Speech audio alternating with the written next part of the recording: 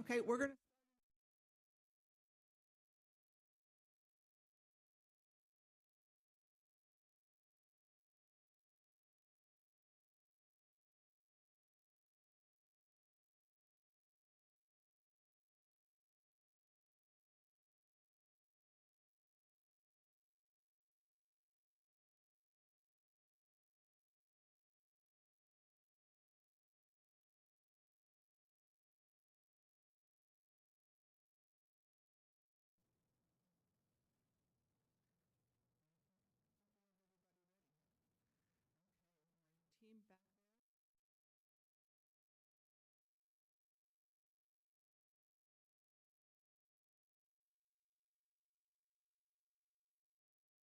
Good morning, everyone, and welcome. I'm Colonel Retired Mary Lo Mayhew, President and founder of the John P. Mayhew Foundation.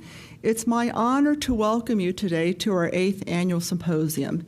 Each year, we gather to share knowledge, challenge assumptions, and inspire action. This year, our theme is moving from disorder to growth, changing the narrative on mental health and well-being. We aim to understand the impacts of trauma, build the right pathways of recovery from wounds to wellness for all, and with a greater emphasis on early intervention, meeting people where they are, and leveraging innovative approaches and new technologies to support patient-centered care. The urgency of our mission cannot be underscored by some very sobering statistics. According to the Center for Disease Control, suicide remains one of the leading causes of death in the United States, with over 49,000 lives lost in 2023 alone. Among our active duty and veteran service members, the numbers are disproportionate. According to the Department of Veterans Affairs, more than 6,000 veterans die by suicide each year, a rate that's much higher than the general population. The Department of Defense has also highlighted the troubling rise in suicides among our active duty service members. But these are not the only populations impacted. Our first responders, medical care community, and others are also facing concerning rates of lives lost. Drug overdoses also continue to devastate families and communities. Last year, the CDC recorded over 107,000 drug overdose deaths nationwide, with opioids being the majority. Veterans are also disproportionately affected, facing higher rates of substance use disorders and overdose deaths. Alcohol-related deaths also must need to be thought about with this group. Deaths have also increased, with more than 140,000 Americans dying annually to drug and to alcohol-related causes. And if we think about those numbers, 49, 107, and 140,000, that's nearly 200,000 Americans, 200,000 people dying each year from these things that are preventable diseases and preventable deaths. Tragically, these numbers also include children. Suicide and overdose rates are also rising among our youngest population. Suicide is now the second leading cause of death for ages 10 to 24. Those numbers are always hard for me to get out. 6,500 young lives lost in 2023. 10-year-olds dying from suicide, 12-year-olds dying from suicide. These are the beginning of their lives, and they're dying. Drug overdose deaths among youth and young adults continue to climb, with nearly 4,000 deaths in this age group last year. So that's over 10,000 children dying and youth. And we also have to look that many of these numbers are underreported, especially in the military and veteran population. Many are dying by accidents. Okay, why would a young person drive their motorcycle or their vehicle into a bridge abutment? Accidents are often, if we peel back the layers of the onion, are also resulting in trauma-related deaths, because nobody wants to put suicide on the death certificate because of the stigma. But it's also to realize that these numbers are just not statistics. They represent our loved ones, colleagues, and friends. The economic impact of these losses is staggering. According to recent estimates, suicide and substance abuse-related deaths cost the nation $500 billion annually in lost productivity. And the effects on families and communities cannot be ignored. For every young life lost, communities face long-term consequences. Schools lose students, workplaces lose future leaders, and families are forever changed. And despite increased awareness, major barriers to care persist. Access to timely, effective care and culturally competent mental health services remain a challenge for many, especially for our service members, veterans, and children. Stigma, lack of integrated care, workforce shortages, and fragmented systems prevent people from getting care at the right place and right time when they need it most.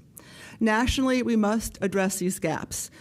The Department of Defense and VA are making strides, and there is hope. We have seen it in action. Across the country, innovative programs are making a difference. For example, school-based mental health initiatives are equipping teachers and counselors to identify and support at-risk students early. Peer support networks within the military and veteran communities are helping individuals connect and heal together. And technology-driven solutions such as telehealth, AI-powered platforms, and gaming are breaking down barriers and making care more accessible. Creative art therapies are empowering veterans and families to process trauma and rediscover purpose and hope. However, our ability to innovate is limited by lack of research funding. Despite the scale of this crisis, 200,000 people dying a year, federal research dollars for mental health and substance abuse lag far behind other major health concerns. In 2023, the National Institute of Health allocated less than $4 billion for mental health research, less than 2% of their total budget. By comparison, cancer research receives over $7 billion. So this year's panel are going to explore these challenges and opportunities through a very critical lens, and I'm excited about that. We're going to be looking at the root causes, impacts of trauma, not just among our service members and veterans, but also to our families and our communities. We've got to do this together. We're going to look at how we can improve those early intervention, identify risk factors, and leverage the great technologies that are emerging in our healthcare systems. We're going to learn to meet people where they are and how we can enable to foster their journeys to build resilience, growth, and hope. We're going to challenge the way we think about post-traumatic stress, substance use disorders, and other mental health conditions. Why are these illnesses called disorders when they are attributed most often to injuries or an illness? We need to be thinking better about this. Our goal is to change the narrative and build a future where wounds become the pathway to wellness. I invite each of you to engage fully, challenge assumptions, and help us chart a new course for mental health and well-being in America. Thank you for being here, for your commitment, and for your courage to lead this call to action. And now we're going to get started. And to guide us through the day, I am so happy to welcome back our Mistress of Ceremonies, Susan Ironic. Susan has been a staunch supporter of the Foundation, and this will be your fourth time leading us through our day. So a little bit about Susan. Susan is a speech-language pathologist, a linguist, and self-described activist, passionate about supporting healthy communities, giving voice to other people's voices, safeguarding the quality of life, and caring about the words and how we use them. And this is a quote from her. "Words count because they condition how we think, how we act, and how we cause others to think."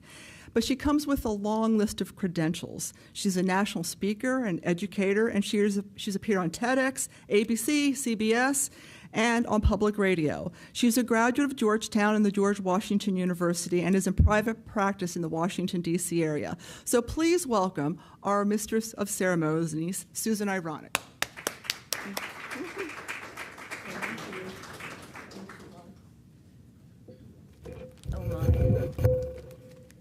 Good morning, and I'm sorry there won't be CE credits for that introduction. I'm delighted to be here. Welcome to the 8th Annual John P. Mayhew Foundation Hero's Journey Symposium. What an illustrious group. Knowledge and experience, the words awe and humbling come to mind. The symposium Proves to be an exceptional journey, so fasten your seatbelts. I invite you to change your words and change your world as we move from stigma to strength. I've been asked to share with you a quick overview of the program, which I shall do. Housekeeping, first of all, out the door to your right, to your left are the restrooms.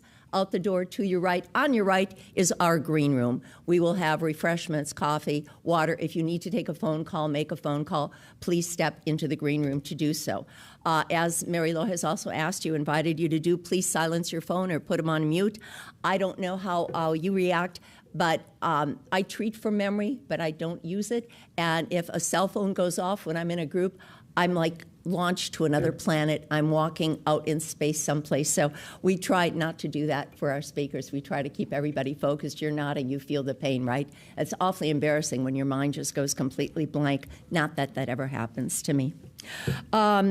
Following our opening keynote and our Health Defender Award, we'll have 4 panels, an hour each. We probably won't have time for a Q&A after to keep the show on the road. There's so much information to share. We want to be sure that everybody has the time and that the information that's intended is shared, although our panelists will be on premise, so they'll be able to chat with you in between the groups. We'll have 2 panels in the morning, 2 panels in the afternoon. The panel in the afternoon will be preceded by a fireside chat hosted by none other than our Mary Lo, who will be interviewing Dr. Stephen Ondra, the Vice President of MITRE. Panel 1, I like to go through the outline. I think it's important to, I know you all have a copy of the booklet, but I'm going to go through the 4 panels because it really brings everything together. Panel 1 is improving mental health, mental well-being for children and families. Panel 2 is innovative approaches to mental health to improve patient-centered care. Panel 3 is healing arts community, building wellness, and strengthening resiliency. And panel 4 is challenging the conversation on mental health care from stigma to strength. And yes, there will be a quiz. Lunch will be from 12:15 to 1:30. We'll reconvene at 1:30, and as always, we ask everybody to please be mindful of time. You know, we're in a military environment, and we keep everything moving on time here. Please be mindful. It's a very full day, and to ensure that all the information is slated and shared, it requires that we stick to the schedule. We're going to have closing remarks at 4:20, followed by a reception with, as Mary Lo always promises us, adult beverages. I love that phrase. Gives you something to look forward to. So I will do my best to guide you throughout the day. There's no orange umbrella, but I'll do my best. Now to introduce our keynote. Kim Albro, Dr. Kim Albro is here to introduce the opening keynote and the recipient of the 2025 Heroes Journey Advocacy Leader Award. Dr. Albro is a veteran Navy flight nurse, a nurse practitioner. She served in combat zones, advised the federal government through 2 presidential transitions, and worked on the front lines of healthcare from addiction medicine to infectious disease. Please join me in welcoming Dr. Kim Albro to the stage.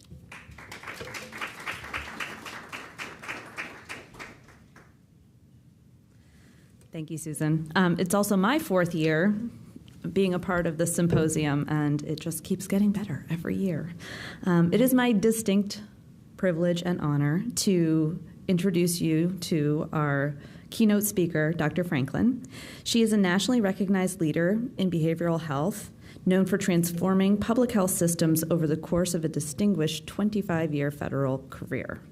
As a senior executive at both the Department of Defense and the Department of Veterans Affairs, she led suicide prevention efforts that reached over 3 million service members, 20 million veterans, and their families. Her work drove historic policy changes, including a presidential executive order aimed at closing critical gaps between DoD and VA care during high-risk transition periods.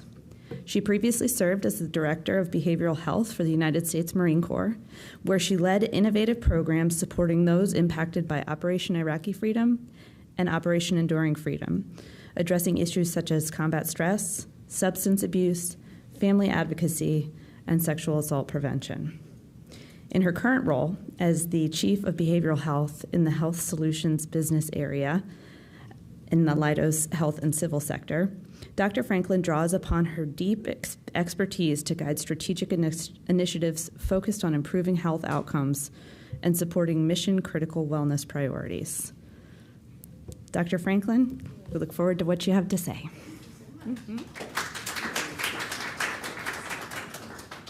Thank you. Good morning, everyone, and thank you, Mary Lou, for including me. It's my first time being at this event, but hopefully not my last.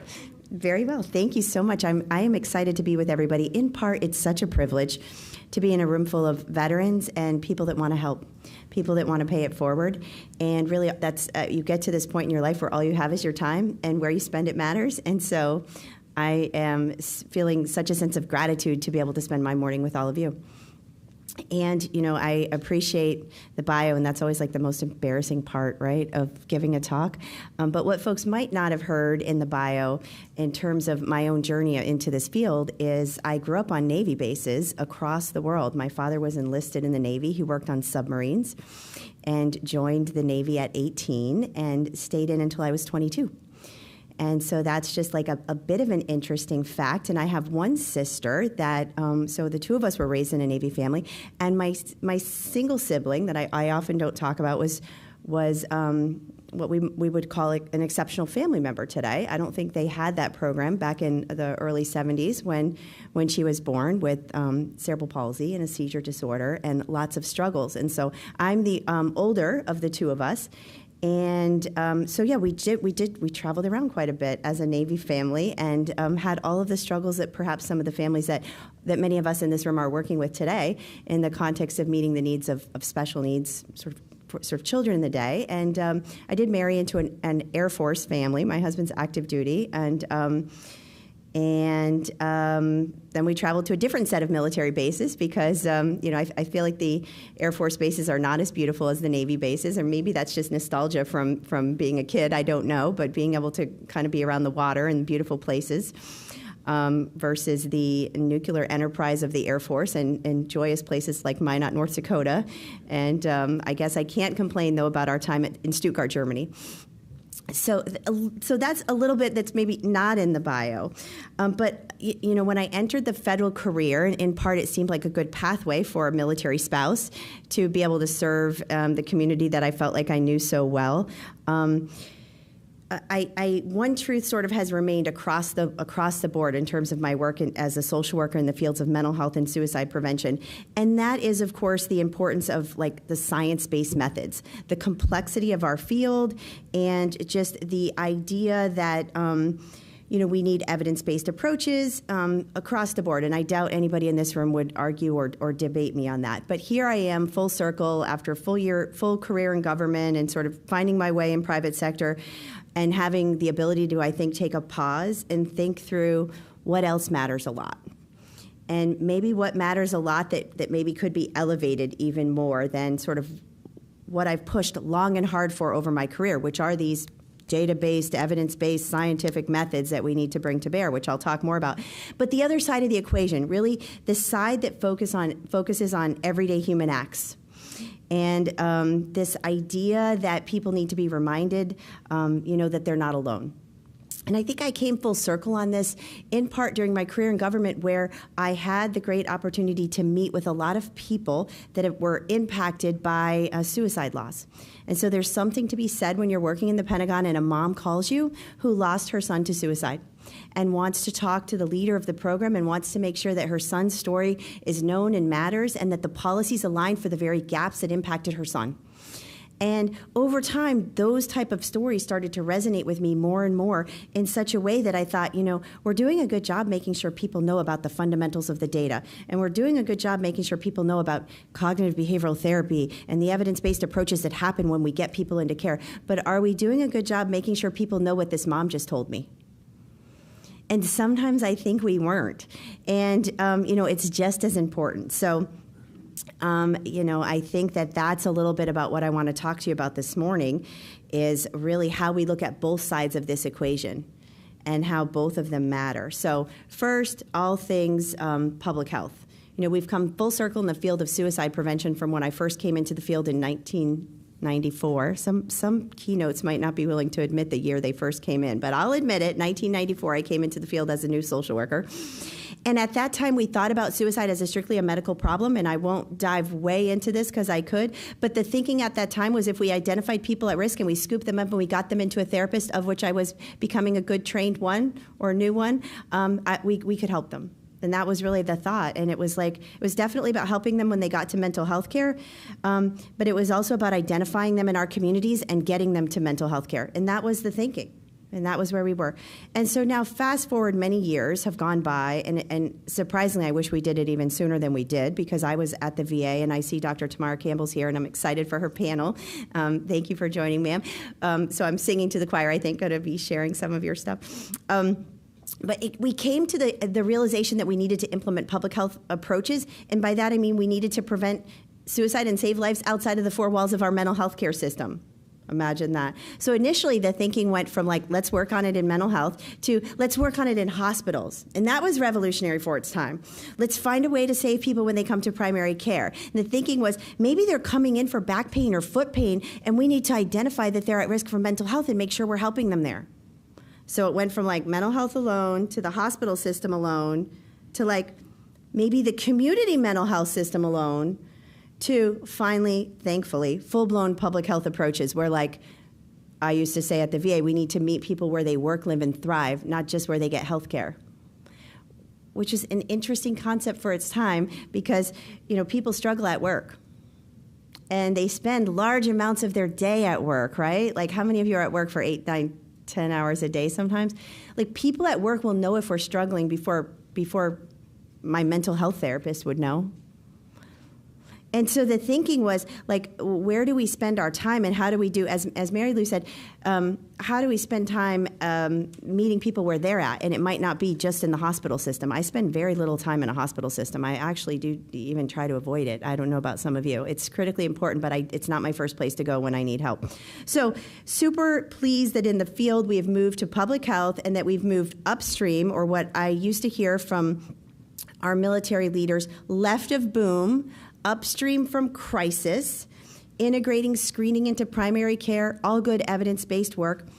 During our time at the DoD and the VA, we were actually, teaching peers, teaching vet to vet how to ask hard questions like, are you thinking of ending your life by suicide?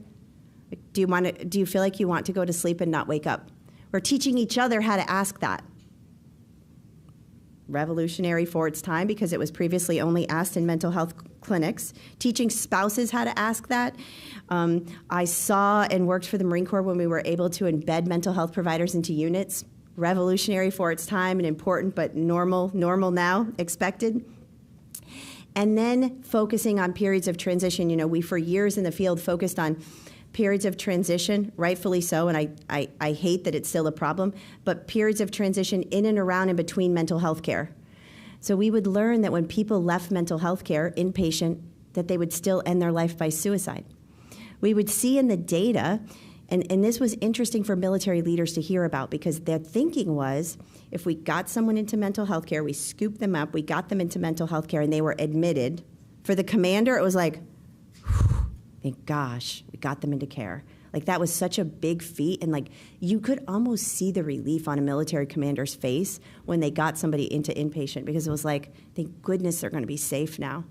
And they would go through a course of treatment, 2 weeks, 10 days, 30 days. You would hear about this, and they would come out, and then we would read the fatality reports on the committee that I chaired, and we would see that they had ended their life after they had left inpatient care. And the people in the system are like, what gives? We did all the right things. We got them into care. Well, in fact, in and around and transitioning between care is a high-risk time. And going from outpatient to partial to inpatient, all complex times. Well, fast forward, we in the field have now also realized just all transitions matter, capital T. So transitioning out of the military matters. This idea of leaving a career where you're wearing the uniform every day and you have such a sense of purpose and meaning, and what more meaning is there than defending our nation? I'm humbled by that, having not served in uniform myself. But periods of transition between jobs, between family systems, married, not married, that's a transition. So I'm pleased that we in the field have made progress on focusing on capital T transitions, and there's more work to be done. And that is, I think, full circle on this idea, and you see the VA talking about this a lot now, that no agency can do it alone. And nor would we expect a single hospital system to tackle a problem amongst a large population that sometimes don't even touch that hospital system. Maybe because they don't want to and they have that right, or maybe because they're not eligible. That's also complicated. Eligibility, services, and who gets what and when and where and why is complicated. And so this idea that we need to meet the needs of people, veterans and people alike, where they work, live, and thrive into the fabric of their lives, is public health. And so I'm pleased that all of those evidence-based approaches are happening. I bring caution to what's going on in the context of making sure we're tending to things like employment as a high-risk factor. When people lose their employment, they lose their health care. When they lose their health care, when they lose their employment, they often they lose, I don't know about many of you, but my closest friends are from work. And so my social connection, my own sense of meaning and pride of being a social worker, and all that goes with fun and friendship and just everything. So it's like a high risk sort of a time that we need to continue to monitor. I'm super pleased on the reports that I see on all the work that the VA is doing with veterans and health and homelessness, continuing to fight that fight and realizing that we're never done. And then before I sort of transition to the sort of what I talked about in the beginning, the like what else part of the equation, I want to mention just the importance of what I've seen in the field of recent, after, I said I've been in the field for a bit, of our ability to bring innovation to the fight. Like we've come full circle with talking about the fact that it's hard to get into care, that when clinicians get into care, when clients get into care, they get matched to people that might not work for them.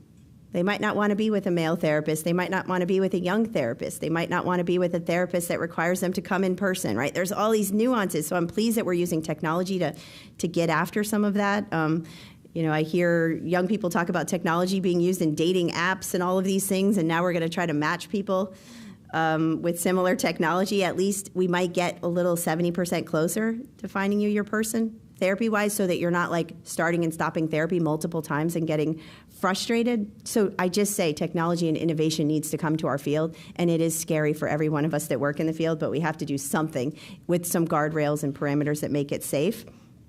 But I have been working amongst all of this evidence-based approaches that I, strongly believe in. I've also been digging into these lessons I told you about related to this mom, and these stories that I would hear time and time again about family members that lost one of their own, or commanders that can't forget, losing one of their troops to suicide risk, and just hearing from them and what was going on in their lives in and around those circumstances. And so one of the things that holds true across all of those stories that sometimes is not, I don't think, as written about in the literature, although we hear social support as a protective factor, but I don't think we're raising the flag enough around just the power of human connection and feeling like you fit in. I recently went to a funeral of a veteran. And it was, of course, all that you can imagine with the funeral of a veteran that you knew. When I was driving home in the car from North Carolina to my house outside of Quantico, and I had the feeling that was my group. Myself, I'm in the field, and I know about the power of human connection. But I was driving back, sort of thinking about that funeral, thinking, gosh, those are my people. And I knew it. I felt it in my bones, right? So I just tell you, this power of human connection and making sure that we recognize that, and just the impact that has for people feeds into their ability to be resilient. And some of that comes from like what I've been working on a book, and the book is really about humanity. And I'm working title is The Humanity Cure, and it's really about these concepts that we all know well and that are part of us, but making sure we feel connected, making sure that we're surrounding ourselves, or that we're contributing towards things like small acts of kindness, and the power of just a single intervention at a single point in time that's less than a minute, and like the outsized effects on that on someone's life. I mean, believe it when I'm telling you it now, or read it in the literature yourselves, but I am like, the more I dig for this research around this book and the more interviews that I do, I'm amazed that somebody will say, I was in a coffee shop one time and I end up talking to a complete stranger behind me in line and they shared with me XYZ. And that changed my life in a way that you would have never imagined, in a way that 6 evidence-based practice sessions for CBT never could, right? So I tell you, as part of the research for the book, I interviewed a veteran, a double amputee. His name is Alex, and I write about him. And Alex, I met him through, when I worked at the VA, I met him through a nonprofit that I was doing some volunteer work with. And Alex shared about, going downrange and stepping on an IED and losing 2 of his limbs and having a traumatic brain injury and all of these things and coming back and struggling with drug addiction, cocaine. And his marriage falling apart and no longer feeling like he had the role of being a dad, because what dad has a double amputee? Like, what could he said to me, like, what? I couldn't take them to soccer. I couldn't be the soccer coach. I couldn't, and so he's describing the situation. And he says, I'm in therapy and I'm loosely doing all the things that the VA is telling me to do, and I'm not stable and I'm trying my best. And he's living in California and he's working with this nonprofit who helped him get a home. And so that was like a first step, because he had a home that could work with all of his adjustments that he needed, wheelchair-wise and the like. And he tells me the single thing that helped him was a veteran, not a veteran that he deployed with and not a veteran he knew at all. And it was a random veteran at a single point in time that he ended up at an event with.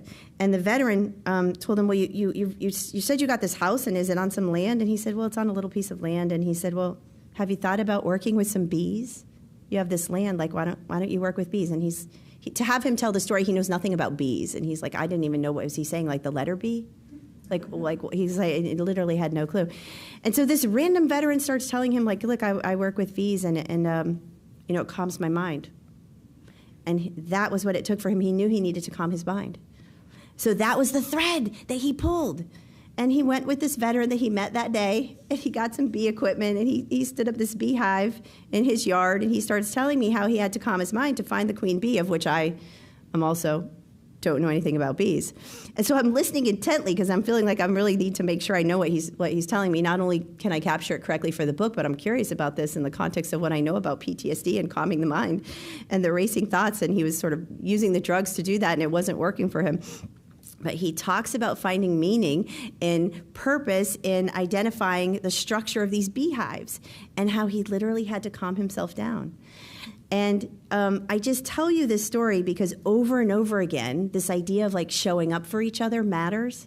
This idea that a veteran was kind with him in a small act and shared with him this single conversation, this single point in time. Suffice it to say, if you think I'm telling you like an outlier story, as you leave here today, start talking to people about small acts of kindness. Start talking to people about these things that have happened that you might know about or that others might know about that collectively like have these outsized impacts. The more I've been researching and writing about it, the more stories are coming to me, the more amazed I am about the importance of these things that need to go hand in hand or overlay the evidence-based approach to things in public health that I told you about. And that is small acts of kindness, compassion, empathy, showing up and being there for one another even when you don't know what to say or do. You're still sort of showing up and saying, I don't know what to say or do, but I'm here with you today. And when you overlay that with structured evidence-based practices offered through the VA and other entities like therapy, like making sure that we're doing all the right things that I talked about earlier in my talk, I think that's the way ahead, kind of getting back to basics and making sure that we realize that. And I talked with you about Alex. I have one more quick one I want to tell you about, and that is that reminds me of this. Specifically with our military and veteran population, I went on a tour of all the academies, and at the time our thinking was we need to talk to these young people that are coming into the military, and we've got to make sure they're prepared for their leadership roles and the fact that they're going to be saving lives. And they are learning how to be a strong military leader with all the skills that it takes, and likely many in this room that have done that and went through those experiences. But they also need to know about the human element, and we need to make sure that they know that the idea is not just to capture people in crisis and throw them into mental health care. We've got to make sure they know the importance of leadership and setting the tone and the culture where we support each other and we're there for each other. So I went out to all the academies, but it wasn't until we were on our way back at West Point that I interacted with this new cadet, sort of coming up the system, and I gave this very much approved DoD talk. Does anybody in the room know what those sound like? Like very much vetted every which way to Wednesday approved talk. And I was with a nonprofit who gave a lived experience story. So that was my saving grace. I thought, okay, I'll give this talk, and they'll really hear from this mom. And this then cadet stood up, as they do at the academies, and they announced their name in a very official capacity in a room full of, over 1,000 of them. And he announced his name and the unit that he was, structured with. And he asked me a single question, which caught me a little bit off guard. And that was, I get what you're saying, ma'am, with all of this, but what can I do today to save lives? There I was at the podium, and this troop is asking me this question, and it, it wasn't part of my canned notes that had been approved. And I thought, well, what can he do today? And I had to think for a minute, because what could he do where he sits at West Point today, second year into his program? Hasn't even finished his 4-year degree yet. What could he do today? So quickly on my feet, I thought about what we talk about in our field, about making sure people feel like they belong. And so I just asked him, do you have a group of people that are supporting you through this program? And, this got to be hard at West Point? And he said, yes, I do. I said, do you have people on the fringes of your group that aren't in your group, that you can kind of tell they want to be in your group? And he got really quiet and didn't say too much else. So I just pulled my thread on belongingness, and I have no idea where that landed with this kid, but I was just glad I got an answer out, right? Okay, my own self, and, hoping that I was an okay answer for the public affairs people and the ledge affairs people and all the people. And so we get done our talk, and there's a line of cadets waiting to talk to me about something or another, and I see this guy, the same guy, which I barely recognized because it was so dark in there from where I was, and I thought that was this guy because he was tall. And he came closer. It was his turn, and he said, there's two. That was the first thing he said to me. There's two. And so he did tell me that when they sit down to lunch, they quickly take 2 chairs and they spin them out to the other tables. So I just didn't really have to say anything else to him. I just stood there. He's taller than me, so sort of looking up at this kid. And I said, well, there's your answer. And so anyways, I could also see one of the senior leaders off to the side sort of watching him talk to me. And he knew. I didn't have to say anything else. And I have kids in his age group, so I knew sometimes you can overdo it by talking. So I knew he knew, and he knew I knew, and I knew he knew, and we were good. And so I just tell you, we shouldn't underestimate the power of belongingness across the lifespan, not just for college kids, but for me. I came home from a funeral and felt like I belonged with those people. Just don't underestimate that, And one other thing that resonates for me on that day was later in the line, something I didn't mention. One of the young cadets asked me, can people die by suicide by alcohol? I hadn't talked about that. In my talk, it wasn't part of my approved talk. I talked about all the risk factors, right? But I just, for whatever reason, and Dr. Campbell, we know substance abuse is a risk factor for suicide and the intersection of mental health, and I just, for whatever reason, it wasn't in my talk. And then he said, my dad is, I think, drinking himself to death, and he started crying. And so we sometimes think that we're helping the people that are in front of us. That day, I thought I was helping the cadets, and I sure wanted the cadets to help each other, and I wanted them to be good leaders and help all of our future military members and our veterans. This cadet was worried about his dad. And that was a good takeaway for me, too. Just family systems and how they're coming to us, and we need to help them, and they're helping others. But what about, in his case, that was his biggest worry, and he likely couldn't talk about it on the day-to-day at West Point. He probably couldn't just go in to his group and say, I'm worried about my dad. And he's like, everything you described in your talk sort of sounds like my dad. And so that was a takeaway for me leaving that day of how do we equip our troops to also be helpful in the context of not just their marriages and their kids, but that they have these complex extended families that use the skills we're teaching them too. So I just say at the end of all of this that we in us have the power to tip the scale when it comes to saving lives by doing these basic things. Certainly know all of the evidence, and I will not debate you on that, and I have pushed long and hard for it for a full career. But also think about the other things I'm telling you about with belongingness and kindness and compassion and empathy and showing up even when you don't know what to say, because it does take a lot of courage. And I'll end with that. I just want to thank you for including me and for all the work that everybody does in this field, and I'm looking forward to an incredible day with all of you.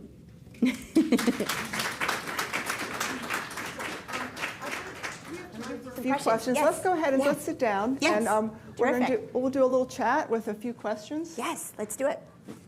Can I sit next to I you? know, since it's my symposium, I get to Yes. ask the questions. I'm on the hot seat. So one of the things you touched on was about leadership. Yes. Okay, and especially with the cadets. And you've been on enough investigations from suicides with Death the reviews, services yep. that one of the leading causes people were ostracized Yes. sometimes within units. So how do we better prepare leaders to identify that, making sure there's more cohesion? What are your thoughts on how we should be educating our next level of leaders, but not just in the military, but in the workplace?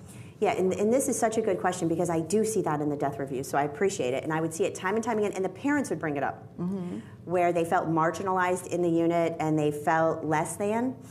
And in part, they've maybe been in trouble, and just and you get in trouble for all sorts of things, right? When you're on active duty, you could be late and you're in trouble. Yeah. You Hair's too long? all sorts of things. And immediately they're out. Like they go from being the go-to person, the hard-charging, best of the best, to being out. And so, for one, I appreciated earlier on in my career the documented literature that ties military leadership to more positive health outcomes for mental health.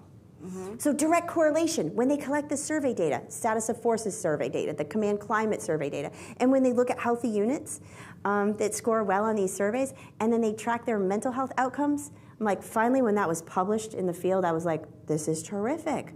Now I have something that I can embed into my briefs to tell the leaders why this ties back to a readiness issue. When your unit is healthy, it's not just about physical fitness. When they say they feel like they belong, they can speak up, that they feel an important part of the mission, and all of these things, your mental health outcomes improve over time. So that's one.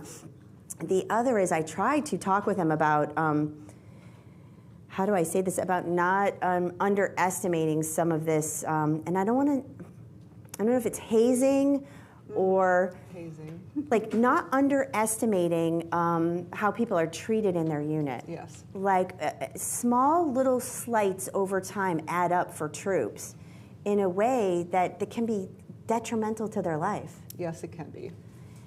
And so I try to make sure they understand that, like whether they're a young Army captain, like company commander, and you might think it's nothing that so-and-so didn't get invited to an event, but this is a big thing to them. And you might not think it's a big deal that so-and-so walked past them and didn't say hello to them. That's a collection of small slights over time that equal a big thing for them. And know that I've read it in the death report of others, that you need to tend to these things. And that's a constant theme, because you see that in children too. Yes. You see that in schools, the children that are ostracized. And you hit a very good point earlier on, that I think we need to be thinking about that with educating our military leaders, but educating our communities. And if you see something, say something. Yeah. And again, this is where some of the things you're focusing on in your book, the empathy cure. Yes. Putting yourself in other people's shoes is so important, and we have forgotten that. I think so. Yes, I'm surprised because it is such a basic concept, but just highlighting it as a reminder. Yes. Yeah. Well, the next question I want to go to is, agencies can't do everything. DoD Yes. and VA can't do everything. And, we have a lot of we could leverage public-private partnerships. You sort of touched base on the transitions when we don't have that structure in the military anymore. Where people live, work, and play, that's where the organizations are, the nonprofits and the for-profit organizations outside the formal institutions beyond the clinical care. How should we be rethinking how to better use those public-private partnerships to create a seamless system and providing care but building resiliency and hope? Yeah, and this is also such a good question, because when I was in government, of course I knew as a good public health person, partnerships matter, and definitely we needed outcomes tied to the partnerships, like it wasn't just fluff, right? That took a while, by the way, kind of getting government there. I think at one point there was even like literally a congressional order that said, like, you will develop partnerships with outside. So it's a shame that it has to get to that point. So I knew they matter. But since then, like leaving government, being in private sector, and I'm on the board of Wounded Warrior Project, so doing some board work, now I've come full circle on like, gosh, this partnership piece is so incredibly important in the context of sustaining it beyond the personalities of the people in the positions. So we might have a great partnership going with between a nonprofit and the VA, and then that VA leader will leave, and all of it will go backwards. And so documenting them in very formal memorandums and documenting the idea that good work can happen. I say this as like a tried and true working class social worker. Good work can happen without the exchange of funds. Like there are times when agencies can come together and do good things together, academic, nonprofits, federal system, private sector, without the exchange of funds. I don't say that at the context of there shouldn't be funds, because I agree with your opening comment. We need more money to the field if we're going to get to the outcomes that we want. But there's always a way to start and just do good things together. And just get out of the gate and do it. And I've seen now more than ever just the power of non-traditional partners. Like over the years, we would partner with all the same people. We would come to talks and we'd be like, let me go to the Mental Health America conference and talk to all the mental health people about all the mental health issues. And how far did that get us, right? And so now the idea is also to like bring in non-traditional partners. And so I love when I see, like, I saw the Philips sign outside here, or Kellogg Company, or these companies where mental health is not their primary thing, kind of getting in the fight. I think that's excellent. Also, when I was at the VA, we would have to partner with pharmaceutical companies to make sure we were learning more. If we know that medications are an issue and that people are trying different meds and then they have them in their apartment, as a mom told me, like, why did my son have 4 Ziploc bags of medication in his apartment when he died by suicide? Well, because he was trying things and not getting it right. And we know that in the field, right? Like, it's the first med is not often always right, yeah. And so then they have all these meds. So like you have to partner with pharma to like find out like what are you supposed to do with these meds? And we know because we work in the field, but this young veteran didn't know. Like, what do you do with the meds? Like, you're not supposed to flush them. Like, what do you do with all the meds? Until you partner with pharmaceuticals and find out, like, okay, here's where you bring them if they're not working, or here's what you do.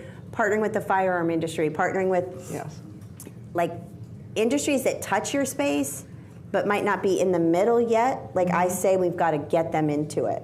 Yes, too. I agree. Or else even with the clinicians, if they know they prescribed something and it didn't work, why aren't they asking the medicine to be returned? Some simple things like that. Can they take it back? Yes. Safe? Yes. Well, I guess the final thing I want to talk about really is the workforce. We know we have a workforce shortage. Yes. And you had touched base on 2 points I think I'd like to sort of think about. Yep. Are we really using the full gamut of availability of people that are out there that can help?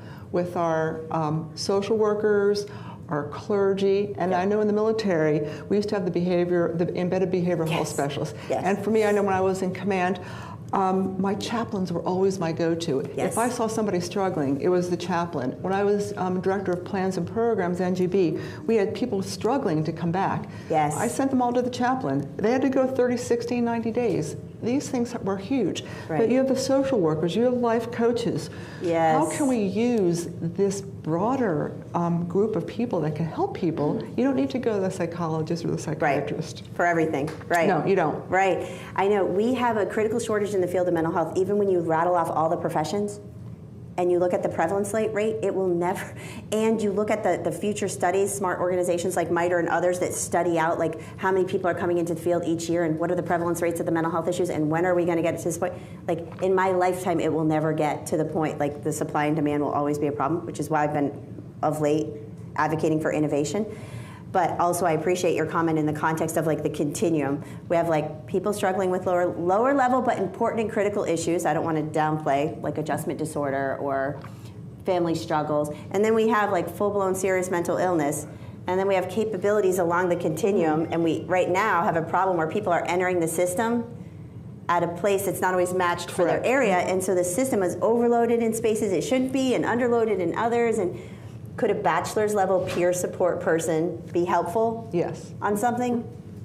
I believe so. Yes. Right. And then like could we get the right people to the right level of need for psychologists and psychiatrists and special training in trauma? keep those appointments for those that have those issues and they need them. So maybe innovation is going to help us. That's where innovation can help with algorithms to get people the right care. And then honoring all of the whole continuum. Like, it is not just about getting care through psychologists and psychiatrists. Like, let's honor that all the professions on the continuum have a place and bring value, to include peers. Like, I cannot stress the number of veterans that have shared with me the help they've gotten from their own peer support, either just by itself or as adjunct to therapy, and maybe not even part of a medical system, part of just life. Well, and we could probably talk all day here. Yes, I love this. But I would like to, Kim, if you come up here, we have a little award for you. We want to recognize you for your advocacy. Obviously, you're a voice for many. And so every year we recognize somebody as an advocate, and we have an award for you. Is Kim here? Kim up and help me with this. No idea. This is...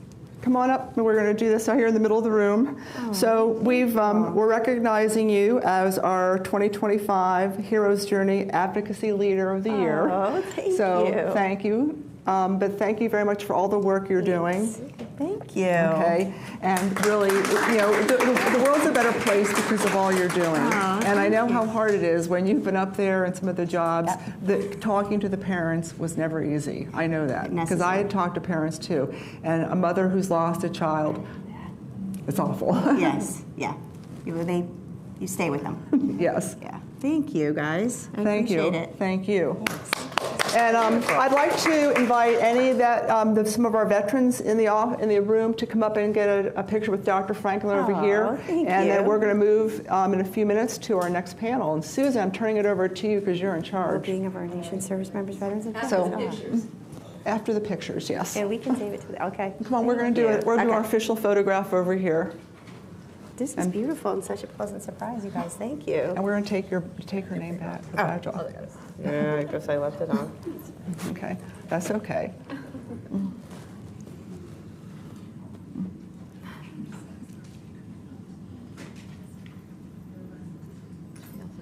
You always have to have the official photograph.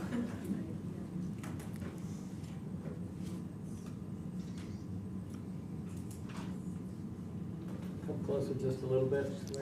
There you go. Move in this way. That's great.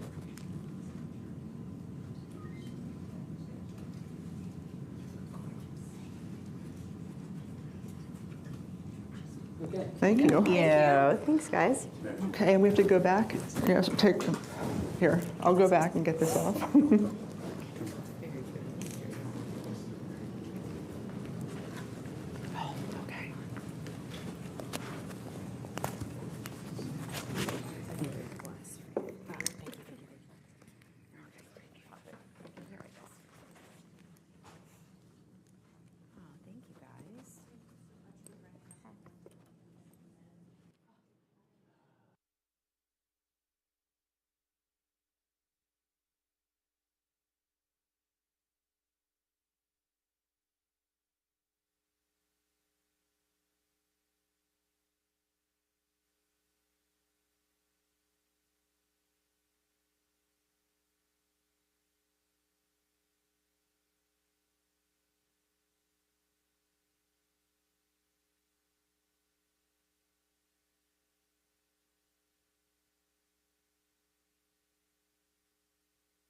Experience in trauma-focused care, and she has worked with the VA where she was instrumental in modernizing critical services for our veterans.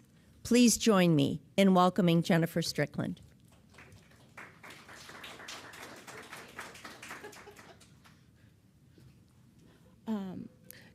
Good morning.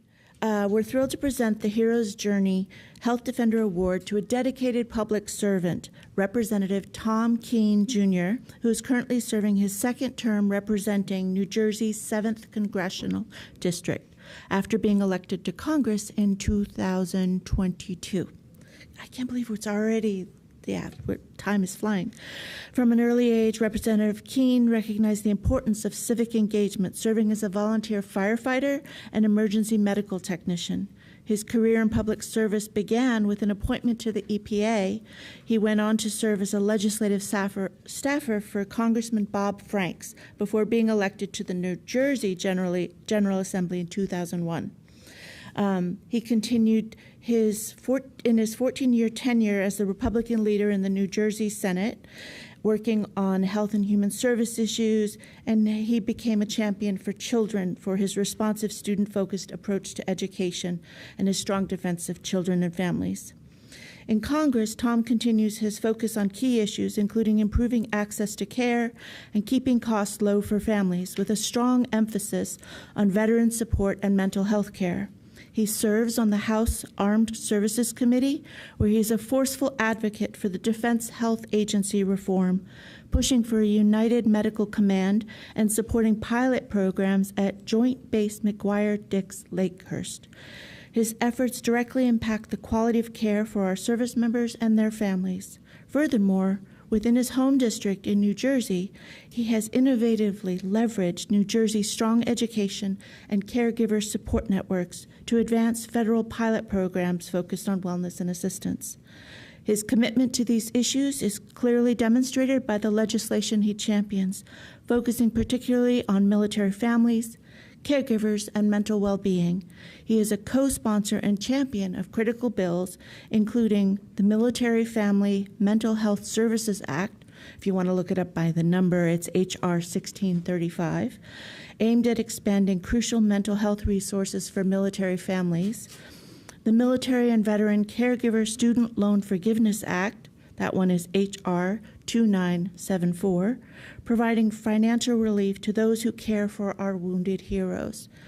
And the Breakthrough Therapies Act, H.R. 3434, and in the Senate, 1734, which is focused on accelerating the development of innovative treatments, something we've talked a lot about at previous symposiums as well. His commitment to serving his community and his proven track record of bipartisan leadership and effective policymaking, especially in the areas of health, veterans care, and mental health, make him an exemplary recipient of this award.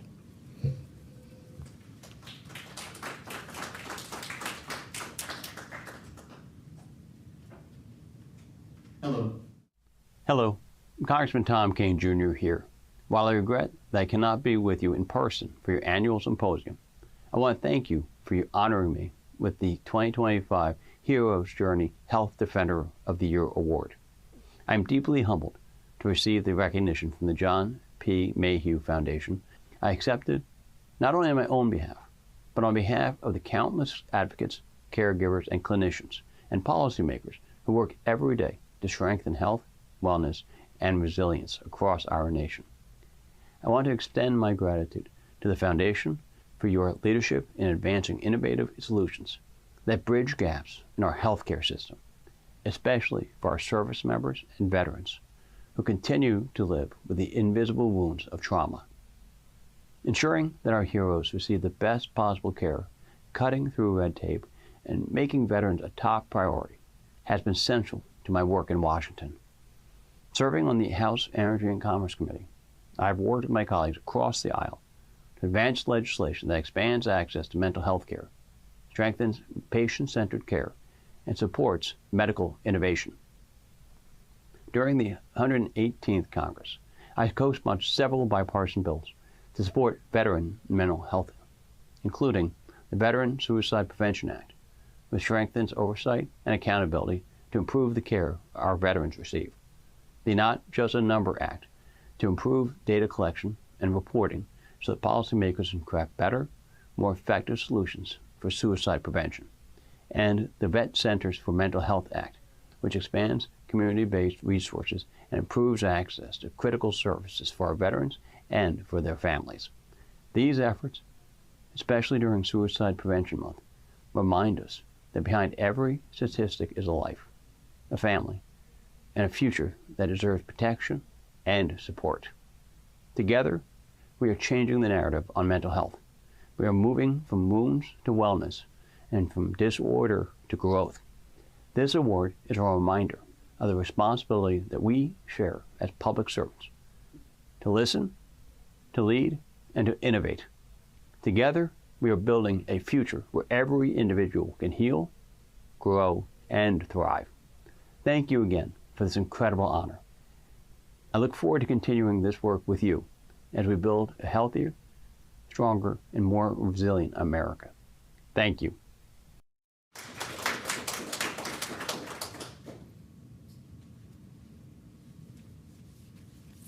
Okay, we're almost on schedule, believe it or not. Here for panel one, I have the privilege and the pleasure of introducing panel one. Panel one is going to be addressing the improving mental well-being for children and families. And the facilitator for this panel is Chris Shea. Chris Shea is Life's Journey and advisory board member for the National Alliance for Drug Endangered Children. He is the founder of Life's Journey Life Coaching, an adjunct professor at McDaniel College, a graduate school of counseling. He's a published author, and he presents seminars and conferences across the country. I could go on and on, but I won't, because it's more important that you hear from them than from me. On his panel is Dr. Lisa Jaycox. She's a senior behavioral scientist at RAND.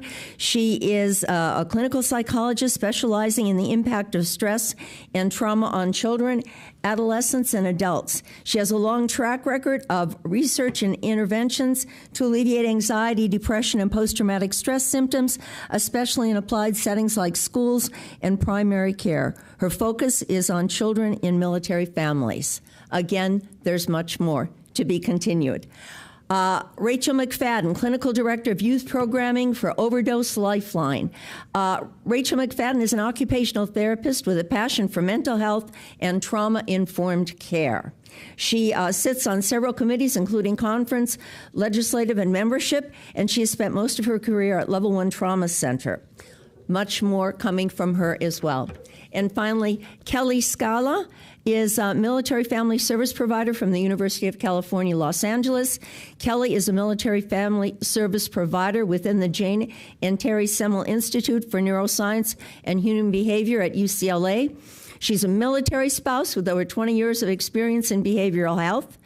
After 20 years, I can imagine.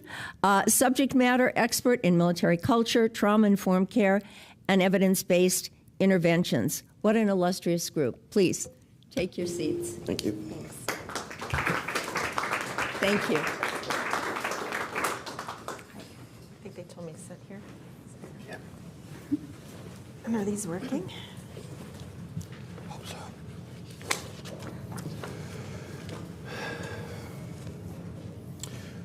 Well, good morning, everyone, and thank you for joining today's group discussion. Recent research demonstrates that military families during a parent's deployment, children ages 3 to 8 saw an 11% rise in mental and behavioral health outpatient visits. 25% of military-connected children experience an emotional behavioral problem linked to deployment. Up to half of military-connected children receive health care in the civilian sector rather than at military treatment facilities. Our panelists this morning will highlight 3 recurring themes that shape our work: systemic barriers, early intervention and prevention, and whole family flexible support.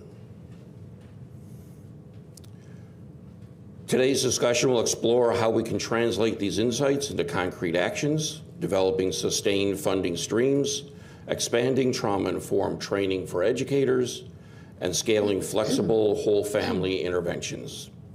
We hope to use this forum to surface innovative ideas, share real-world successes, and chart a collaborative path forward.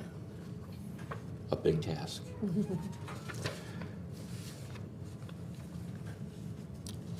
So to begin, if we can look at some of those areas that we're going to talk about and just look at within your fields of expertise and work and experience, where do you feel is the biggest issue right now that needs to be addressed when we talk about children and families? I can start. I think highlighting some of the themes made earlier, really looking at the continuum and early prevention, early interventions when we talk about kids so that we can build resilience throughout the lifetime and get them on a better trajectory. So as already been said this morning, there's the whole continuum of care, and a lot of the interventions focus on the people in most need who already have an identified disorder, but we can do a lot more to try and reach kids earlier and work with the families to, I think, do three things. One is to reduce any symptoms they're currently having related to stress, which is, all through development, there's stress and constant need to adapt and cope.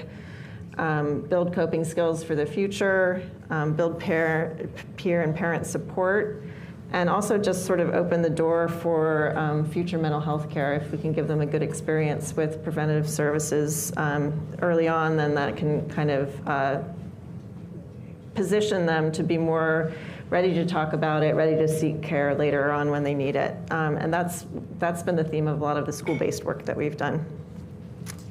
I think, in addition, one of the barriers is when you're working in prevention, how to reach people, right? When we have a family in crisis, we know that family is getting the attention they need, they're getting access to resources, they're getting all of that attention. But if a family isn't experiencing that, how do we let the families know that these prevention services are available?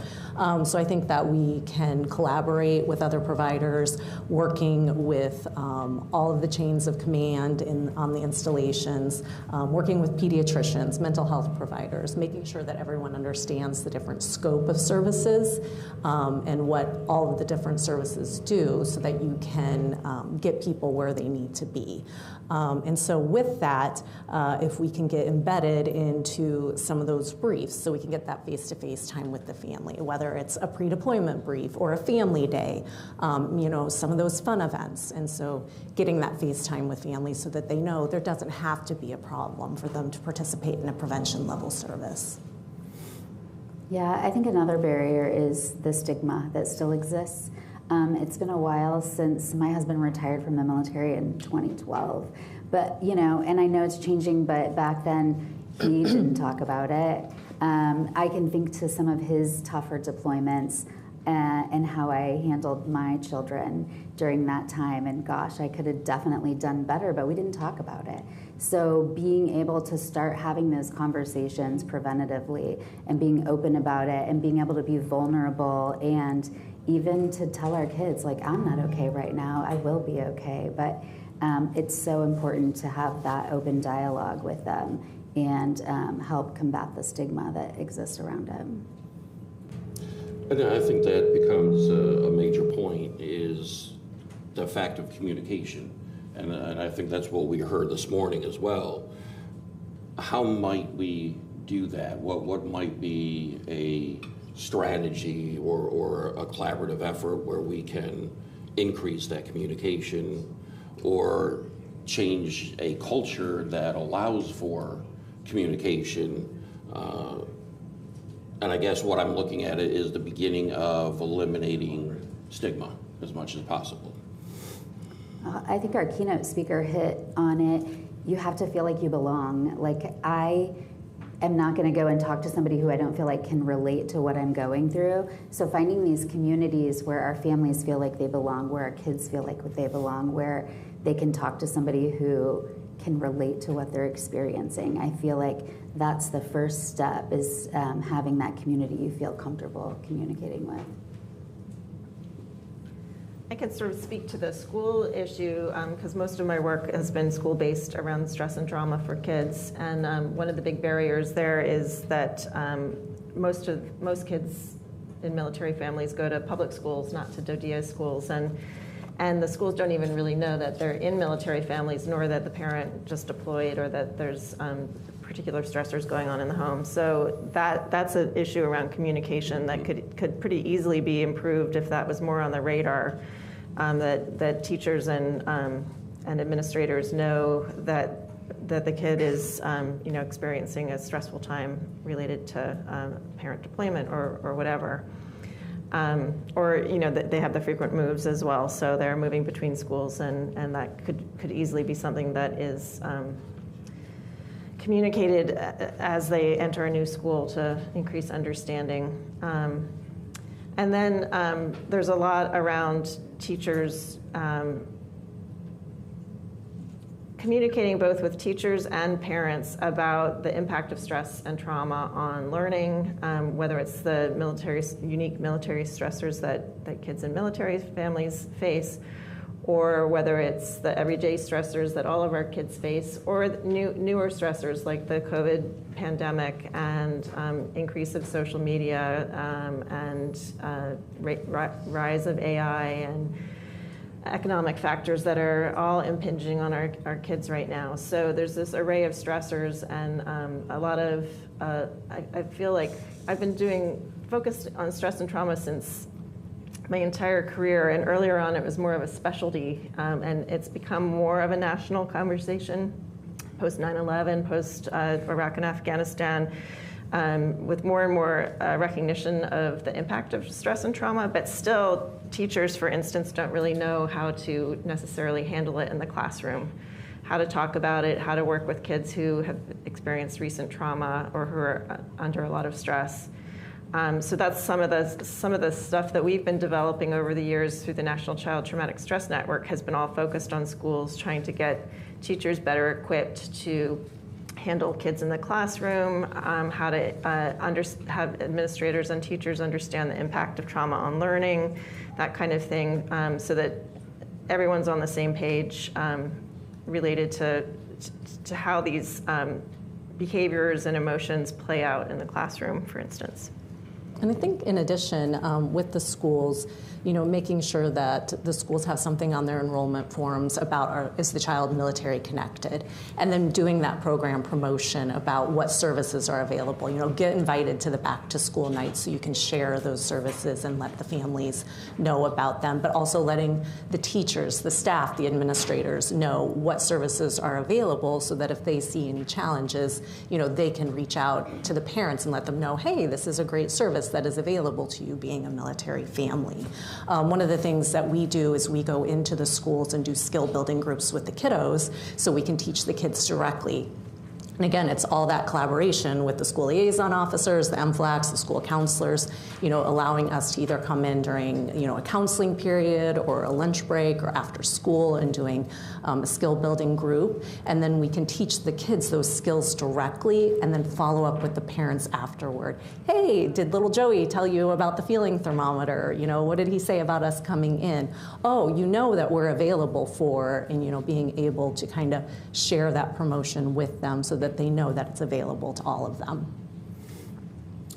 And this is great, when we're looking at the students and their trauma and all that they're going through, and to be able to say part of the collaboration may be having in their folders that note, they are military family, or mom, dad, guardian is deployed at the moment. But what about educating the educators? In the sense that if they see that note, is that going to mean anything to them, or is the educator going to look and go, oh, that's great, appreciate your service, but not understand the background that we're noting that because there may be some effect, there may be some trauma issues.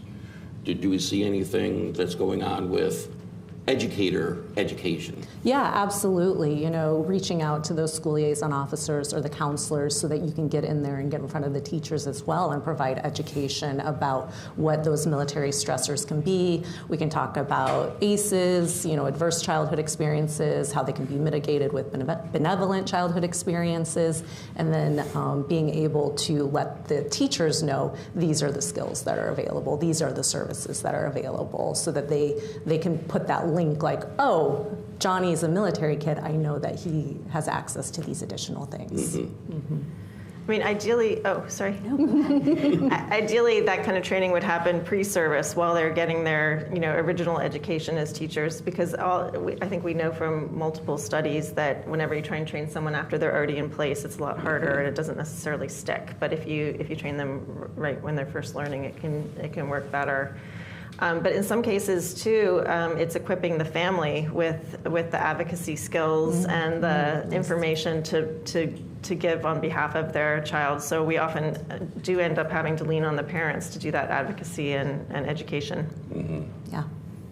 I just think that, we send kids off to school and they spend more waking hours in that building with those people than they do with anyone else. And having teachers that don't really have an understanding of what trauma-informed care looks like really puts our kids at risk, because those behaviors that are really like fear-driven behaviors or stress-related behaviors, if not seen through a lens of curiosity, end up with those children being labeled as bad kids. And, that sails through the school, and the third grade teachers are already like, oh my gosh, I really hope he's not in my class because he's such a bad kid. And then that kid starts to believe that that's true about them. And we are just doing such a disservice if we don't have teachers who truly understand and look at those behaviors for what they are, which is usually a cry for help or, just not knowing how to communicate their feelings in a way that we understand. Right. And we're kind of already talking about this topic, but what would you see as some of the early intervention strategies that have been proven as effective when we're talking about normalizing this conversation of mental health in schools? Well, we've worked over the last 25 years to develop specific group-based interventions in schools, and I know, Kelly, you have some work in schools as well, where you're actually gathering together kids who are undergoing stress or trauma. Ours have been, we started off with an early intervention group where we screened kids for post-traumatic stress symptoms, but since then we've developed a bunch of other things over the years through the National Child Traumatic Stress Network. So there's one for younger kids, one for more non-clinical for school counselors and teachers to deliver. We have some non-clinical sort of skills building programs, so a variety of things. And those do have evidence. I mean, I'm a strong believer in the evidence-based approach, so we have studies showing that they're effective. And that's in the sort of psychology domain, but then there's a whole parallel world of social emotional learning packages that are being delivered even with very young kids, where it's teaching some of the same skills with slightly different words, but it's still emotion regulation, emotion identification, problem solving. And some of those are proven to be helpful as well in, for a whole school approach. So there are things we can do for sure. And Kelly, maybe you want to build on that. Yeah, we do the skill building groups in the classroom, like Lisa was talking about, to focus on that emotion regulation, communication, problem solving, goal setting, and then also managing any stress reminders. So being able to have that awareness of what my feelings are and when I start getting elevated, and then on top of that, what is it that I need to do to put into action so that I can come down if I start noticing my feelings getting more elevated. So that we think of resilience as awareness plus action equals resilience. And so it helps the child, but then if we can work with the whole family and the whole family can be implementing those approaches as well, it's even more effective. Mm-hmm. Yeah, so that's a kind of interesting tension between your more whole family approach and our more school-based approach. I think the beauty of the school-based approach is that we can reach kids that wouldn't make it into a clinical setting where the parents don't have the ability to engage, or there's too much stigma around getting mental health care, or a whole variety of barriers. And as soon as we have parent consent, we can just work directly with the kids, pull them from class, and have our intervention. But ideally, I would always want to work with the family, and so that's the downside of those school-based approaches, is they're a little bit lighter. You're just working through the kid. We try and send home education materials. We try and engage the parents in a variety of ways, evening and telephone calls, but in reality, they don't necessarily engage very much. And you have that advantage of really having them. Mm-hmm. That suite of services where we can do both, So playing off of what we're saying when we look at that whole family approach, what would that look like in an ideal world? How is this whole family approach So one of the things that we do is we have a screening tool that we have for all families that they do, and so we can identify the strengths that the family has, because that's really important to come from that strengths-based perspective. And we're also identifying any growth areas the family might have that we can set goals to work toward. We work with the whole family to develop the skills that I talked about. And we start, though, with a narrative, a family narrative. And what the family narrative is it's an opportunity for each family member to be able to tell their part of the story. And it's a perspective-taking exercise, because we think about our military families. They go from, dad's coming home from deployment, we're getting ready to move in 2 months, dad's starting a new job, kids are starting school, mom's looking for a job, and they're in this constant state of transition. And sometimes they don't just have that opportunity to slow down and really think about what those events were like. They were stressful, they were hard, we got through them, but we haven't really talked about them. So the family narrative really gives everyone a voice to talk about, that was really hard for me. And it can be so powerful to see, a kid telling his mom, I was really mad that dad had to leave and I thought it was your fault. And for mom to say, I was really sad that dad had to leave too and I really missed him. And that connection helps them grow closer together. It makes meaning of those experiences that they have, so that then we can start working toward those skill areas and working on them together as a family. Great. With all that transition and stress and anxiety on top of all that transition, is there anything that can be done as far as programming, skills building, whatever, to bring not only, say, a sense of normalcy to this, but what becomes that kind of base norm? Is there anything that they can cling to that always stays the same, even in the midst of moving and deployments and new schools, all of those things? Is there anything that can be looked at as just their base? Comes back to the family, right? Yeah. I mean, I've talked to families in the State Department, and they say, home is where the family is. And I don't know if that's a military sentiment as well, but we're the base. And if you can have that solid base and sense of trust and communication.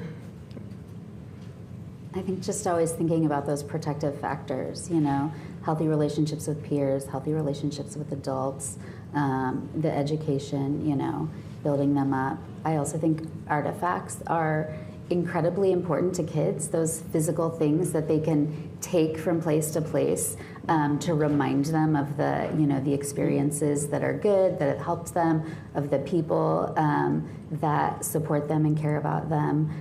It's amazing how powerful just some little trinket that we might think of as worthless really, really can make a big impact on a kid, to remind them wherever they go that they have those people.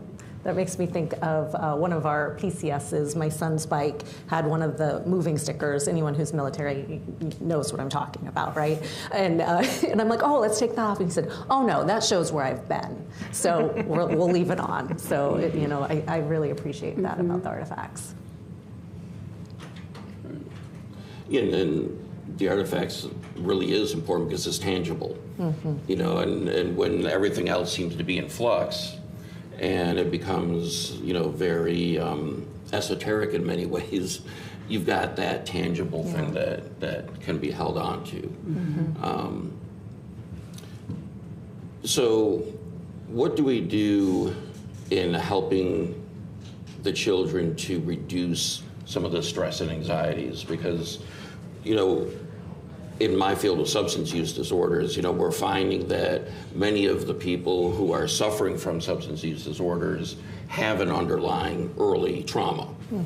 So given that, and given what you've all been talking about, that there is a lot of that stressors and the traumas, what can be done in reducing that, and maybe even helping, family strategies, so that maybe we don't have the children, as they age, move into substance use? Yeah, I think, the parents, learning that emotion regulation. So not only so that the parent has it, but they're also modeling it for the kids.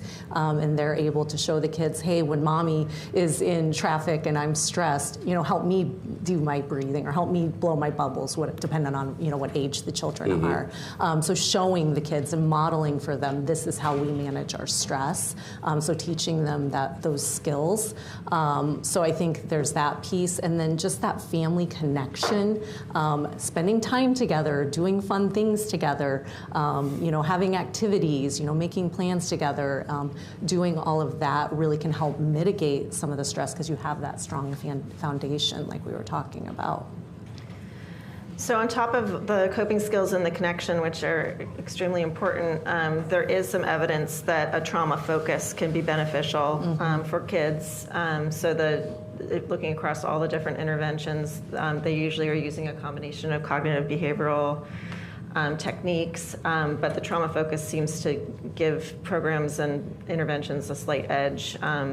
And the way we do that in our programs is a combination of talking about the trauma, writing about the trauma, drawing the trauma, depending on the intervention and the tools, and also trying to decrease trauma-related avoidance. So just both by processing the trauma to some degree, that's stopping the cognitive avoidance, and by approaching safe trauma reminders, you're also reducing that behavioral avoidance. So I come from that training of working with adult rape victims and doing prolonged exposure to the trauma memory, and when I wanted to do work with schools, I really wanted to reach people earlier and bring those same skills to the kids earlier, improve their trajectory, reduce symptoms, because a lot of the adult women I was working with had years and years and years of suffering, like you're talking about, some earlier trauma in addition to the more recent one, and were really impaired over a long time and had a lot of functional impairments, so trying to reach them earlier.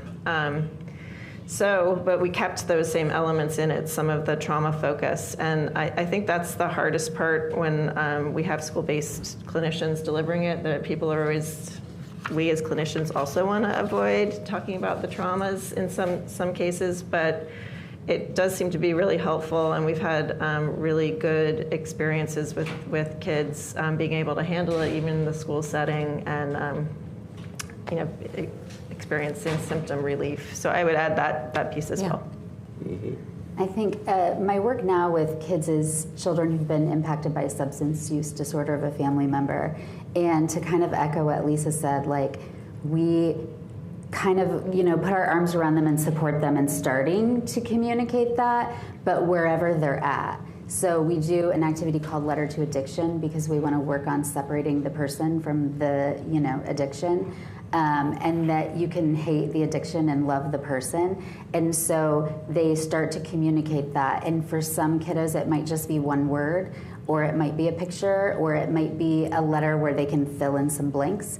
Or it might be just, a full letter. And we provide all these different ways that they can, wherever they're at, start to communicate that and acknowledge those feelings and not be afraid to have that conversation. So I think being able to meet each kid where they are and then slowly grow that over time. I have some pictures if anybody wants to see later. It's amazing work they do. Something you said reminded me too of the parents. So even when we're working directly with the kids, and I'm sure you see this in your whole family approach, but the parents are often traumatized themselves, either through their own experience of trauma sometime in their life, or just having this experience that their child went through, and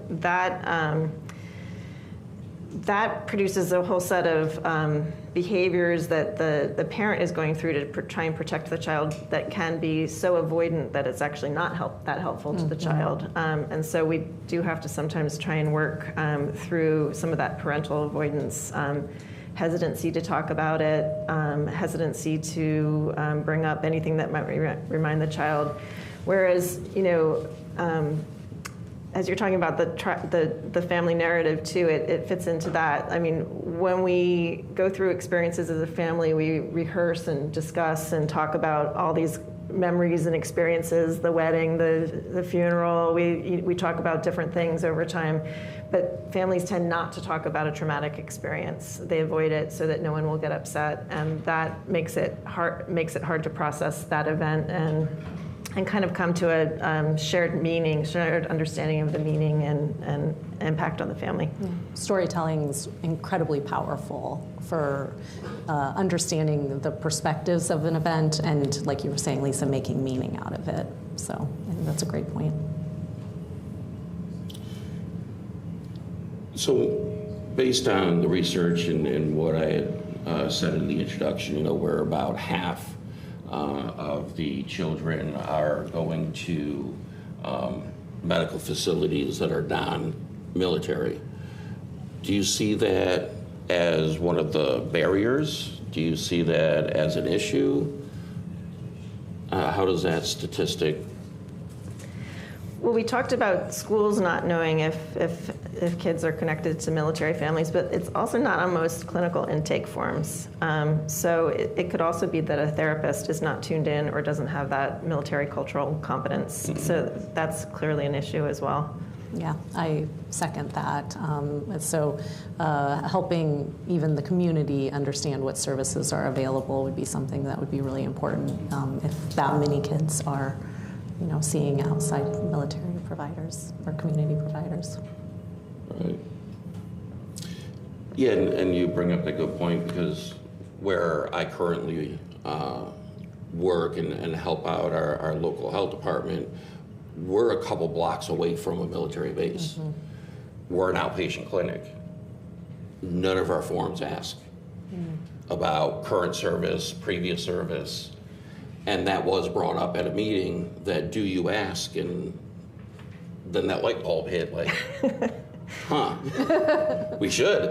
Just wait to see if they're in uniform or not. Right. Yeah. Yeah, exactly. Like, well, nobody comes in uniform, so I guess they're not. But, we don't think to ask those questions. And we do now because of that meeting. Yeah. I think that's, a very good point, because that is going to inform treatment and care, and hopefully, as we can educate our staff as well, have them do some of what all of you are talking about, so that they begin to understand, all right, if you check that you are current or a veteran, what does that mean? It's not just something there, but there's something deeper and more meaningful that may need to be talked about, addressed, or the narrative, the storytelling. Mm-hmm.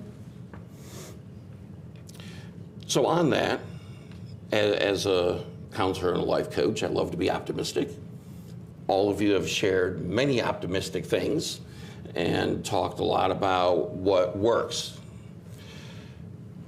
So where are these barriers? Because it's not going the way all of you are saying, because statistics are showing, that a lot of kids are still, suffering with this. So taking what's been shared here, what are the barriers affecting what all of you have said that are helping this to work?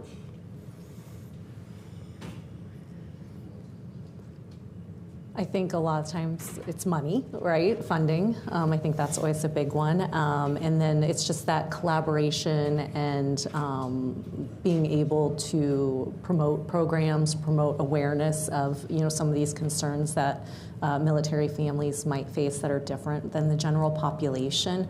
I think intuitively the military providers are maybe changing their rotations frequently, right? So you have a PCM, and then that person leaves. And so being able to do that constant collaboration and finding, those champions who really want to focus on families and work with families and understand all the services and the scope of all those services and what's available.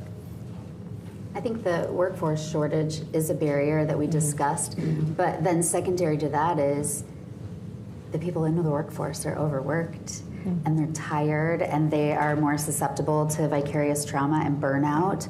And I know for my kiddos, the services that they receive in school, they are constantly getting new providers. And so maybe just when they start to feel connected, that person's moving on. And so that's another barrier. Yeah.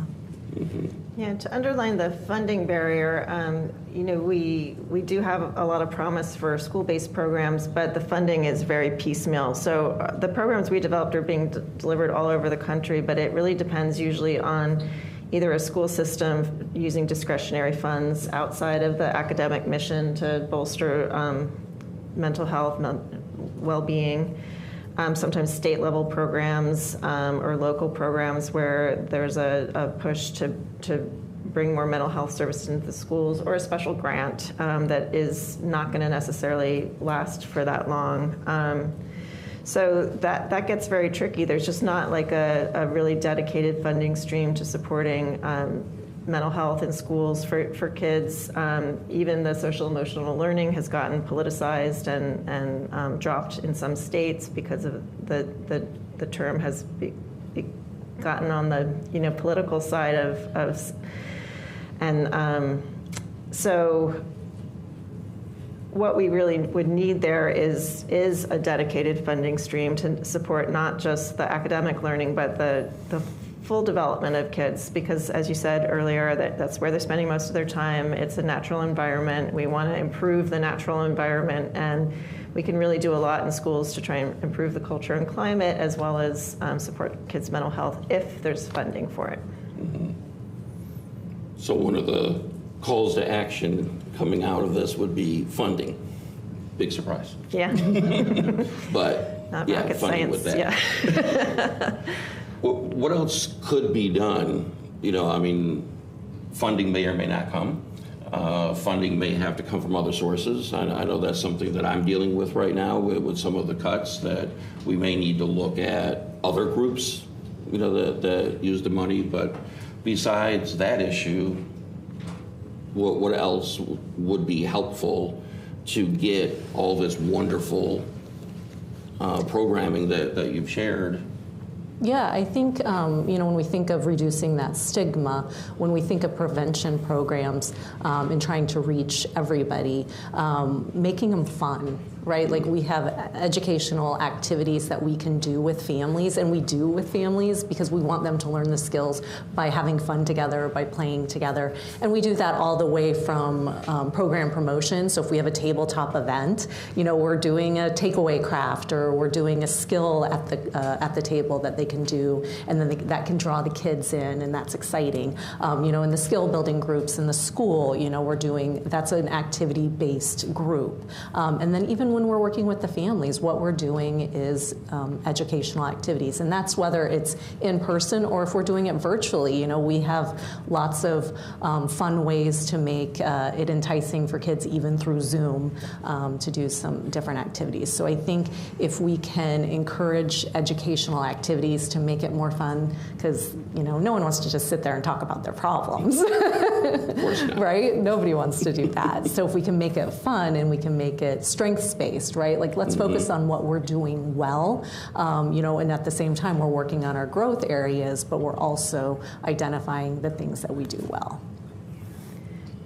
I think sometimes the preventative programming, instead of truly being preventative, is like, let's prevent it from getting worse. But if we're truly introducing it at the preventative level, it's going to be that prepubescent age group, those 9 to 12-year-olds, where as far as substance use, the average age of onset, I think nationally, is about 13, which means we need to start having these conversations earlier. And so really being preventative and not just waiting for a kid to show a sign or whatever, but to get in there early and start having these conversations is really important. And then there's opportunities to lean into technology, and so we tried to we developed a game using all the same skills called for teens, where they could just go in and play games and do relaxation and do all the things online, self-directed, which is great. But the problem is nobody uses those things, including ours, unfortunately. We haven't found a good way to get people to, even when they, we've had schools get 50 accounts and download it, for the kids just don't use it. And the same thing happens with a lot of these apps, where there's really great things. I've seen wonderful PTSD courses and social phobia courses and all kinds of things online, but the uptake is just really low. So we haven't really figured out how to use the technology in a way that people fully engage. So that's like the app world, and then social media has a lot of opportunities. So we know a lot about the danger sides or the risk sides, and there's been a lot of talk nationally about limiting social media. But for certain groups, especially marginalized groups, they can find a community where they don't have one in their actual physical location, and that can be very protective. There's even some studies showing that veterans have gaming communities, online video games, where that group becomes their place of belonging. And so I think we have a lot of opportunities there, but haven't really figured out how to harness them. And that's a good point, that maybe we look at the positives that can come out of social media, and maybe part of it might be teaching the kids how to use it in that positive way. Mm-hmm. And instead of where it's becoming, I feel, very detrimental to many, youth. But it could become very positive to youth, especially those who are moving all around, that maybe teach them how to use it to their benefit and to bring in a community. Would be very beneficial.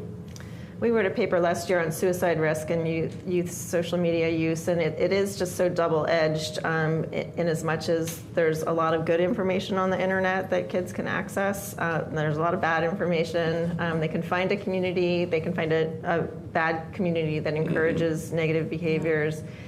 And we really need more research there that doesn't just look at amount of hours on the internet, but rather looks at what's the motivation of the person? What is the specific content that they're accessing? Are they finding what they are looking for? Are they going down a negative rabbit hole? Are they getting cyberbullied?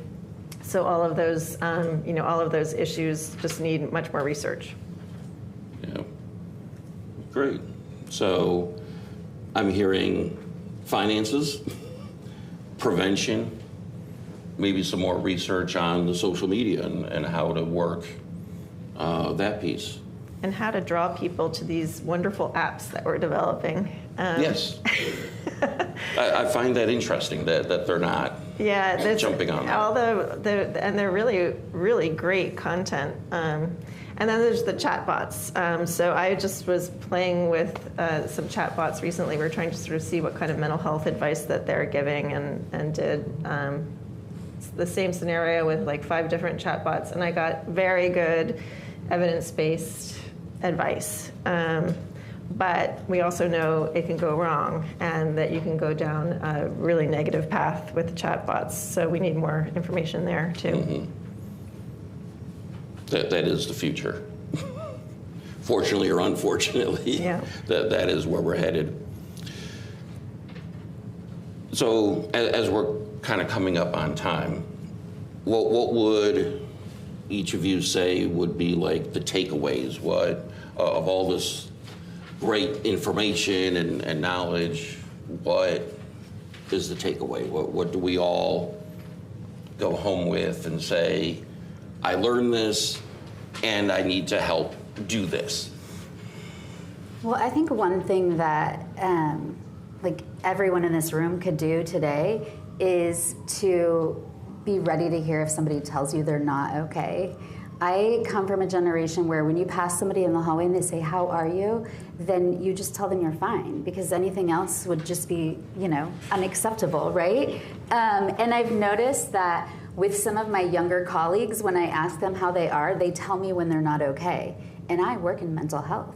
And I'm okay if my patients or my clients tell me that, but when my coworker tells me that, I panic, and I think it's my fault, and I don't know, and I think I need to fix it. And these young people are teaching me that no, it's fine, but I'm not okay. I'm not doing great today, and I'm not gonna lie about it. And I feel like I learned so much and had to check myself, and even my boss is like, oh, I'm so worried about this person. And I'm like, no, they're just being honest with you. And so I think being okay with hearing that and saying, how can I support you?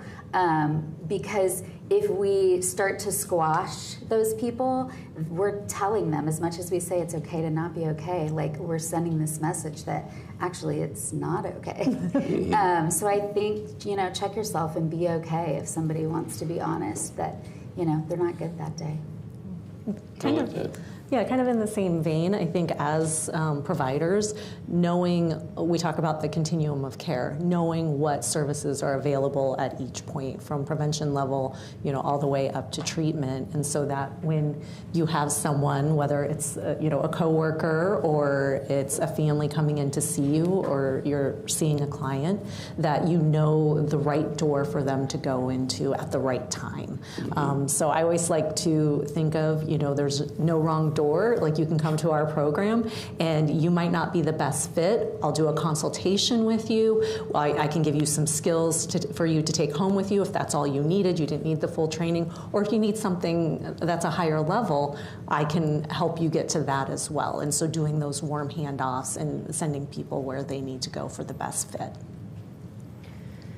And I guess I would just say we need to break down the silos, whether it's about the military silo or the schools versus the healthcare setting. We really need to somehow embrace a whole child approach, be working on social determinants of health. So if a child's hungry, we know we need to feed them breakfast at school before they can learn. If a child has a hearing problem or a vision problem, we know that we need to help support them in that before they can learn. Pulling all that together so that we're really dealing with the mental health piece as well as all of the other aspects that are necessary for health and development. Wonderful.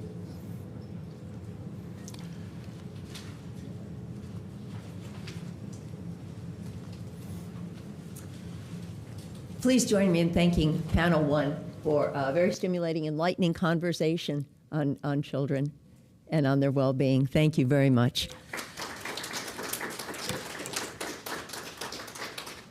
Now, we're going to take a break. We're a little bit early, aren't we? I think Tim and... I'm sorry?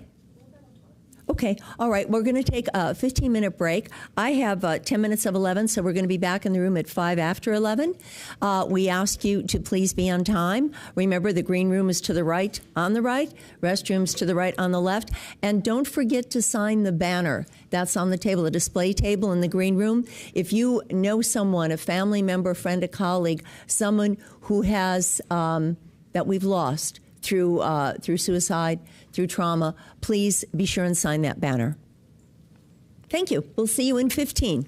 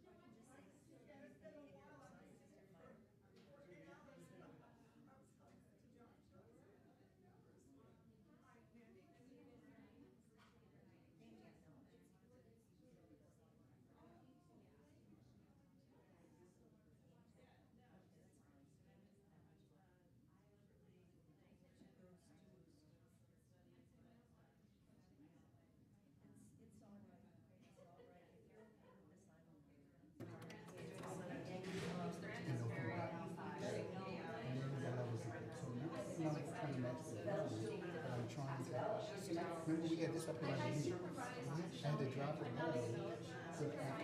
Because once I had everybody level, I dropped this down. So I had to instead of adjusting the level is exactly where I need it to be. You know what I'm saying?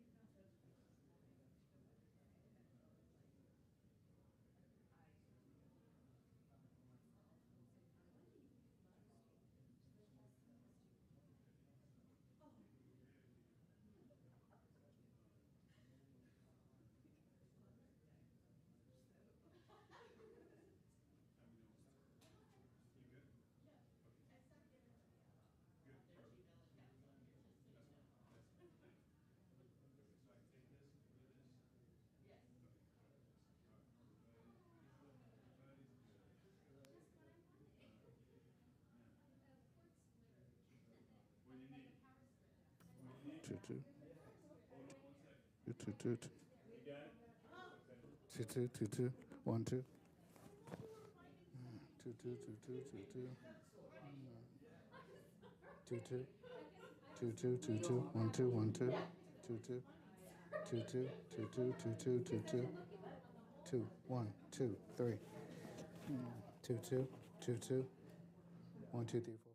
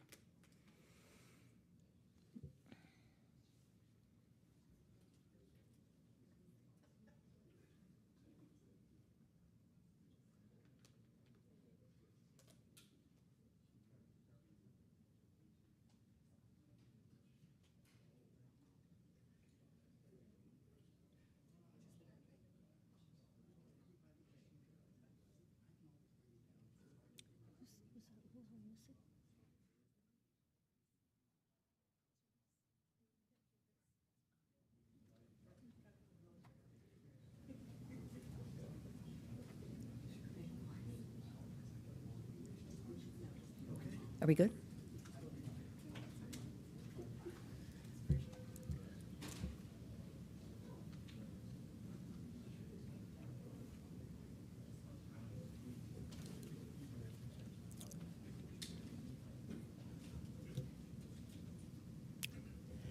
Thank you. Welcome back. We're ready to start panel 2. We're right on the dot, right on 11:15. So I'm going to introduce the party who is going to introduce panel 2. Let me tell you about Beth Ellison. Beth Ellison is a behavioral scientist at MITRE. She spearheaded the development of game technology to boost emotional intelligence. This is going to be a really big program, okay? Please join me in welcoming Beth Ellison to the podium.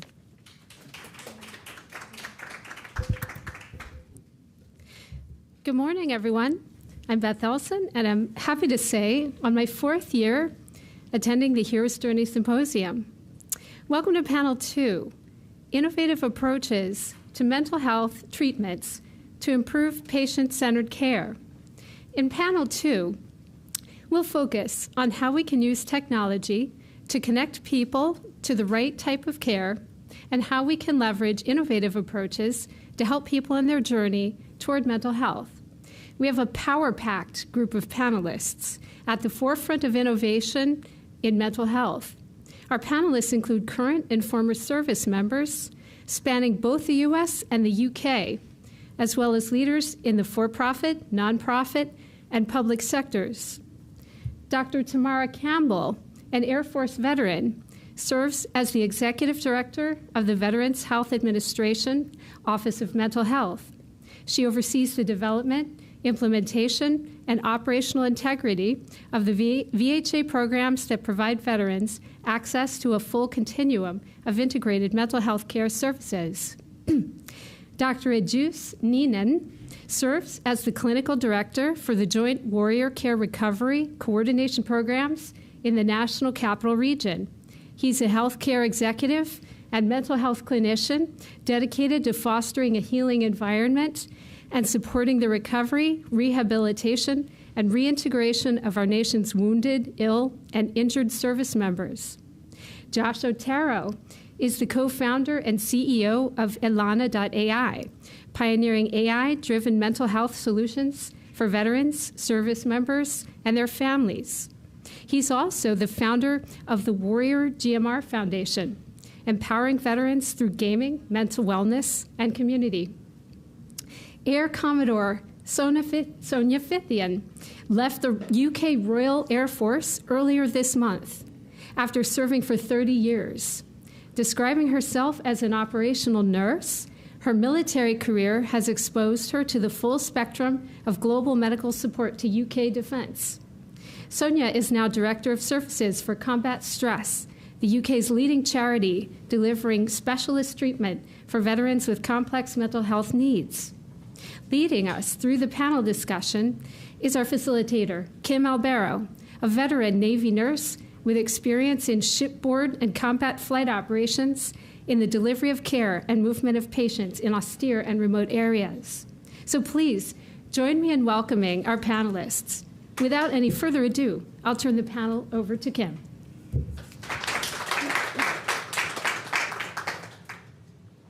Thank you, Beth. Okay. I want to welcome each of you to our panel today. We're talking about innovations in mental health treatments. I'm not on, am I? I don't hear myself. Okay. All right. Ooh, see? Hot mic. All righty.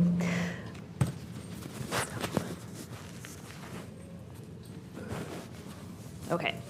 I want to welcome each of you, and thank you so much for being here. Each of you has a unique role in helping wounded warriors, active duty service members, and veterans in their healing journey from traumatic experience through clinical care and then into a community of veterans who have lived a traumatic experience healed from it, and now want to integrate that into their lives. And I'd love to hear from each of you about that work that you're doing. I'm going to start on the end here and hear a little bit about the mental health care and Wounded Warrior Project from the active duty standpoint. Well, thank you.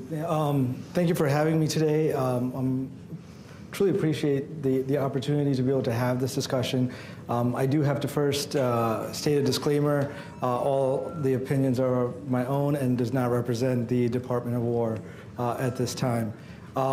So starting off, I am active duty. I am a mental health provider, but I'm in a unique spot right now where I have an opportunity to take care of our wounded, ill, and injured from the moment of medevac, when from a combat zone or a austere environment where they're coming through to the moment of reintegration. That means once they come through the medevac, we have an opportunity to interact with them and their family members. Sometimes if they're coming through Landstuhl, families already have arrived. So when they're on their medevac, they're actually coming through with their family members. So it's a full integration piece. One of the key things is that our patients may go into are wounded are going to go in inpatient and go through a whole process of treatments that they're going through. And so that's where I look at is the innovative part of the mental health piece where my team is able to engage. We do the inpatient liaison program where we're part of the mental health, we're part of the multidisciplinary trauma team. But in that, we're able to advocate for the patient. We're able to be there for the family members to ensure that they're understanding what's going on. A lot of the family members have never had an experience in the military system. So coming in is very scary, it's very daunting, not really sure of how to work in that environment. So we kind of become their voice.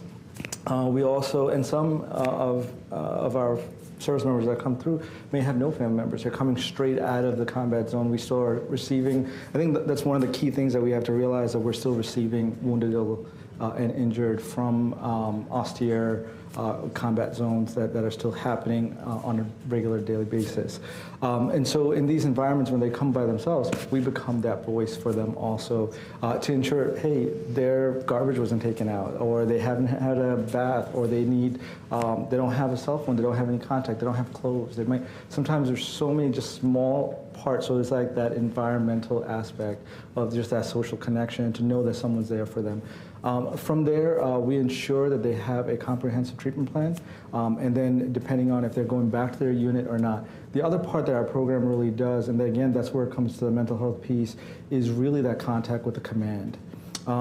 Someone needs to be able to talk to those commands. I've had 52 months of deployments, have been a commander myself, and in those moments that I look at is not knowing what's happening to my service member is scary, and I'm not there. I'm not physically there, and I need to know.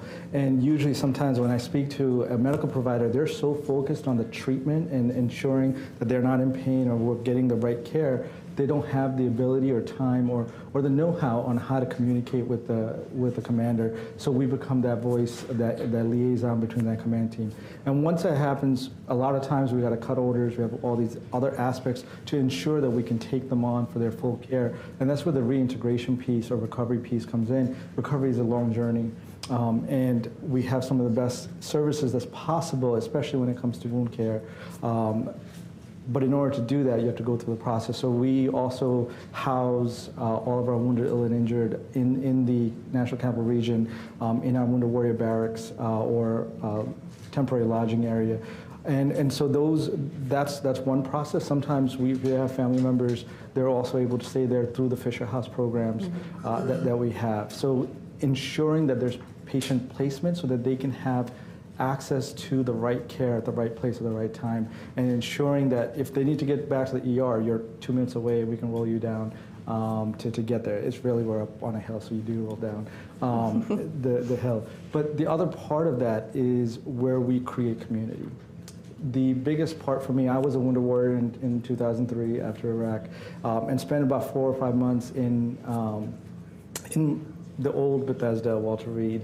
And one of the key things was the loss of identity, loss of unity, loss of just personal independence. And it's a moment of isolation. And so what the comprehensive piece of it is ensuring that there's a social prescription. that's given to them. So as a therapist, I can say you can come into my office, I can provide you with mental health care, but that we found to being patient-centered, you have to help them find their purpose. And you have to really look at, is not what's wrong with you, or what, it's really what matters to you. And helping them to identify what matters to them is the main piece of ensuring. So we have a comprehensive social program, ensuring that they have connection and activity. So it is, and that's why I love seeing here, we have a huge partnership. And we're going to have the next panels actually talk about those other opportunities, but equine therapies, looking at adaptive sports, but community-based engagement to have that catchment in their healing process, because that medical piece isn't the only piece. We have to look at the social determinants to be able to do that piece of it. So that's where that recovery comes in, which comes into transition and reintegration. So I'll talk afterward as we continue on the mental health piece, but that looks at it from a holistic approach of how do you take care of that moment, the moment of medevac to the moment of when they come through and either return to duty or, and right now we're having a really high return to duty rate. So either return to duty or transitioning back into a civilian life. Yeah. I think it's so interesting that, you know, people will deploy from wherever they are based, which might be California or North Carolina, and then if they're wounded, they come back to the National Capital Region, which a lot of people haven't even visited. So to have family members able to come and to be nearby and help to reintegrate sounds like a great thing that you all are doing. Sonia, I'd like to hear about your work and how you're helping the wounded warriors in the UK. Yeah, thank you. I'm very humbled to be here, so thank you for the invitation. So Combat Stress is the only charity in the UK that actually does what it does, which is supporting veterans with military-related trauma to their mental health. It's quite old, so it was established in 1919, just after World War I. It was a group of women that came together, recognising that soldiers and veterans were affected by the war emotionally or mental health, and they wanted to help them recover. And it was a time, as you can imagine, when there was a lot of stigma and mental health was not understood. It's evolved over that time, but at the core it still does what it does, which is supporting the veteran, but also the veterans' network as well, whether that's their family or their chosen family as well. So the focus is very much on the recovery of the person.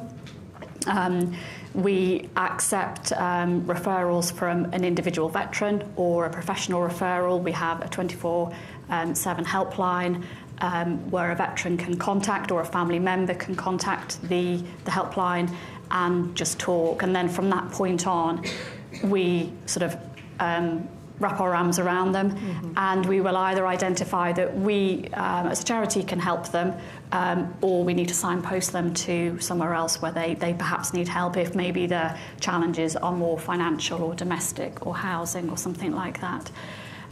So in the UK we've got around 2.5 million veterans that we know of.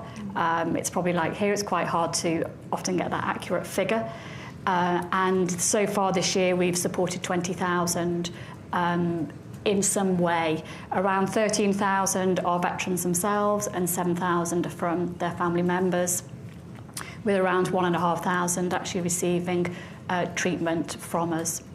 So the treatment is very bespoke, and it's whatever that veteran needs to take them through, and it can be sort of very more low level but key significant problems all the way to complex mental health challenges. And we do have a very good recovery rate, where those who come with complex mental health problems at the end of their treatment, 73% of them no longer meet that threshold. So I think that's a really good takeaway. Yeah, so that's in a nutshell what Combat Stress does. Well, that sounds like a great organization, and we'll hear more about it as our discussion continues. Josh, we talked a little about building some community in the immediate post-injury clinical care time frame. Can you tell us a little bit about your work and how it helps to bring veterans together? Absolutely, yeah. And to paint a little picture, flashback to 2020 and what happened in 2020. We had COVID spiking. we had social isolation, distancing. We couldn't get together. And what I saw was this huge spike in social isolation, loneliness, depression, ultimately leading to suicide. It's because we need connection. And so there were 2 events that really sparked me to do something. In February, there were 2 cadets at the Air Force Academy that took their life. A couple months later, 6 sailors did the same that were stuck on a ship. And so 2 months after that, I started the Warrior Gamer Foundation with the whole mission to promote health, wellness, and community through gaming. Because I saw gaming, even though we're socially isolated, we could connect through gaming. And so, whether it's through, playing games, connecting on Discord, which we'll get into later, I saw gaming as a powerful tool to be able to do that. And then we started to put on these mental health summits, and then we started to learn more about the community and the role that the community plays. So once we started going in that direction, there was a company that I started because I saw the advent of technology, and technology is a connection tool, which is a company called the Alana.ai, which we'll get into later. But that's a little bit about the connection port. There's a couple things that I'll touch on later. Belonging, a sense of purpose, and a sense of community. That's extremely important. Those are 3 pillars of the foundation that we've heard from both the keynote speaker and the panel number 1. So we'll touch on those later. Sounds good. Excellent. And a woman with a very, very important job and a large number of, we'll call them customers. But can you tell us a little bit about the Veterans Health Administration and all of the advances in the mental health services that are being provided to veterans? Certainly, and I really appreciate the opportunity to be here. It's an honor, and to be on this panel with such distinguished guests. Veterans Healthcare, as you may know, is the largest integrated healthcare system in our country. There are about 20 million veterans in the United States. 9 million of those veterans are currently enrolled in healthcare. And so it's programs like these that are going to help us close the gap on getting those veterans that are not currently enrolled tethered in some way, either within the direct VA healthcare system or within the community. The largest growing demographic in VA are women veterans. We have about 900,000 women veterans enrolled. 300,000 of those women are of childbearing years. And that is critical because they are young, they have multitask with family, children, and we need to embrace all that they have to bring. Our veterans are resilient, and so we are moving from a disease model of mental health to a recovery model, where the expectation is treatment works, and our goal is to reintegrate that veteran in the community. So veterans may come to us for care, they do come to us for care, but they actually live in communities. And so it's really critical that we partner with the communities that the veterans are in.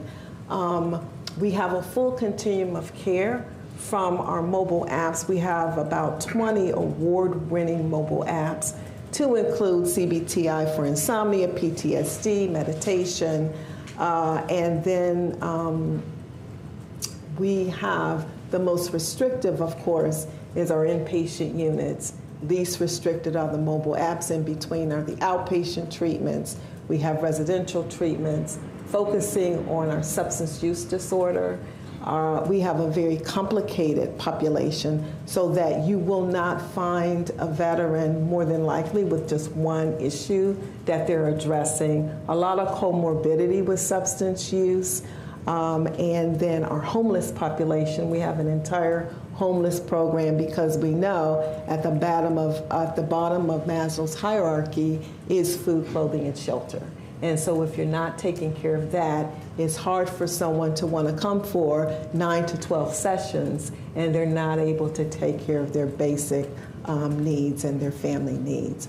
And so it's really critical, as I mentioned, that we partner with the community. VA cannot do it all and cannot certainly do it alone. Those social determinants of health are critical. We know that with our suicide numbers, and one suicide is one too many, that many of those veterans aren't tethered to mental health, and some of the issues that they're dealing with are not necessarily mental health issues. Sometimes they're financial issues, sometimes it's employment. What I learned myself being in the military is that our armed services are very talented, and they do a lot of high-level jobs that the community really isn't familiar with. And so sometimes there isn't a direct, what we call occupational code. So the mental health tech in the armed services, they run groups, they do assessments, they get everything ready before that doctor enters the room. There isn't always a direct line of that occupation in the community. And so our active duty members will get off active duty and they're like, I did these high-level jobs, and not just in healthcare, but other areas. I did these high-level jobs and really important jobs in the military, and like the community is not aware of this, or there's nowhere for me to transfer this talent that I have. And that's a loss of identity that we're dealing with. We know that that first year of transition out of the service is critical. There's a lot of high-risk vulnerability in that space, and so we need to make sure that before they come off active duty, we have touched them in some way, and they know that that we're here for them. That's wonderful. And I can speak for myself as a veteran, having come off active duty, and being a healthcare provider, I thought it was pretty easy to figure out how to file a disability claim and then get health care, except it turned out to be more steps than I realized. And then when my husband came off active duty as a Marine Corps officer, he was an artillery officer. And to translate, firing a cannon and blowing things up very far away into something that would be useful in Charlottesville, Virginia, was challenging in terms of being able to articulate the skills that he had, and what we used to call soft skills, but I call power skills, and just the leadership that a lot of service members have had and responsibility that they've had, trying to impress that upon someone who looks at a young person, someone in their 20s or 30s, and thinks that they have little to no experience, when really, we both come out of the service with that identity as having served, but also with a need to articulate what that service not only meant to us personally, but how we can benefit. And a lot of us come out of the service wanting to continue to serve, caring about our fellow service members and our fellow Americans. So finding things like that and knowing that the VA is there to help is for myself, has been a wonderful piece of comfort for where I am. I want to talk a little bit, we talked about the clinical care and some of the connections that can be made among veterans and service members.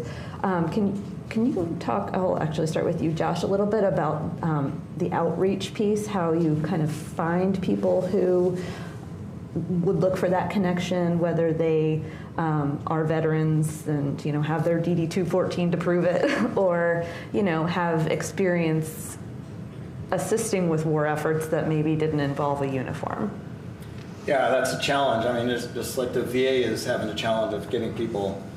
We leverage social media, and we leverage word of mouth. Mm-hmm. Those are really two of our biggest areas, and there's a platform called Discord, which Discord is really a community which we really utilize to as big of an extent as we can. And through word of mouth, the VA puts us out, so we go to 14.5 million veterans, and then whether it's Facebook, Instagram, people put us in TikTok, and then they reach out to us. But social media and outreach are our two biggest methods that we do, and then we put on these big mental health summits where people see us and then they become a part of the organization. So those are, I would say, our biggest outreach areas. Interesting. And Sonia, I have the same question for you about how people find out about your program and services that you provide. And I think that the targeting of your how you raise your profile is really important. And I think for us, we've just done a review so that we can be dynamic and quite adaptive to reaching out to the different generations. There's 1,600 military charities in the UK. So it's quite congested, and I think it is hard sometimes for veterans to know which charity do they go to, for what need. A lot of it is done by word of mouth, from that sharing of good experiences as well. And I think there's an importance to be alive to how you do raise your profile, because the age group that we are targeting is changing as well. So the average age of the person that comes to combat stress for help at the moment is 46, but it is starting to drop. And that's really important. We know that the average length of time it takes somebody to come to request help takes 14 years. So somebody has lived for 14 years with some kind of health need that hasn't been met. And we are seeing that age drop and will probably continue to drop. So I think that's where we need to be alive to how do you reach those people, and because it's probably not through radio and television anymore, it is through social media platforms really. What we do a lot of investing in is co-production as well, so we really do invest in understanding what worked for veterans that have gone through combat stress treatment, and then we take the feedback and from their families as well in order to try and make sure that our services are adaptive to the future need. Interesting. And you mentioned the name of your work is combat stress. We talk about the combat stress continuum, and how we as active duty service members measure our own emotional and mental barometer around things that are happening, and not just as a part of work, but as a part of life at home, which always impacts how work is done. I wonder if you could tell us a little bit about your integration of the concept of combat stress and helping wounded warriors to understand, where they are and when they start to feel better, feel like they've moved perhaps from the red to the orange, or from the orange to the yellow, in terms of having a little bit more stability around recovery and their physical recovery, and then ultimately their mental health and community. So I think each of you brought up a really great part, and I want to kind of take it one step further rather than just the wounded warrior side. And I think that comes from the advocacy that we are doing here, was a Brandon Act that came out. And I would say that removed a lot of the barriers that previously existed for maybe not senior leaders, but more for our junior service members to come and seek services. And they can kind of, without having to go through their unit, without having to be the command being notified, so that they can go ahead and have immediate access.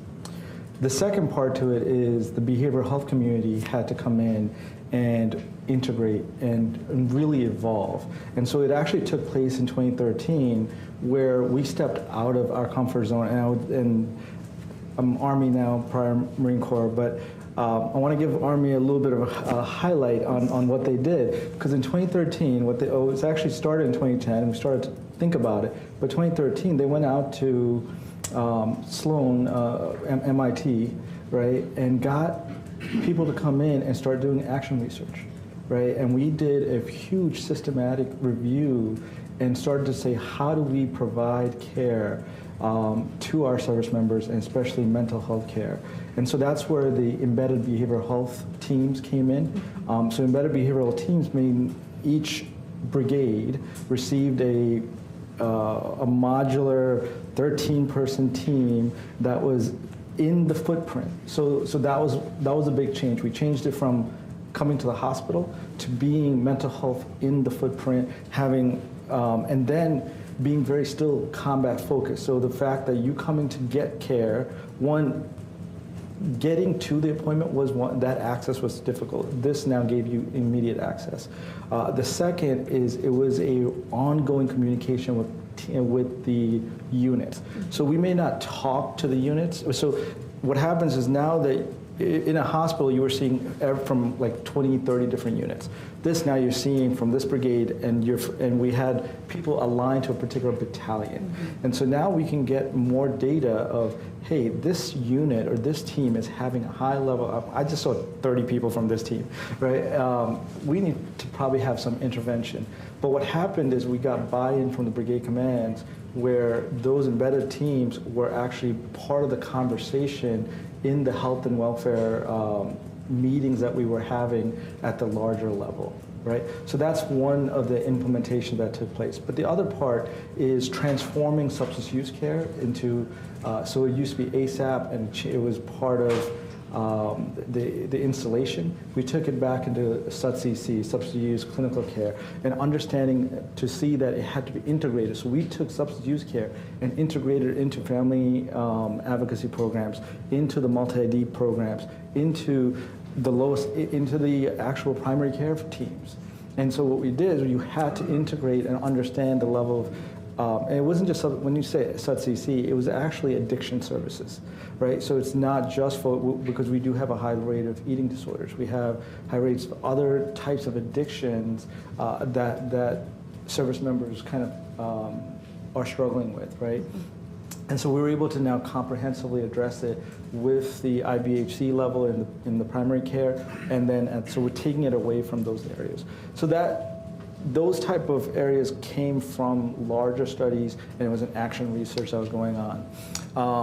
And then one of the key things that you start to do is you say, okay, well, how do we vector, right? How do we triage? Because access to care is a very fickle kind of thing that can change at any time, depending on how we do it. So we had to, one, retrain our providers to understand what does care look like. Hey, how many sessions of care do you need? Who are long-term, who are short-term, who are immediate, acute, right? And to be able to learn how to vector them from the clinical provider point of view, but then the second part of, as a clinic, as a team, how do we do that? So each behavioral health, I would say, hospital within the DHA system now does vectoring. What that means is we will review 100% of referrals that come through, or anyone who walks through the Brandon Act. We're going to review them, and then we're going to say, what type of care do they need? What level of care do they need? And is this something that needs to be overburdening the medical system, or can we use the Military Family Life Consultant? Could we use Military OneSource? Could we use the VA's, the vet centers? Because if you're a combat vet and you need short-term reintegration or family support, the VA will still take them. So we had so many different places, and identifying those resources to say, it's not us. Let's send them to Family Life Chaplaincy. Let's send, and so we started to integrate and do those. So then we started to keep the acute levels. So this is where the numbers are going to be skewed, and you're going to start seeing that because in the behavioral health clinics, you're seeing the highest acuity. Because what we started to do is we started to vector those that don't need psychiatric care, who may need short-term care, or we're going to send them to a CPT group. Right. Or so if you need group-based care and not the individual-based care, or skill-based services like DBT skills for you to be able to handle some of the emotions if it's anger-based or such. So that was one of so you had to do a transformation. But then I'm going to talk to you from a commander's point. So I was recently a commander about a few years ago, and one of the key things is that the Army as a whole changed, not the Army, but the military, changed how a commander's dashboard looks like.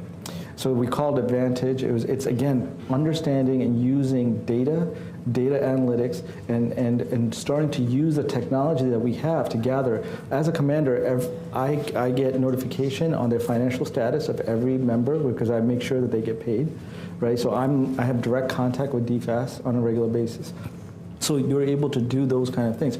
But what Vantage did, it told me when a new person was coming in, I can see if they had a family advocacy issue, if they had a drug and alcohol issue. So again, anything that's happened within the military system or civilian system got fed into that commander's dashboard.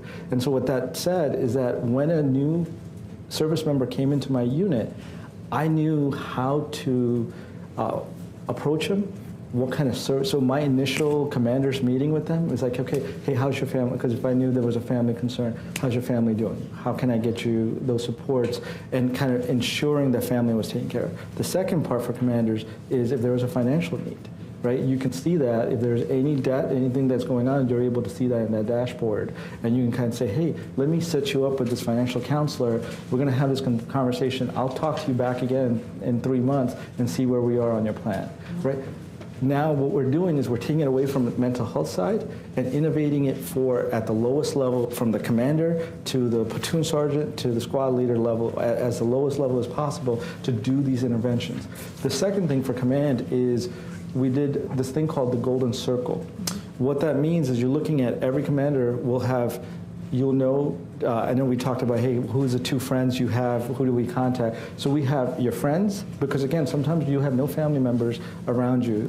So we're going to look at who are your friends, friend groups that you're in. If not, we're going to connect you to those friend groups, making sure you have at least 2 within that area. But the other part is knowing their family members. I called every one of my service members, I called their family members, talk to their mom or their father or their sister sometimes, or other guardian that they grew up with, because again, family systems are very different, right? Whoever they felt was a trusted member that was on their DD-93, which is who they put on their list. And you give them a call and say, hey, I'm their commander. If you have any questions, please call me. And so the military started to change that. So these are all innovations that you won't see at the it'll see it at the technology level, but it's at the smaller innovation side of what's happening. So once you take all of that, and now you combine this together, and now coming back to your question of Wounded Warrior and how they know where the services are. As I said, the moment that they come in, we'll touch you, and we're going to tell you what those services are. And those services are, especially if you're part of an SRU or a recovery care unit for Army, Navy, Marines, there's services on a daily basis. We're looking at risk management. We start off at risk management and doing those assessments with you, and it's a weekly assessment that you do. So you have a touch point with at least a squad leader or with a social worker at those times.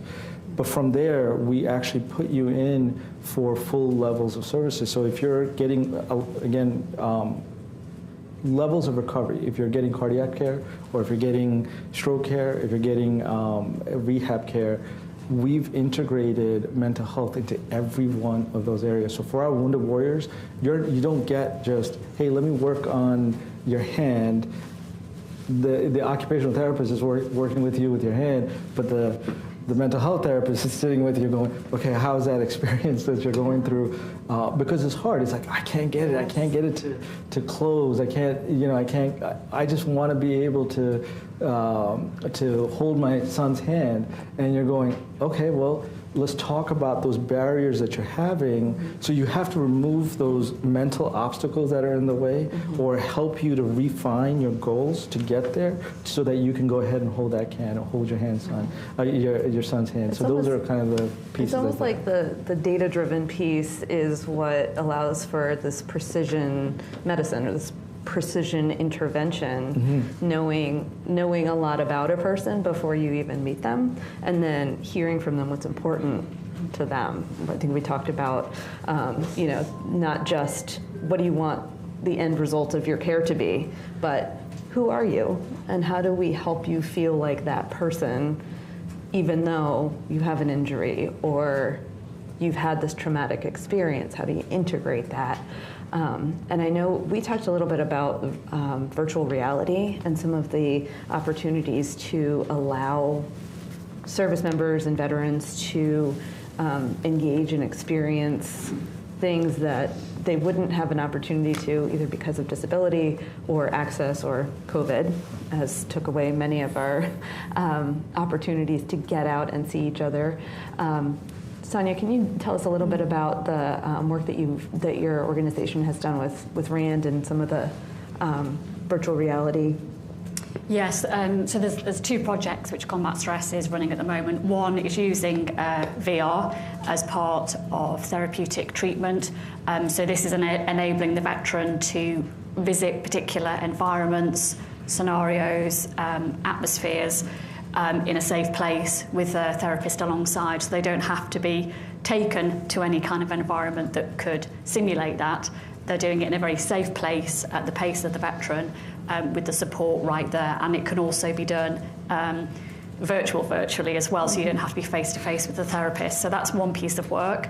The other project is looking at the correlation of physical health with mental health through the use of smartwatches.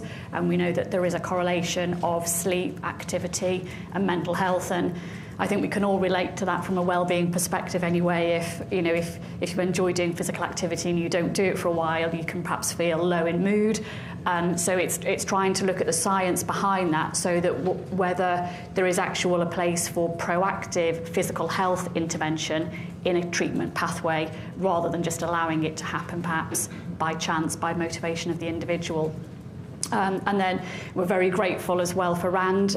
Through Forces in Mind Trust, we've commissioned RAND to conduct a 9-month study for us. And this is looking at what will be the future role of charities in mental health for the veteran. We're all looking at the same world, the dangers, the challenges and the complexities. And we know that that is going to impact on those who are serving, and therefore what kind of veteran will they be when they come out. So it's a 9-month study. It's looking through, it's using interview technique, horizon scanning, scenario development, in order to then look at outcomes of how do we need to prepare ourselves for that future veteran, with 3 main themes: looking at society, so how are people changing, that next generation, what do they look like, because they're going to be different to me as a veteran sitting here today, how technology will play a part, whether that's how generations will use technology and apps, or whether it's looking at the adversary and how they will be using technology. And then that takes us really into the operational world, and what will future conflict look like, what's that operational environment, and what impact will that have on somebody's mental health if they are out there frontline or even back carrying out their duty as well. So we're really, really hopeful about that. That's got to reach out to 20 years as well, so it's looking out to 2045, and we're really excited about what that will look like, so we can adapt our services and, importantly, share it. As we said earlier, we're all dealing with the same human mind. We're all looking at the same challenges of supporting our veterans. And it's important that we are together sharing best practice ideas and talking about it all as well. So I'm excited about that. Oh, that sounds really interesting. I look forward to hearing to reading the report and hearing about some of the results there. You both talked a little bit about partnering with either a nonprofit or community organizations. And Dr. Campbell, I know that you have the apps in place. Can you tell us a little bit about some of the community connections that the community-based outpatient clinics maybe make to help to provide the mental health services that veterans need but might not be able to access directly through a local VA center or a Veterans Health medical center? Right, certainly. And so the Readjustment Counseling or Vet Center was mentioned. The CBOCs, the community outpatient centers, are tethered actually to the larger medical centers. And so we have some of those located in our rural areas. We know that's a vulnerable population. Also because of the isolation of some of our rural veterans. I want to mention also that we learned a lot during COVID because we had to roll out telemental health. We didn't have a choice. And what we learned about telemental health is that treatment is just as effective as a face-to-face visit. And especially for our younger veterans who are working and in the community, we can put them in a quiet place in their office and have a session right there and be able to outreach to more veterans. And then leveraging AI, because we know that the administrative burden of our providers is great. We can gather the screening tools and all the data needed so that that data, through the use of AI, is available to the provider when they're in the office and be able to then do the actual intervention rather than having to spend the time with paperwork and gathering information.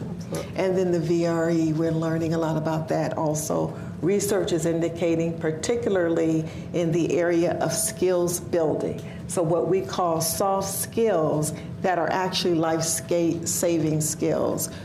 We can leverage VRE for that. And then there's a lot of work happening in the combat stress area with that modality. That sounds great. And I'm just thinking of ways I'm learning about what you're working on, Josh, and that I would send patients that direction as well, especially the young ones who find so much connection online. And I know that there's, in discussions of an older generation, looking at the online presence of the younger generation, some people, mostly my parents, think it's bad for my kids, but really it's how they communicate about actual in-person activities they're going to do, keep in touch during breaks from school, and especially during COVID, it's how they learned. They went to virtual kindergarten. So I wonder if you can talk a little bit about your connection to military services and how you are making them aware of some of the services that you provide. Absolutely. So, one of the things that we do, as you're transitioning out, you lose your community, right? You go from an A to a C, right? Mm-hmm. So you're part of a unit, a team, and you go to C, civilian, where nobody tells you what to do, nobody cares. And so we want to give you a place to feel a part of, to give you that sense of meaning, purpose, and belonging again. And we encourage play. We have 40 different channels in there where if you like AI or drones or specific game, we have that. But one of the tools and resources that we do is we host a monthly summit every month. And it's a get-together where we bring a special guest. So we have a VA rep, so our community is allowed to ask the VA rep anything. So I need to be connected to this service, education, burial services, whatever. So we provide a monthly resource, and that person is in our Discord server, so they could send a message anytime. We have an actual channel in our Discord for VA services. Mm. And then we have another one for VA questions. So then if the service member or vet is looking to find whatever that service is, we offer that. The other thing that we do is we also bring on a special guest. So like ACP, they offer mentoring. So as you're transitioning out, I want to be a photographer. Well, they've got like 10,000 photographers. Or I want to be an NFL agent. They have agents. I want to be an attorney. They have attorneys that they'll partner you with. So every month we bring a different guest on from the community of different services. There's 40,000 different VSOs. So we try to pick some of the top ones and invite them to offer the services so that our entire community knows, okay, here are the resources. Because you don't know when you're transitioning, you don't know what's out. How do I sign up for VA care? Yeah. How do I do this? I want to be a doctor. How do I even start that process? Oh, here, we'll connect you. So by being a part of the community and by participating in our monthly sessions, it allows you to have access to those services. So that's like one of the main ways that we do it. That's great. And also sort of just from the privacy of one's own home or comfortable space. You don't have to go anywhere. Yeah. You can find out what you need. So, Sonia, you talked a little bit about like the saturation of veteran services, and I know that we have a similar issue in the U.S., and especially with people who have local programs for veterans in Virginia and veterans in Virginia Beach, it's very specific places. And I'm thinking about the ways when we talk about connection and when we talk about innovation, yes, we have the full list of everything available, but I'm thinking about ways where you can really come up with a bespoke set of resources for a veteran without them having to tell you specifically, I want to do this and only care about this particular route, but also for parents who are navigating parenthood and perhaps pregnancy, as we talked about, having served and not having that shared experience with maybe other moms or other people. the question I have for you is there integration among some of the nonprofits and some of the services in your community in the UK? So I think there is to a degree, but it's been recognised by the government that there does need to be more. So there is a review ongoing at the moment called OPVALA, which is looking at how does the UK support its veterans.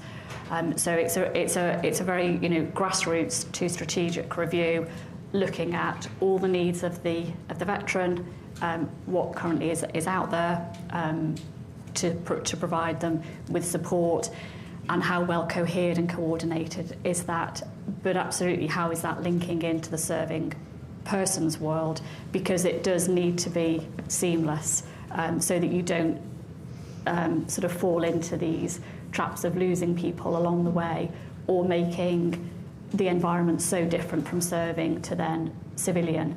So there is a lot of effort going on, particularly between the military charities as well, to find where their place is, what are their skill sets, where are they best placed, how can they mesh together rather than be in competition with each other, which is always with good intent, but not perhaps best for that serving person or the veteran at the end of it as well. So I think it's almost a good problem to have, that there are lots of organisations that are wanting to help, but I think there is still a need for us to be better coordinated, better cohered, and I think that's definitely where AI can help with that as well, particularly with the number of helplines that we do have. Absolutely. So at the end of this panel, I want to give each of you an opportunity to share a call to action. If we want to ask our legislators and our government, especially in the end of the fiscal year, when we're looking at funding for programs and funding for services provided by the government, as well as services that are funded either privately or through foundations. Would each of you take a minute to just tell me what your call to action for everyone, even the community, but maybe specifically, for those in positions to affect legislation or policy. Can we start with you? Yes. So there's a lot within that. I would start off with definitely warrior brain health. That is an area of innovation that is exponentially moving towards being able to even map where an injury is taking place, from looking at inflammation to other different parts, especially with the VR capabilities and such, that we are able to readjust and get them back into that care. But funding is needed, right? So appropriations in that area of warrior brain health is one. The military as a whole, we've started to, you have the National Intrepid Center of Excellence, but you have the ISCs with the Intrepid Spirit Centers. So we have about 10 of them throughout the military. We need more. And because when you look at it, the wait list is about 6 months. So we need resources for providers, so the number of providers, especially trained providers, because each of those facilities has about 20 different subspecialties that are within it.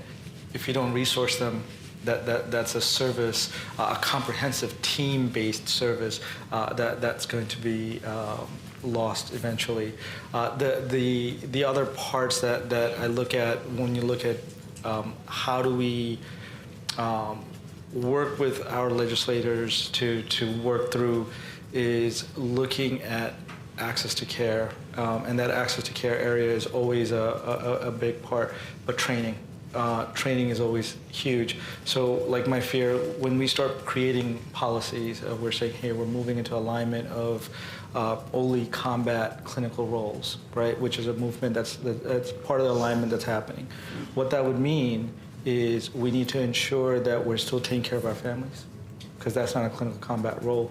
I went and did a fellowship in child and family behavioral health in the child psychiatry program, and the concern is that was to seeing what I was working with downrange, majority of the concerns, it wasn't the combat. We were trained for that. We can handle the explosions. We can handle the combat injuries. What we couldn't handle is how do we take care of my family back home, or my child is having a behavioral issue, or my wife needs this specialty care and not able to do that. So there's a larger part, or just even being able to communicate with family, because now we had more access to being able to communicate and not being able to do that. So that is another area of increasing our services for pediatric care, because if you have access, me being a provider, I wanted to get my children to get care, but I couldn't see them in my own clinic because everyone we worked together. So had to have a referral. It was a 9-month wait to have my child seen,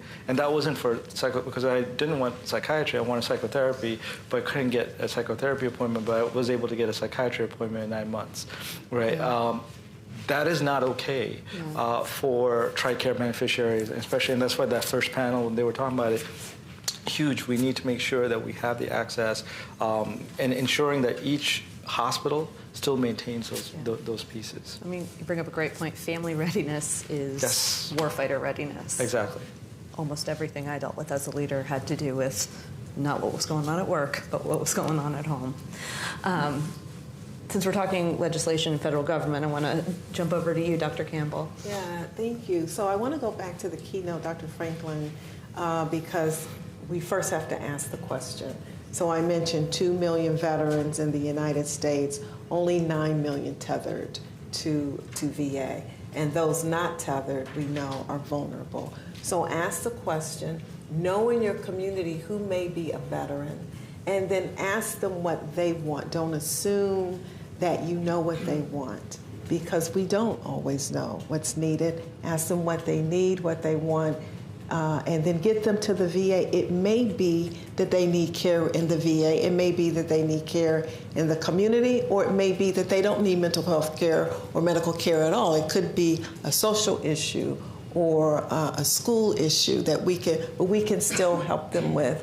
3 branches in the VA. VHA is a administrative health care part, but there's also the National Cemetery, there's Veterans Benefits Association. We could hook them up to see what they're eligible for if they want to go back to school. There are many, many services that we have, but we first have to know where they are and that they're veterans. And I think the community can really help us put the finger on where they are and get them in for help. That's a great point. I know we just have a few minutes left, but I wanted to ask for a call to action from each of you as well. So I think meeting where they're at. Yeah. You know, we didn't really talk about it too much, but my other company, Line.ai, provides a 24/7, 365 support. But what it does is it uses AI to do that. What we've seen is some of the younger generation doesn't like to connect with people. They're more comfortable using devices and technology. Yes. So having properly trained devices and technology, like what we're doing, to provide them the resources and tools, I think is a key. And then it's going after our decision makers and policy makers to making sure that they are aware of that, and they even know what technology is. Mm-hmm. Some of them don't even know what AI is. So how can we push AI forward responsibly without educating them to understand? So I think knowledge, education, and really meeting them where they're at, the users, and then talking to the policymakers and decision makers and saying, hey, here's what we need. What do you need from us to make this move forward? Mm-hmm. And a lot of times that's safeguards or something that you've thought of already that can show that this is going to be an effective and safe way for people to access resources. Sonia, can you close us out with your call to action?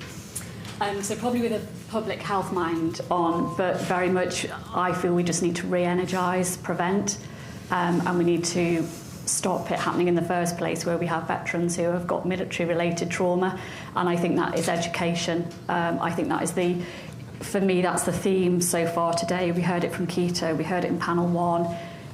There's a touch point there for everybody, whether it's the child, the family, the recruit, the serving person, the family that surrounds it. I don't feel that falls within any particular department, whether it's defence or veterans. It's so much more of a responsibility, but I think if we can educate, then I would like to see the number of people whose lives are damaged be driven down. Absolutely. It's a great spot to end. And I know, Dr. Campbell, that you also have the apps to share.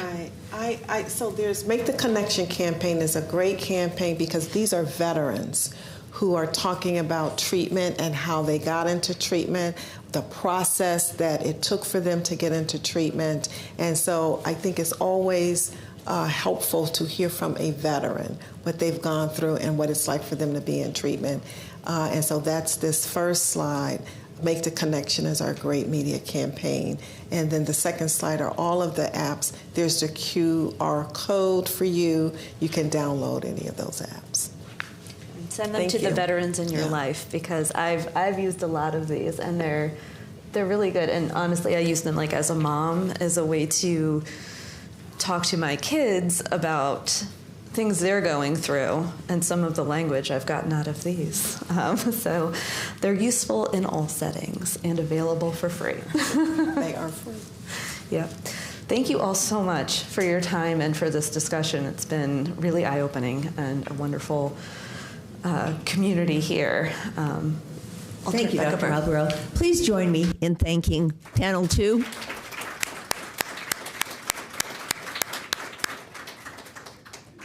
That's a lot to think about, a lot to digest, and now we'll give you an hour to do so.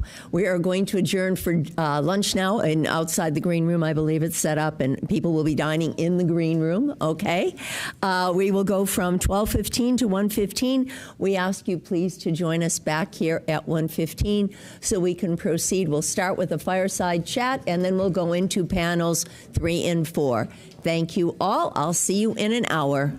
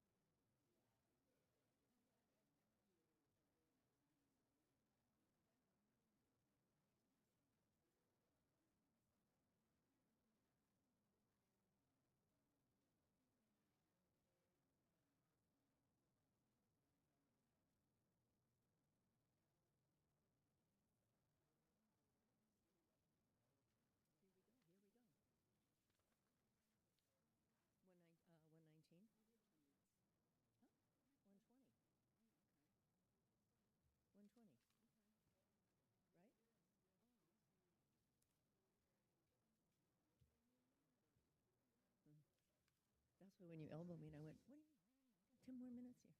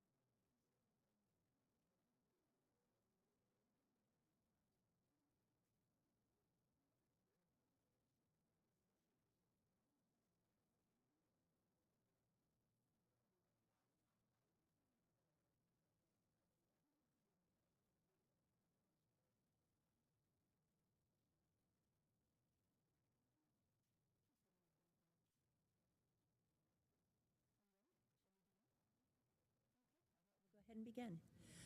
Welcome back, everybody. I hope you had a good lunch. Can you hear me? Is this on? Okay. All right. I can't hear myself, but they tell me there's a reason for that, and there's help. We'll see. Anyway, welcome back. I had a lovely lunch.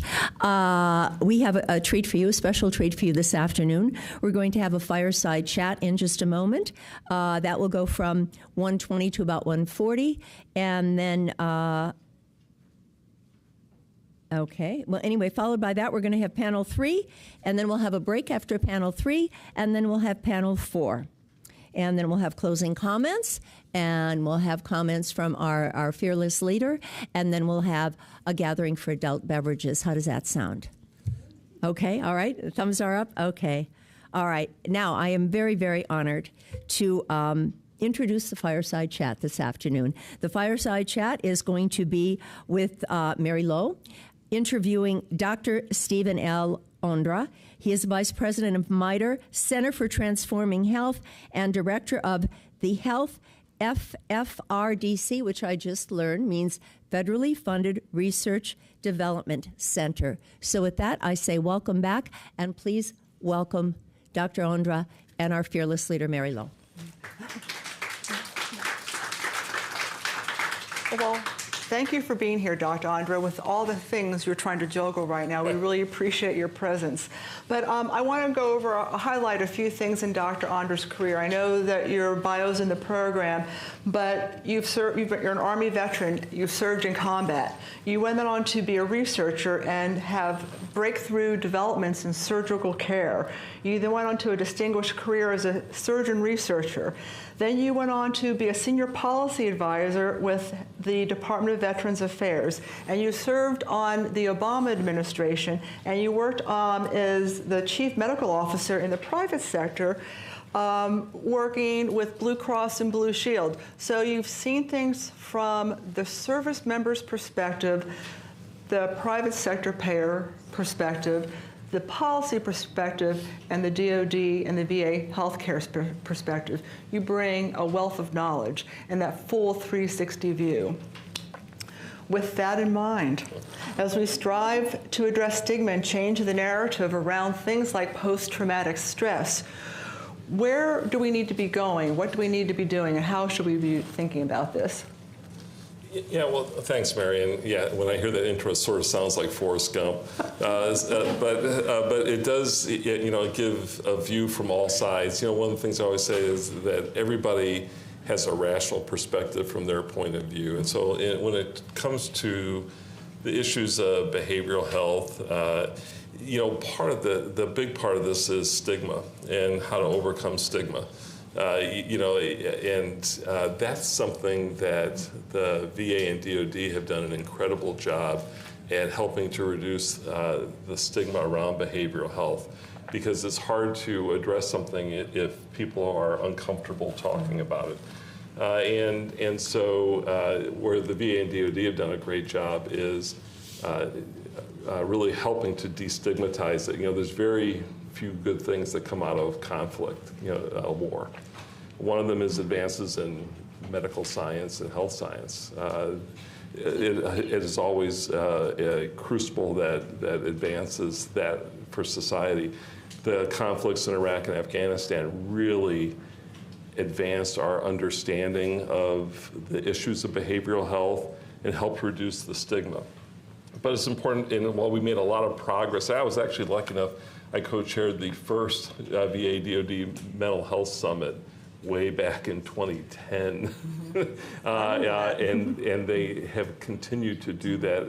I was just talking to Dr. Campbell, who mentioned 2014, but there's been a lot of work. But it's important to remember that while there's been a focus on our military and veterans, these are issues that affect all Americans and all families.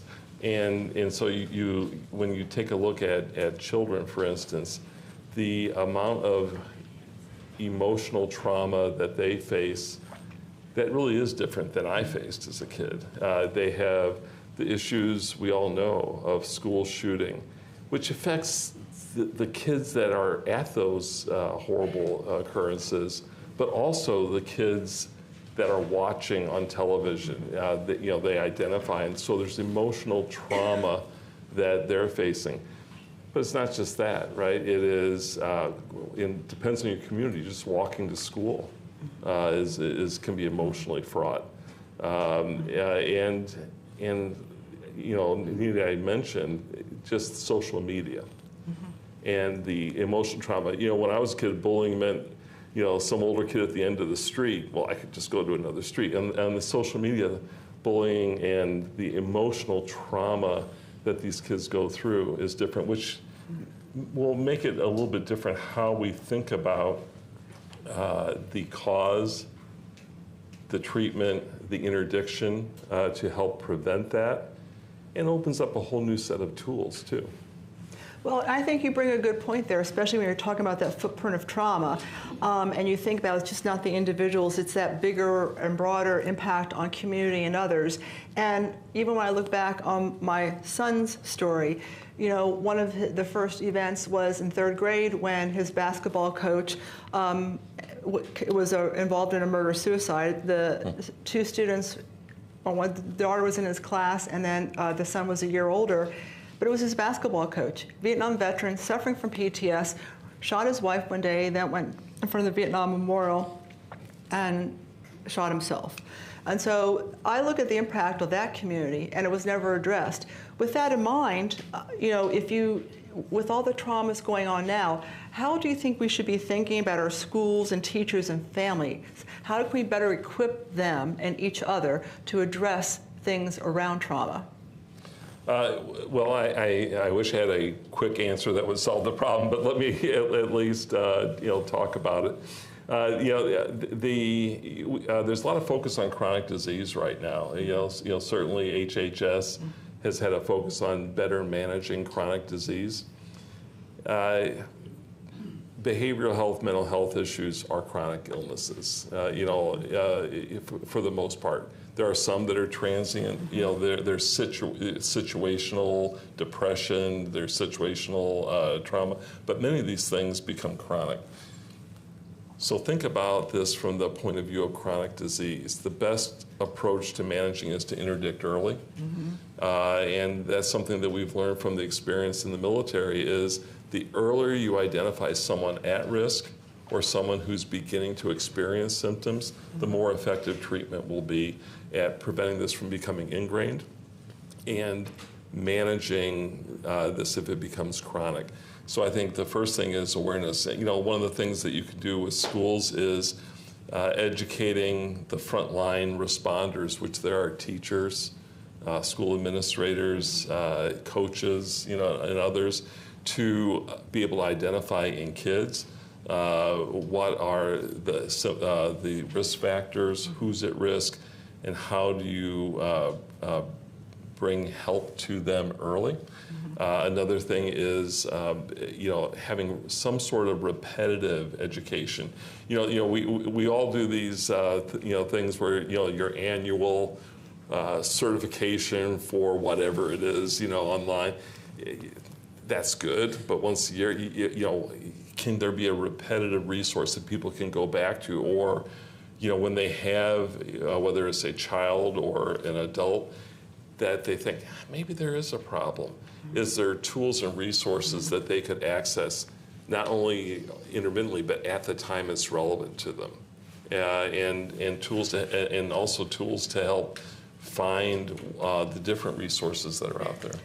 I think you make a very interesting point, because you look at corporations, even MITRE, where we have required training for cybersecurity and phishing and things like that, but we really don't do anything that focuses on interpersonal skills or about talking to people about mental health or focusing on health. So maybe that's something that probably needs to be part of the broader narrative when we think about our country. Should we be bringing the narrative and having more open discussions about health? And should that be something where we're having regular resource fairs and bringing things to the corporations to train people?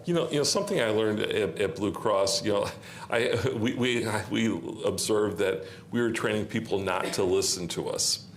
Because I would get emails on conditions that could not possibly be relevant to me, and so one of the points I made when I was there was how we're training people not to listen because most of what they get is not relevant to them. How do we identify and send people information that's helpful and relevant to them? This is where AI can actually help us. We're all aware the AI algorithms that run social media increasingly targeted to what you're interested in, what you want to hear about. Surely we could do that with resources for mental health support, conditions, training, and how do we use these algorithms? Social media is one of the causes of mental health problems in the country. It can also be one of the answers if we think about it, use AI properly, and make sure it's assured, it's safe, and but how do we use that tool? We often talk in mental health about meeting people where they are. A lot of people where they are is on social media. So how do we use that to guide people, to get them help? It doesn't take the human out of the loop, but helps identify where the human can go. I agree. In fact, that came up a lot in panel 2, where they did talk a little bit about technology and gaming and AI. Have you noticed or seen anything with some of the things that are happening at MITRE? Any ideas? Are there any emerging technologies that we should be thinking about? Sure. And that's really where I came to the AI space, because we do a lot of work in data processing, data integration, in artificial intelligence. Artificial intelligence is only as good as the data models they train on. And one of the problems of many data models is that they don't have a lot of context. If you have a registry or some data source that's standardized, that's great, it helps, but you lose all the context around that, which is particularly important in behavioral health. Contextual information is important. So how do we create better interoperability of different data platforms that then can train AI algorithms to be more specific to a person's needs and not misinterpret because it's not trained properly? So it's getting the right data, the data together, and then being able to train the algorithms in a way that's contextually relevant to people. And that sounds like a good opportunity to partner with private industry, because that's where a lot of the talent is right now, and then begin to develop some of those algorithms. Yeah. Well, and it's really a partnership between government, in healthcare, you know, about half of healthcare is provided by the government in some way, and about half in the private sector. You know, and so these things are not mutually exclusive. They're mutually necessary. You need government, the private sector. FFRDCs are created to be a little bit of a bridge between those two worlds, and to help buy down risk for government and enhance the private sector's ability to bring products to market in a way that are most useful. And so we can connect across that. That's really the purpose of FFRDCs, is to support government and enable the private sector to bring product to market. Well, I'm going to pivot a little bit for the last couple of questions, and I want to talk about leadership, because you and I both been in the military. Our Army trained us how to be great leaders. What kind of leadership qualities and strategies do you believe are essential for driving meaningful change in the area of mental health in our communities? I think the first thing is not only listening, but keeping an open mind. You know, we've talked a lot about new ways to approach this, but it's very hard to evolve off of what you know or think you know, what you're comfortable with, what you're accustomed to. And so as you start to bring in new approaches, it's looking at them with an open mind, looking at what are the risks, but not making sure that you only take something in that's risk-free, because what we do isn't risk-free. You know, what is the minimal, you know, instead of looking at trying to make something new, look at all the problems, how does it compare to what we have now? Yeah, and is the risk the same or lower? And so I think that is one of the big ones, is we simply don't have the resources, people, money, but if you solve the money problem, you know, and we have that plan of coverage, we don't have enough people to meet the need. And so we need to be able to look at other ways to bring technology and new approaches that are scalable, affordable, and enhance the people that we have in the space. You'd like to grow more, but we're never going to have enough, is the reality. And so how do you use the people where we need them most, the people, you know, giving service, and bring other resources to fill the gaps? So I'm going to pull the thread on that a little bit for the final question. Looking ahead, how should we be prioritizing some of our efforts, and how should people in this room be prioritizing these efforts so that we can truly translate, you know, interventions into equitable, accessible care for all, especially those who are most vulnerable to trauma? Yeah, I think, you know, realizing, you know, as we work on solutions, I talked about context. You know, we have a multicultural society, and I also mentioned, you know, you got to meet people where they are. Well, part of meeting them where they are is in a way that that they communicate. That is, I talk about relevance to them, and so we can't have a one-size-fits-all solution, but solutions that have a common. What is the common platform that is applicable broadly, and then how do you individualize that to meet different communities, different cultures, different backgrounds in a way that is, again, relevant to them. And I think AI can help us with that too, because to build 1,000 one-offs is very hard. To build a core platform or set of platforms that can then rapidly be individualized to meet needs is an approach that we could scale and could meet people where they are in the context they need to be met. Well, thank you very much. I think we have some good ideas that are going to help energize the afternoon, and also to support some of the discussions this morning. So I want to thank you for your time today, and thank you for all you do for our veterans and our community as a whole. Thank you. Thanks for all you're doing here today.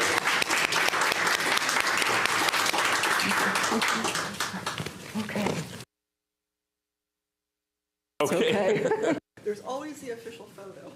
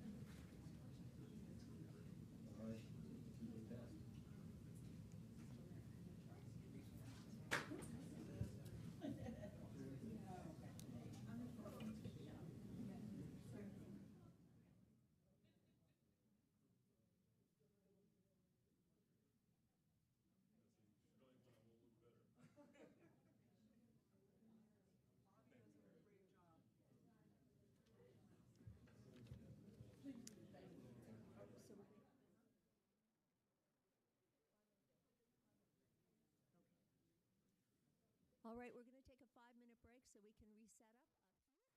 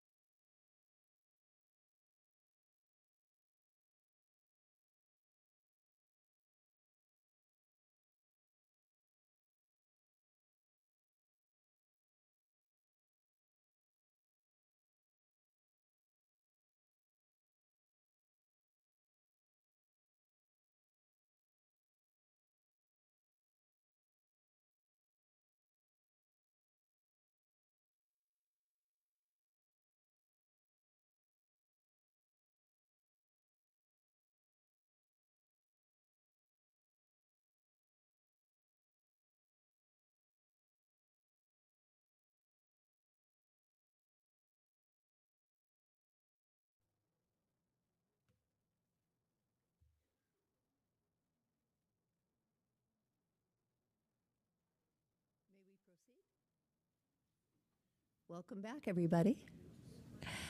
We are about to begin panel 3.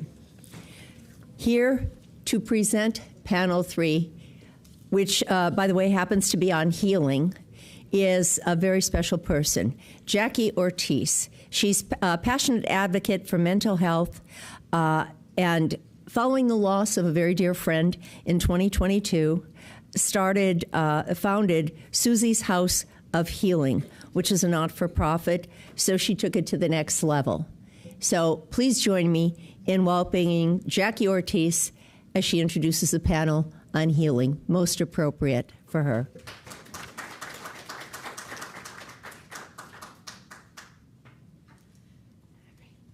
Thank you.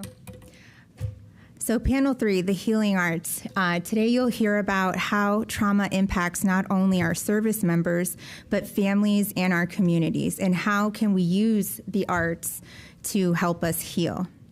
Our facilitator is retired Colonel Anne Marie Halterman. She is an innovative and insightful professional with a distinguished career spanning military, corporate, and nonprofit sectors. She currently serves as the co-founder and executive director of Uniting US, a nonprofit that inspires and empowers veterans and their families through therapeutic arts.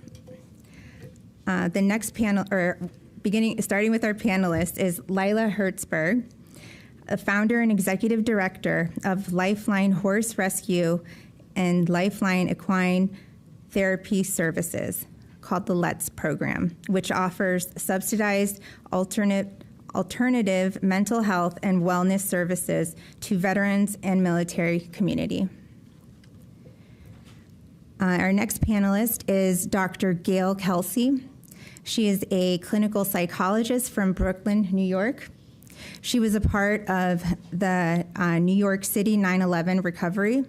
She's worked as a staff psychologist for the CIA, and since retiring has managed a thriving solo practice with primary focus on treatment of anxiety disorders, OCD, and PTSD. Our next panelist is Army Sergeant Luis Rosa Valentin, who has always had an inclination for the arts, actually studied art therapy in college. But while on his second deployment in Iraq in 2008, suffered from an ED explosion and became a triple amputee.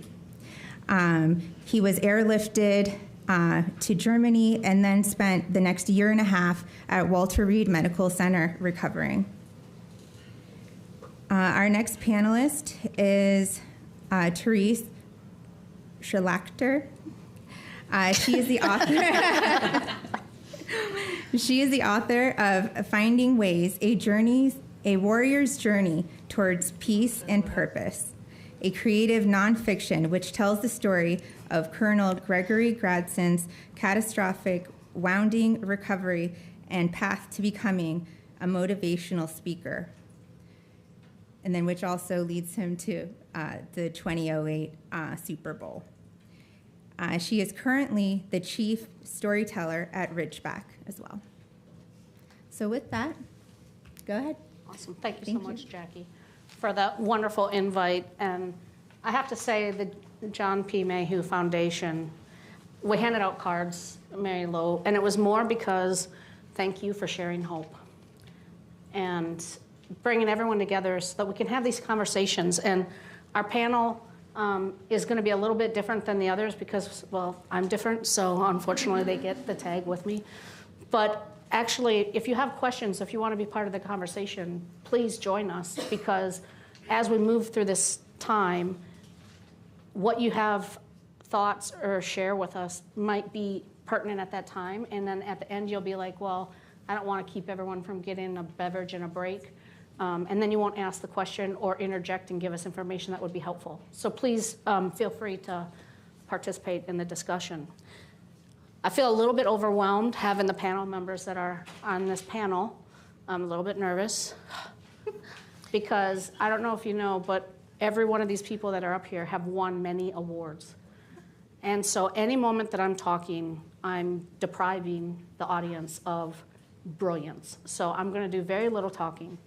But let me just tell you, our goal today is, and actually at the fireside chat it was also discussed, is how military and veteran issues are not specific to the military and veteran community, that they apply to everyone. And so between a professional writer, a psychologist that has done VA work, but also private practice CIA, we won't talk about CIA, Layla, who has and is currently getting another degree. By the way, I didn't realize that, but I can't wait for you to have that finished, so that's one less thing on your plate. But being in the equine therapy and horse rescue side, so her reality is much different than mine. I fear those beasts, but actually an engagement at her farm helped me realize that I can understand they're so majestic and why they're helpful for people. And then Louise, and I'm going to tell you, I have pictures of Louise painting this large-scale mural, which is about the size of the John P. Mayhew banner there. And how many days did you lay on the floor, sit in the chair? It was a grueling challenge. It was. And when we kept it, there's steps and there's all sorts of things. But, I mean, there's no stopping me. Right. And not only did you do that, but other people that are here and on the panel participated as well. And so about 500 people have touched this and the other corresponding mural that goes with it on that 3-4 day event back in 2024. And so we wanted to share this with you today and realize that we are working towards having a discussion about, we all have our individual areas that we work in, but how we can come together and hopefully have some innovative ideas and solutions that can bring help and services to more people and also help the organizations reach a greater population and also have the funding and resources that they need. So I'm going to start with you, Therese, because you're right here next to me. So this is the thing that I find very interesting. So you worked with Greg Gadsden, and you did this book. But there's so much more. How many years did you work with him? I met Greg right after he was wounded in September of 2007, and 16 years later, the book came out. 16 years. Yes. So from a non-military background position, but you worked with the DoD, right? And right. You I was a contractor. Right. But in that 16 years with him and being the author and traveling with him and being at different events, what are your conclusions about resilience, wellness? You know, what as the author of the book, but also as an individual that has watched Greg and his family through this process as well? Mm-hmm. Greg had a very good and stable family, and very, very supportive. And I think that was very, very key in his recovery. He also had a lot of faith and a lot of spirit, and I think that was very instrumental in his recovery. The 16-year process, it evolved because when we first started, I was a producer at what was then known as the Pentagon Channel, and I met him at Walter Reed as I was covering Wounded there. And we got to know each other, and then, I don't know if you know the story, he was recovering and wound up becoming a motivational coach, most notably to the New York Giants when they beat the Patriots in the Super Bowl in 2008. So that's the gist of the story. And so when we were friends, when that happened, I'm like, we gotta write this down. Come on. You go to Iraq, you lose your legs, you come home, you become a coach, you coach an NFL team to victory. Are you kidding me? And they weren't supposed to win that game. The Giants weren't supposed to win that game. It was the Patriots. So, but then when I had to really talk him into doing it. He's very humble, and so when we started, but one-word answers. I would ask him questions, and I would get these 1 or 2 word answers. I'm like, this is going to be a long time. This is going to be really hard. But then as he evolved and he recovered and he gained so much perspective about his life and his family. You know, initially he didn't think that he would be able to do things with his family. And then he would go on Wounded Warrior trips or, you know, other organization trips with his family, realize that he could horseback ride and go take his son fishing and do things like that. And so there were so many things involved in his recovery, but he was a resilient person, I think, to begin with because of his football career and the way he was raised. But, and all of those elements, I think, came together to help him through. I mean, when he was wounded, yeah, I don't know if you know anything about the West Point community, but it's a freaking mafia, man. Those people show up. They came from all over to support him, and still do. You know, we went on a book tour. We were all over the country for about a year, and the West Pointers, man, they came out of the woodwork. They would just always show up and always support, and they would, you know, even create their own events, you know, for us. So he had that. He had a lot of. Did that answer the question? Well, my question is what it was like for you. Oh, what it was like for me. That's my question. Okay, it was very humbling because I got to hang out with this incredible person, and so much of the time I had the same question, like, what makes you like this?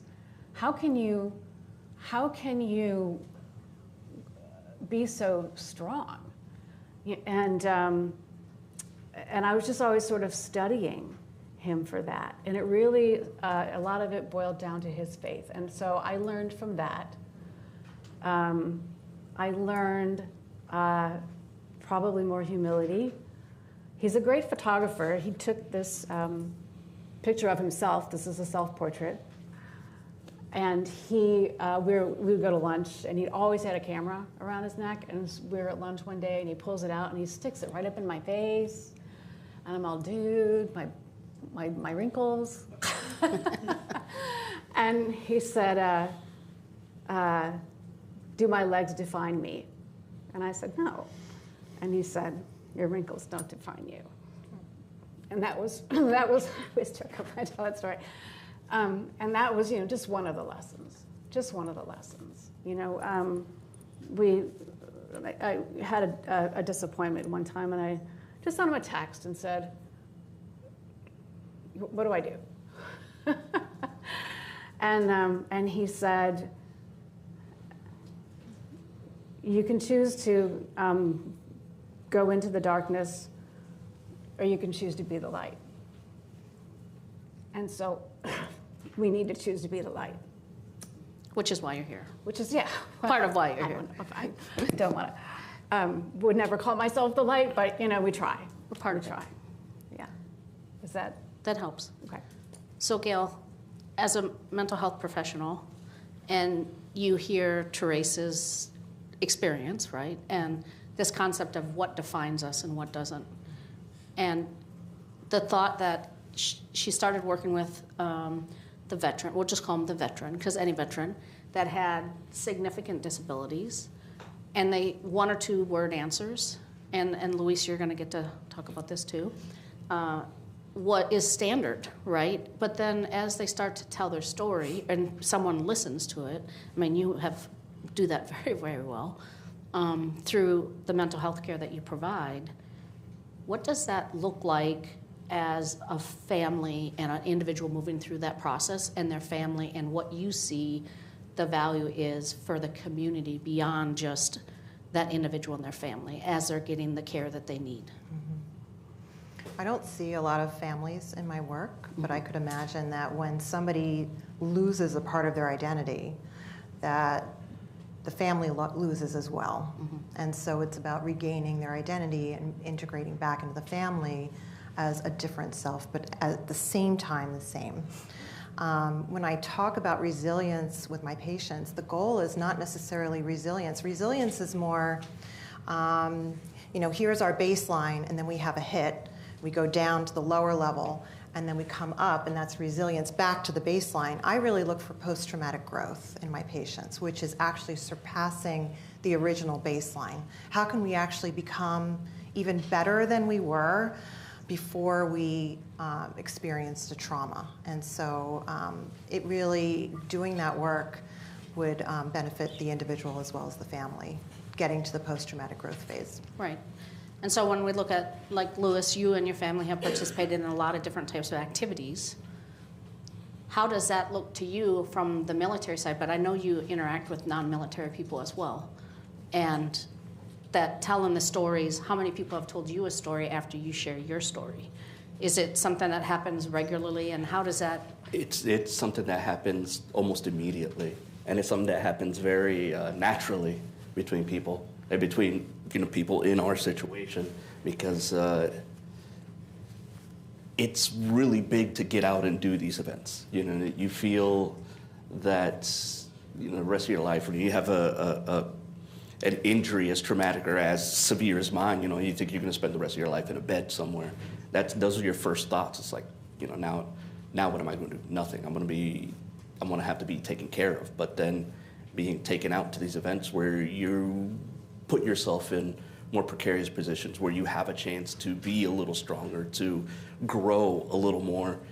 And when you take those steps, you realize that, okay, things are different, but not in the same manner that I thought they were going to be. They're different, but they're accessible. It's possible to go fishing again. It's possible to horseback ride, to get in a car, to anything. Or to gas your car up at a gas station yourself. Yes, actually, that was actually pretty difficult, because you're supposed to be able to honk, and someone's supposed to come out, supposed to. The way things are supposed to happen. It never happens that way. So eventually I just started, I work my way around it, and I no longer use a ramp van, because then the ramp gets in the way. So I just go out like a station wagon or SUV type. I just go out the back, I get my gas, and I just love seeing the gas attendant's face, like, oh, maybe I could have helped. It's like, no, he wasn't going to help. And by that time, you're already driving down the road. Yeah, right? I'm just going to skip that part where I'm honking like an idiot in the middle of your parking lot, and you're pretending like you can't hear me. So. Yeah. Unless you're in Jersey. Yeah, unless you're in Jersey, that's right, where they're not allowed to pump. And so when we look at I like the concept of the below and back above to resilient. It's through the work that you've done and the activities that you've engaged in that you become an inspiration to so many people. And so your participation in this is wonderful. And then when you meet someone like Layla, who has the equine therapy, which is something you haven't done, maybe you'll end up at her horse ranch. Yeah. And Layla, what would you say about what you see when different people come in the door and meeting them where they're at, and what that process looks like? Right. Much like Gail described. Right. So it depends on who's there, right? So literally, it is meeting them where they're at. So we work with mostly military veterans and their families, but we have some people outside of that population as well, and they have different needs. So our most typical client is someone with very, very high anxiety from PTSD, moral injury, military sexual trauma, and they're really on edge. So just even getting out of the house, coming to the farm, coming to people they don't know, is really frightening. So we can start with them at that very high level of trauma. And honestly, what happens is it's the whole experience of first just being out in nature. Okay, we don't have four walls around us.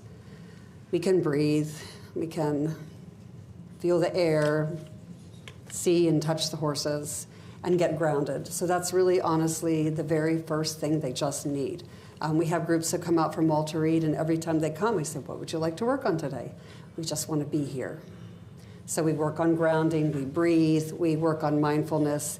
They just need to be here in this safe space, put their worries behind. We'll deal with that in a bit because we know we have to.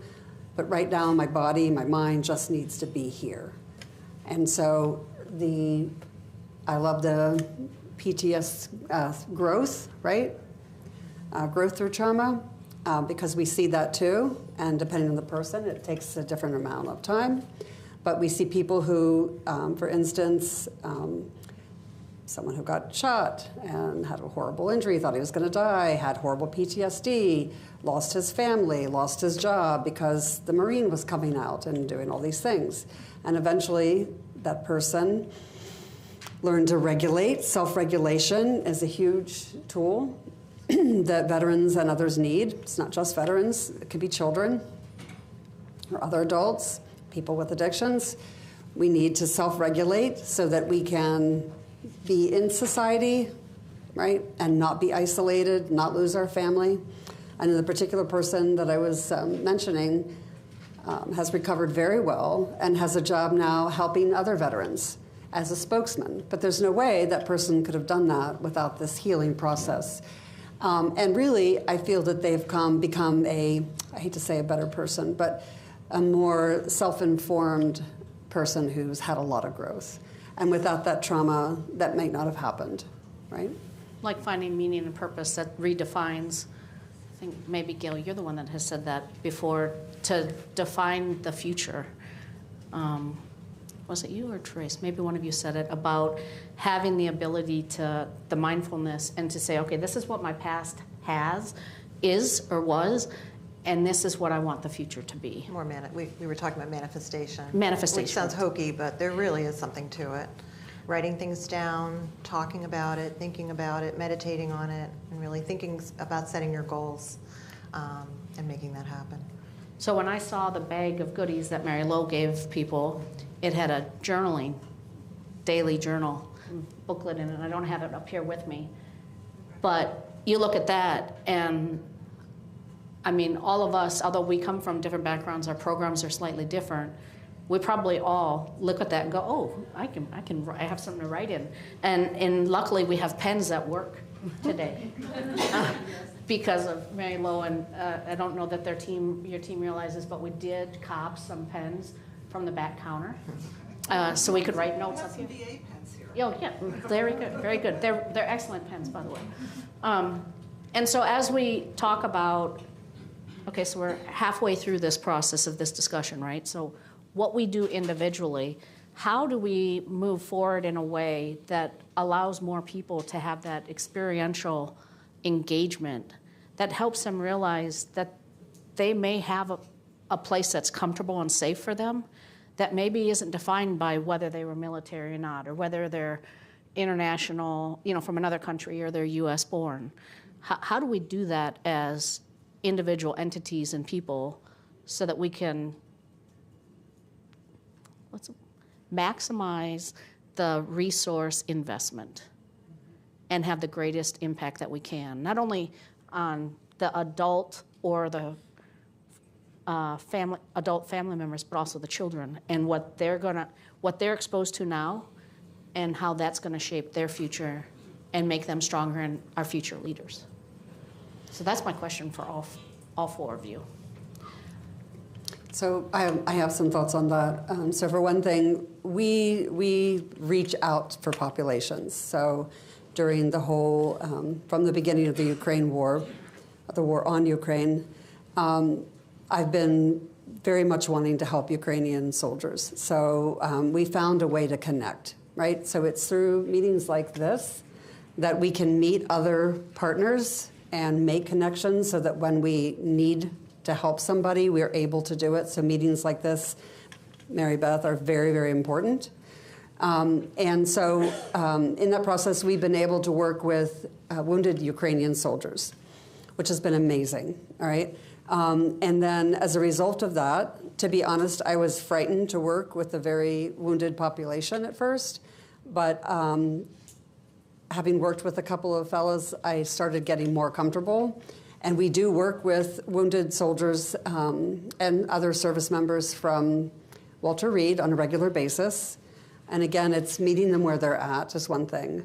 And we work with others as well, okay? So we've had everything from a child on her last days with cancer to adults with cancer. We work with people with substance use disorders or problems. And it is a universal thing, right? That for what we're doing in terms of the nature, the healing of nature, And I'm not saying that's going to work for everyone because it's not a one-size-fits-all, but for people who we're working with are seeing a lot of benefit from being in nature. So again, it could be, other populations, other countries. It is the kind of thing that would help. Not everyone has access to horses, so you have to scale it, right? Well, maybe it's a walk in the park, maybe it's looking at the squirrels, darn little things, whatever it is, to feel like, you're part of this greater thing, right? And get out of the institutional idea.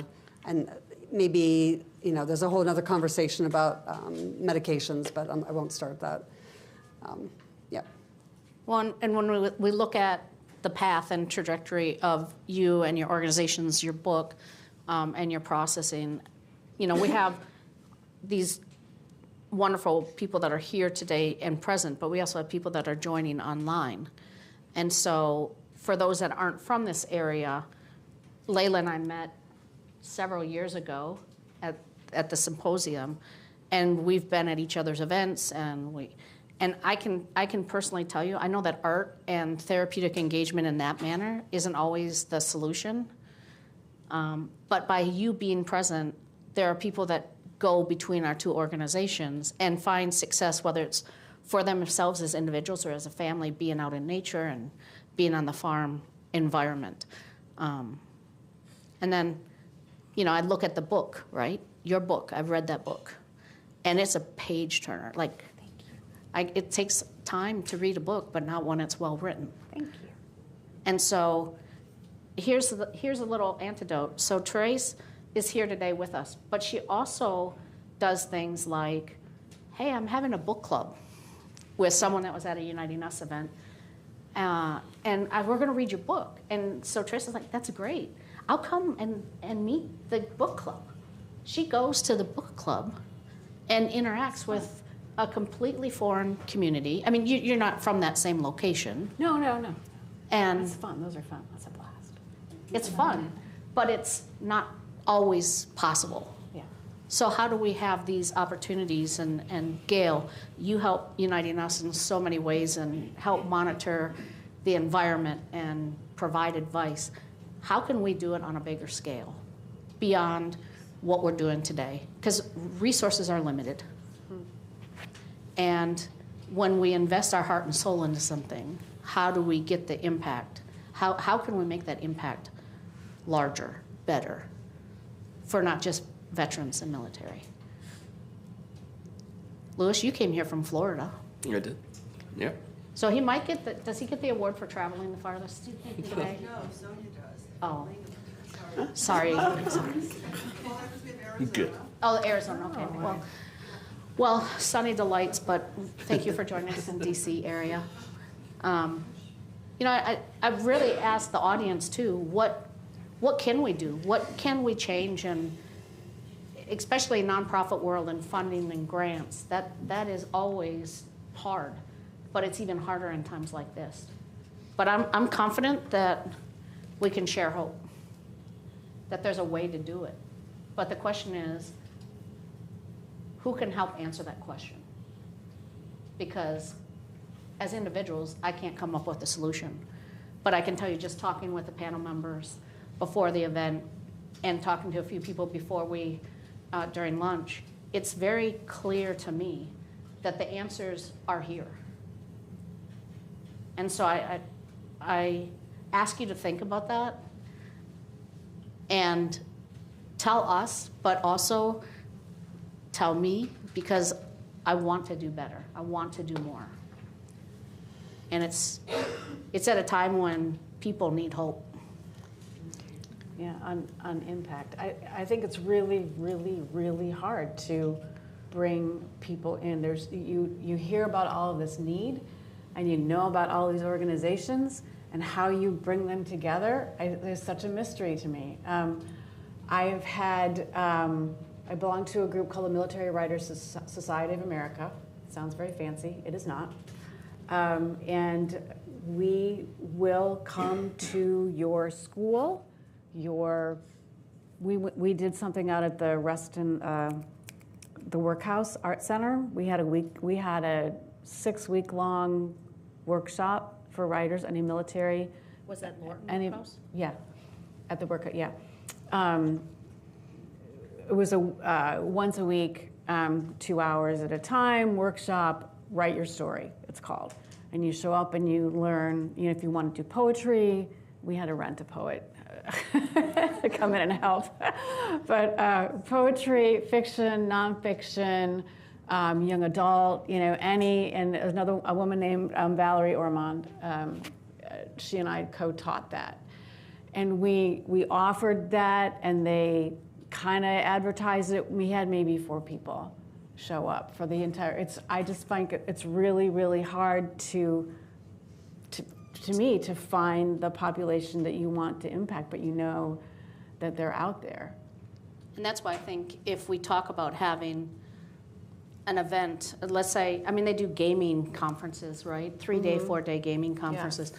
What if there's an experiential conference where individuals and families can come? They don't have to be military and veteran, but they get to try all these different types of activities. Yeah.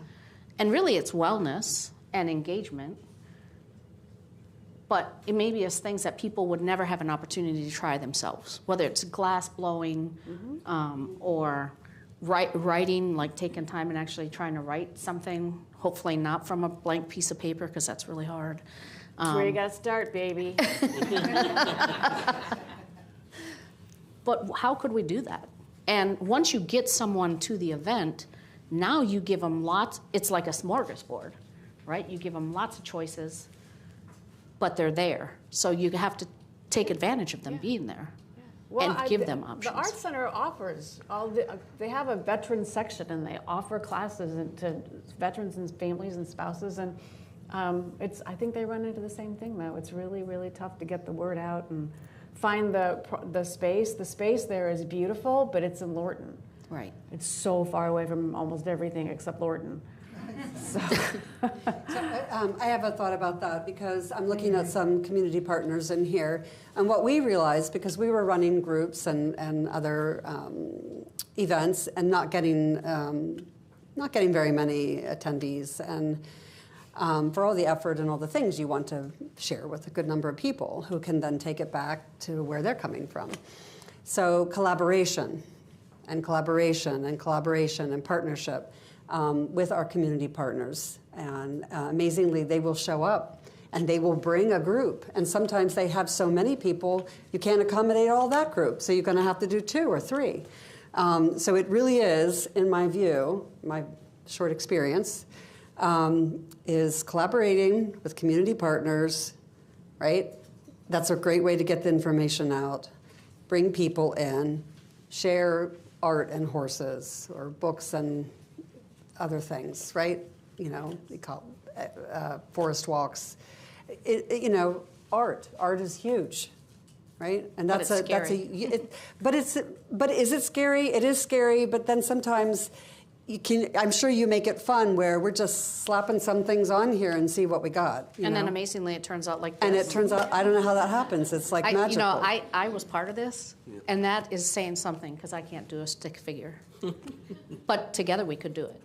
Right, and then I don't want to take too much of the time, but let me just mention this really quick too, is sharing the ideas. So for instance, we've inspired Ukrainians to take equine-assisted therapy back home. We have someone who runs an Indian nonprofit who's interested to see how they could carry that back. Maybe horses, maybe animal assisted, right? But to learn about that, we have someone from Cameroon. So you can make this, grow. British have these programs as well, and we want to share these experiences, and we want to know how they're doing it, right? How are their experiences going, right? And it comes to benchmarks. Yeah. It is so much about networking, like you said, because last night on the phone, you had this brilliant idea. Well, why don't you translate your book? I'm like, why? Who wants to read it outside of this country? And you're like, a lot of people, and we talked about the Ukrainian soldiers. And in fact, Greg's prosthetist has opened up a prosthetics shop, so to speak, in Kyiv. So, there's, what a great audience for that book, and people who could really, really appreciate the story and use the story, as part of their recovery. So that's a great idea, and I would love to do that now. And I'm embarrassed to say that we haven't done an audiobook. We just haven't gotten to it. And it's something that we would have to fund ourselves, but it's not that expensive, and we can do it. And I didn't really think about it making it more accessible to people who who are blind. I didn't even think about that population. All I thought about are, commuters. Like, oh, they listen to audiobooks, and I listen to audiobooks when I'm, varnishing or doing something. But right, there's a whole population. And someone said to me a couple weeks ago, I would love to read your book, but I've had a stroke and I can't read anymore. I'm like, oh yeah. So now I'm motivated to do that and to do those two things. And I wouldn't have thought about it without talking with other people about it, because we all live in our bubbles, right? That's right. Does anyone, or someone has a question? Yes, ma'am.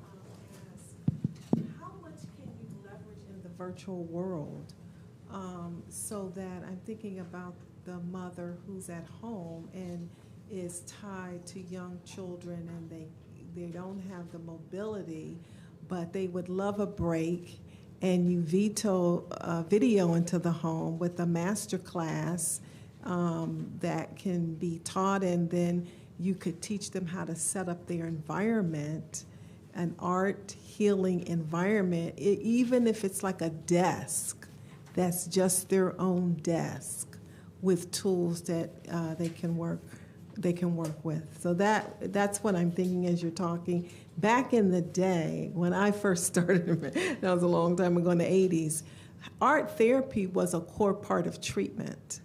It was, especially for the inpatients, that they had to go to so many sessions of art therapy as part of their core treatment before they were discharged. And so with all the cuts, I don't even think that happens anymore. But I think we need to be talking to our legislators about what's the CMS code, how do you get reimbursed, because it is much more advantageous to, if art therapy can do most of the healing, then like I don't need to prescribe maybe a medication. I'm not saying that people don't need medications. Right. I'm saying that could be a part of treatment, and they may not need a medication, or they may not need 12 sessions or whatever it is. And again, I am not saying that people don't, I'm a psychiatrist, I am not saying people don't need medications. I am saying that art therapy works because I've seen it. And it's another part of the brain that we need to use, the creative side. And it does just a lot of good healing. And so that's just an idea of the virtual world. I don't know how you wouldn't do that with equine therapy, but maybe teaching something about horses. I don't know, but that's certainly a technology, I think. And then virtual reality, how can you put a module together about art therapy that people put the headsets on, and they're in some wonderful land of art. So that's really interesting. So, you look at that and we have all this technology, but maybe it's a part where we could do some remote, and then if we had the right collection of people, community, someone might be across the country in Arizona, could be part of this overall network, and then they could learn about the different types of, I'll call them supportive activities, engagements to mental health support. And then they could go locally to one of the partners that actually has the horses like in that location. And they could choose. And if they make the choice and they're not forced to go to it, maybe the attendance would be more consistent. I don't know. Right. So in terms of attendance, we're really not having that issue anymore. We have very good problems now. We have the clients, now we don't have the funding, so that's Right. another hole, but I'm not going to get into that.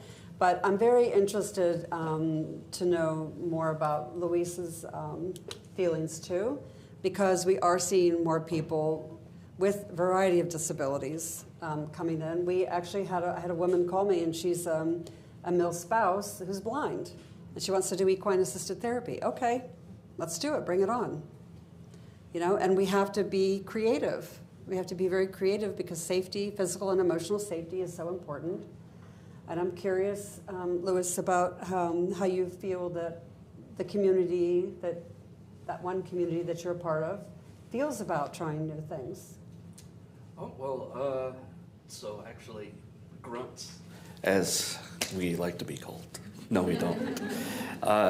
The infantrymen, specifically infantrymen, and then when we're talking about therapies, alternative therapies, they're seen as maybe childish, and it's again a topic that's been brought up. It's the stigma. If you tell me to paint my feelings, I'm going to say that's not my job. My job is to paint the walls with blood, not paint flowers on your paper. And it's like, well, what if we try some horse riding? It's like, I used to ride dune buggies up. It's that extreme machoism is probably the biggest hurdle that one is going to have to overcome with a combat wounded service member. So the best way I was able to get any information was actually word of mouth. The soldiers that I was with, the therapists that I go to, or the people that I run into in the hallway. I like to say that I've learned more from the smoke pit at Walter Reed than I did from any of the pamphlets that were hanging up on the walls, because it's just talking. So these group therapies are great, but it's hard to get me into a group therapy, but because then I'm going to have to talk about weaknesses, and I'm not weak, I'm a grunt. And so we have this wall that's this darn near impenetrable. But having peers, it was actually one of the reasons why I really looked at going into art therapy. It's why I began to go to school to be an art therapist, because my hope was that somebody like me who has been through the ringer and who has the street cred, as it will, tells you that it's like, look, this therapy might help. It's not just painting flowers and your feelings and scary pictures. There's something to it. I was hoping that my position would be able to help others. And I still do the same thing, but without the degree. But to get it out to more people, I don't know. That answer I would not know. Reaching people like me, very difficult. But once you got our trust, you got our trust. And that's the key word, right? That's the word I was waiting for someone to bring up, is trust. And I think part of it is trusting each other, but also building trust and community outside of our silos. And so, Gail, did you want to add anything? I have so many thoughts. I was thinking about my residency at the VA when all the guys in the hooch, I was, 27 years old, and like, how could you understand what I've been through? Also the World War II vets. How could you understand what I've been through? And it was gaining their trust. I was thinking about how to kind of intervene to a larger group of people, even a parental primer or a parenting handbook, which does not exist, right? We become parents, we don't have a real straightforward handbook. And when we look at PTSD, and the real risk of PTSD is it's derived from ACEs, or adverse childhood experiences. We know for sure that people with a higher level of ACEs are more likely to develop PTSD. So if we can help parents prevent that from happening. Also looking at heart rate variability. We know that soldiers who, prior to deployment, if their HRV was lower, they were more likely to develop PTSD when they came back. So how our nervous systems are managed prior to deployment. So how can we help parents help their kids manage their nervous systems early on, and also help parents manage their nervous system. So having a stressed out mom go for a nature walk, be around horses, do art. So I'm getting a little bit off track here, but those are some thoughts But actually going through my not, mind. right? because, I mean, the reality is we all are going to spend our time with family and friends and some time alone. But how can we create opportunities, whether they're online as a starting point or a mix of online and face-to-face, that allows the engagement to happen and not to be talking about wellness or mindfulness, but actually doing something, whatever that might be. Everyone is a little bit, we can have metal work, foundry work for people that really like the edge, and that might excite them.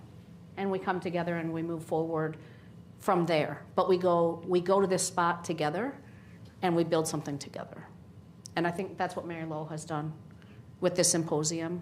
And I'm appreciative of it because I know as an organization, we have benefited from the partnerships that we have had through your symposium every year.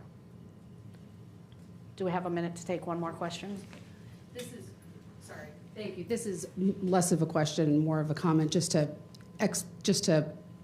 foot stomp what Gail just said. And I left the DoD earlier this year and was working with military families and was overseas in UCOM. And when we met with the chief of staff over at UCOM, the question I asked was, what can we be doing now to get ahead of the curveball for military families and children with the Russian threat in Ukraine so close? And I think what you just said ties into that. How to help parents start to regulate their nervous system, how to help children start to regulate their nervous system, so that as they are exposed to these these environments with increasing threats, they are better prepared to deal with it and manage it when they come out on the other side. So I really appreciated hearing that comment, and I hope someone from DoD and VA is listening so they know how to tie this into what's happening in theater. In the same vein, recognizing the signs and symptoms in their children. So, we look at trauma now being acquired neurodivergence. It changes the brain in children especially, impedes their learning, increases their impulsivity, and so parents need to be educated about that as well. Yeah. And I think there was one other question.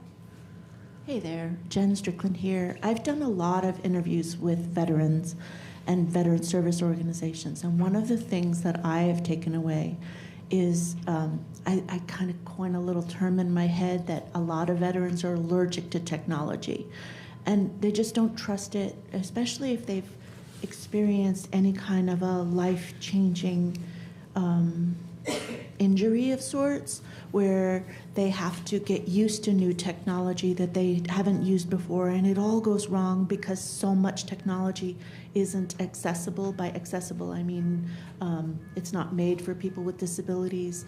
A lot of my tech brethren have failed at their jobs, but I agree very passionately with something that Louis said, which is that smoke pit.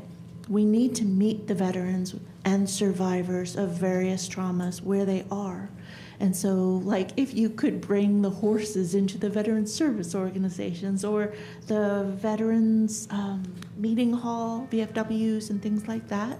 I mean, I'm not meaning specifically the horses, but once we have veterans that are joining the effort to try to meet more veterans, to help them learn how they can help themselves to services. For example, I worked on the VA.gov modernization, and the more we could get veterans that had experienced any kind of an injury working on the modernization, the better we were able to get people to take it seriously and think really, I mean, Mary Lowe talked about it early on, the empathy.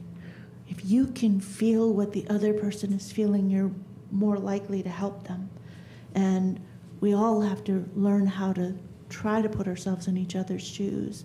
And that's just so key. And on this one, especially with the healing arts, with all of the budget cuts that have happened in my lifetime to arts, we've lost the ability to critical think and to heal ourselves. Right. And arts are so critical. If we all brought art and did art here, then we could take it away with us and bring more of it to the world. So that's all I wanted to say.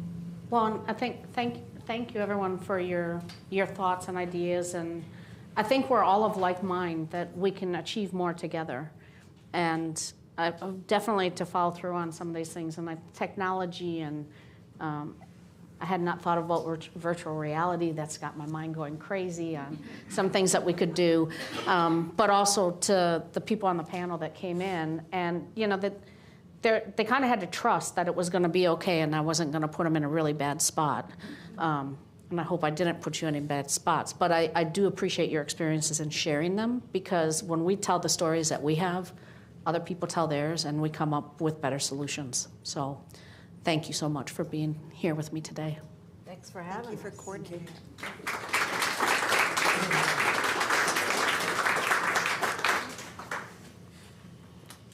Okay. Thank you. That was a lively discussion. Weren't they good? I think they deserve another round of applause, don't you think? Okay, the good news is we're going to invite you to take another break. Maybe you want to continue the conversation over a cup of coffee or something. What time would you like to reconvene? 3 o'clock? 3:10? All right, we'll reconvene at 3:10.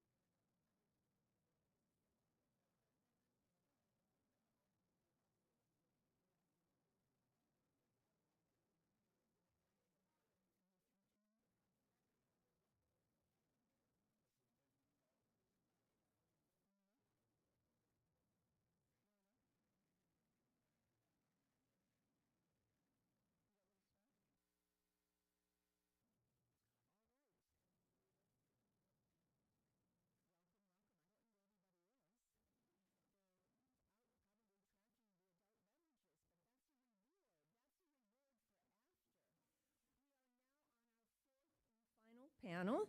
Okay, changing the conversation on mental health care from stigma to strength. I am delighted to introduce the party who's going to present the panel. Her name is Jessica Walton. Very interesting woman. She is a defense communications strategist and writer who translates real-life stories from the security field into commercial fiction about the human and moral stakes of conflict. Wow, huh? Please join me in welcoming Jessica Walton to the stage as she introduces panel 4. Thank you.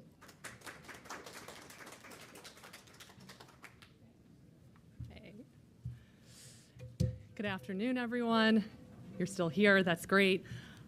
This is actually my third year attending the symposium. I'm so thrilled to be here. So welcome to panel 4, Changing the Conversation on Mental Health Care from Stigma to Strength. So today we're talking about something deeply important, how seeking care is not a weakness, but a sign of strength.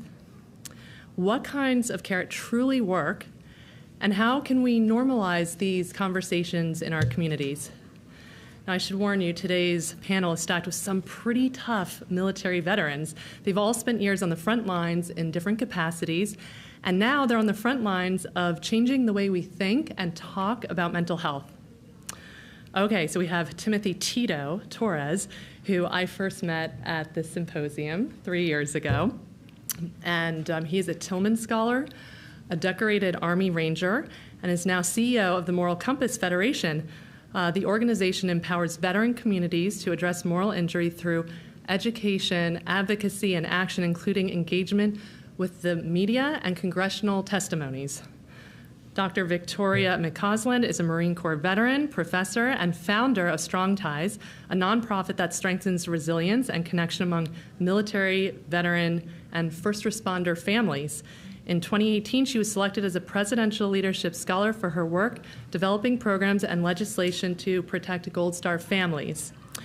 And leading us through today's discussion, his friend and facilitator, Dr. Anna Yusim, a Yale-trained psychiatrist, best-selling author, and internationally recognized expert on integrating medicine, spirituality, and holistic wellness. So please join me in welcoming our panelists. And with that, I'm going to hand it over to Dr. Yusim. Thank you, Jessica, so much for this wonderful introduction, and I'm so excited to be speaking today with Victoria and Tito. I think we're going to have a really, really important discussion on how to move from stigma to strength and what that means at the systemic level, but especially also at the personal level. So I really want to hear your experience, your stories in working with the families of the fallen, your stories in working and helping people overcome moral injuries, and then your own stories of being in the service, yourself, and being able to overcome and stay mentally resilient throughout. So my first question to the both of you is, in a culture where stoicism, strength, power is valued, how do people get the courage to ask for help? Let me start. I think that we value stoicism, we value strength, we look to people who we aspire to be as leaders, and sometimes in communication we think about people as good, strong communicators when they can lead the room and they command attention. When we think about support seeking in communication, oftentimes we want to flip those things on their head. We want to think about the people who are taking the time to listen. And so when you look at the top tier organizations, whether it's military or the for-profit world, those leaders in those organizations know it's just as important to listen to their people as it is to come at them with that authoritative tone and that command presence. I think that in some respects, we need to think less of the strength being that presence and more the strength being in the silence of an interaction. I love that. Thank you so much, Victoria. Yeah, I'll expand on that a little bit. I think the conversation starts with stoicism being reframed. Because to me, stoicism is not a negative thing. I think it's a very positive thing. The true essence of stoicism is controlling the controllables, right?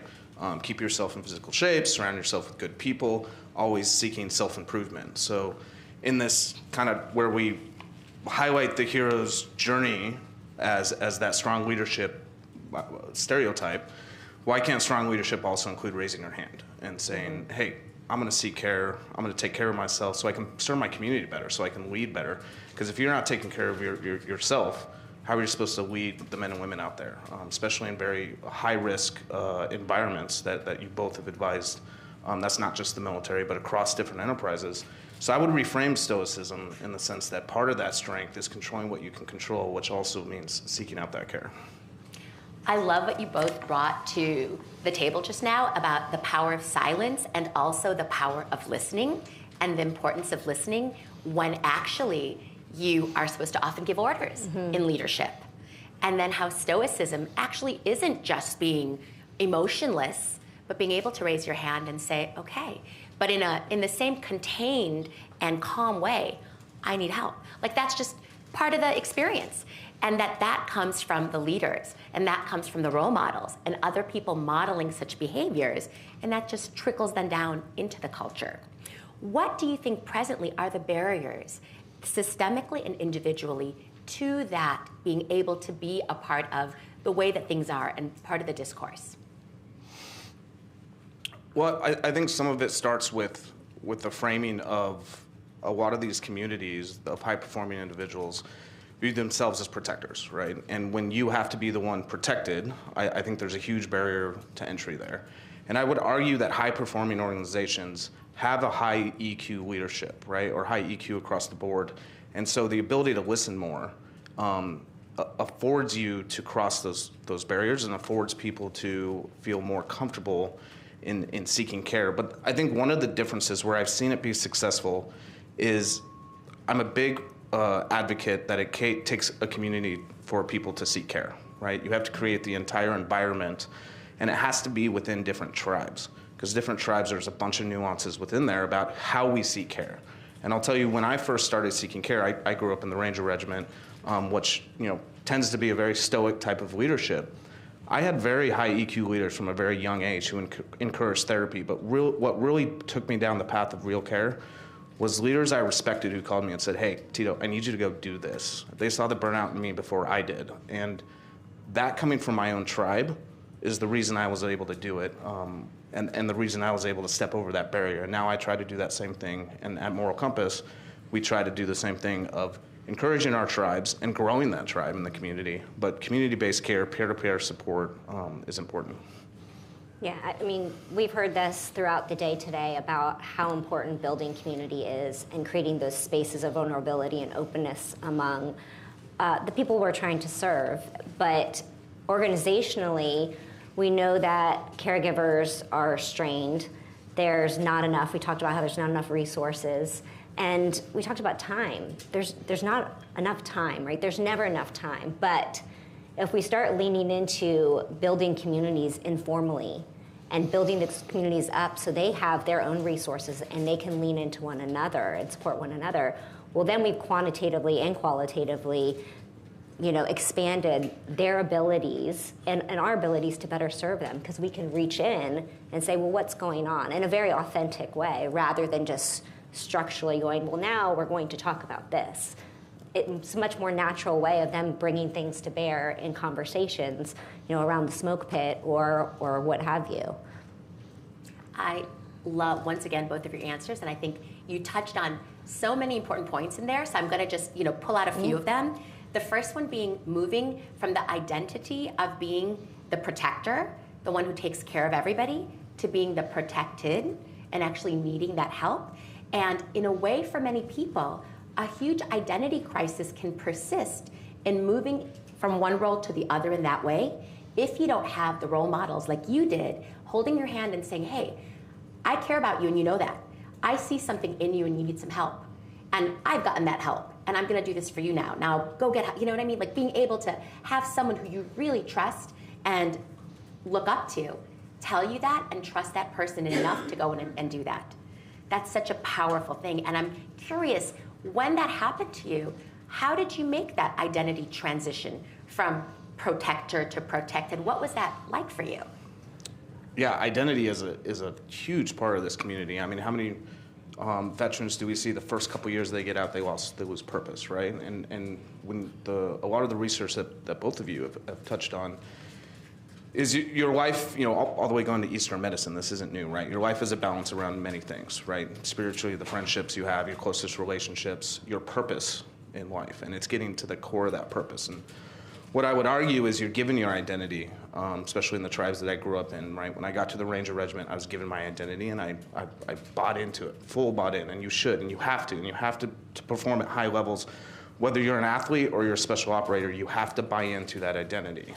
The work comes when that identity fails you at some point in your life, and you have to relook at who you are, and you have to build that purpose around something central that's not external, in my opinion. And that's where the true healing started for me. So I consider myself an Army Ranger for a long time. I switched over to another special operations unit, and that's where my identity was. When Kabul fell, for me, was the beginning of my healing journey. That was a very dark time in my life because I lost, why did I do all those deployments? Why did I lose my friends? I lost my complete identity.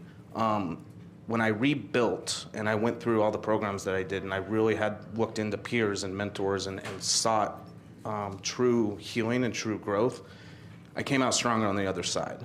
It's getting to that step to fully invest in your healing, because if we had unlimited resources and we put them in front of every single veteran, every single high performer that's having mental health problems, you're still not going to reach everybody. So there is a point where you have to buy into it yourself. And that starts, again, with community and the peers around them. Absolutely, absolutely. And I'm curious also, Victoria, for yourself, we're talking about identity transition, and you yourself are a PhD in communication. You are working very, very intensely with the families of the fallen, and prior to that, you were of service. And I'm curious what that identity transition was like for you, what you had to release and what you had to take in order to create this new identity that you're now, here with us in. Yeah, I think this question is always so interesting for me. And we know that any transition in life can be difficult for people. For me personally, I think that tell me about yourself is such a loaded question. And when you get to a certain age, you're kind of like, oh, what do you want to hear, or how much should I share? I went from Marine to PhD student to Gold Star spouse to government employee building Family of the Fallen programming, back to completing my dissertation, and then diving into my work with foundations building their programming to support families. And I still struggle with how do I introduce myself to people, especially after losing my husband. I didn't realize how much that was a part of who I was and my identity. And so for Gold Star families to have that rug ripped out from under them so quickly, and then to continue on in life figuring out, well, who am I? Where do I ground what that identity is very difficult. One of the programs I'm currently working on with an organization that supports Gold Star college students is to prepare them for the application journey and job interviews. Tell me about yourself, standard question, right? For these young adults, it's so loaded. What do I say? Do I tell them about my father or mother? Do I share that piece? Because that's why I have this scholarship. That's why I'm part of this program. Do I only talk about how I'm a great student? Do I talk about why I want to work for this company? Where do I start? And so helping them realize, at least in my view, that they can bring whichever identity to the forefront that they want, whichever self is important to them in that moment that they want to share, we can change which face we put forward, and it doesn't take anything away from who you are. So I might choose not to share my history as a Gold Star spouse in some particular environment. And that doesn't mean that I'm ashamed of it. It means that that's not what I chose to bring forward in that moment. And I think helping people recognize that your identity is multidimensional, it's multifaceted, and it is always a part of us. And you don't take anything away from one thing by choosing to put something else forward. It's important. It's been really important for our Gold Star community with Families of the Fallen as they navigate their way forward. That is such a thoughtful and beautiful answer of how our identity is indeed so dynamic and multifaceted, and also changes with time as we grow and evolve. And that's what we want it to be in so many ways.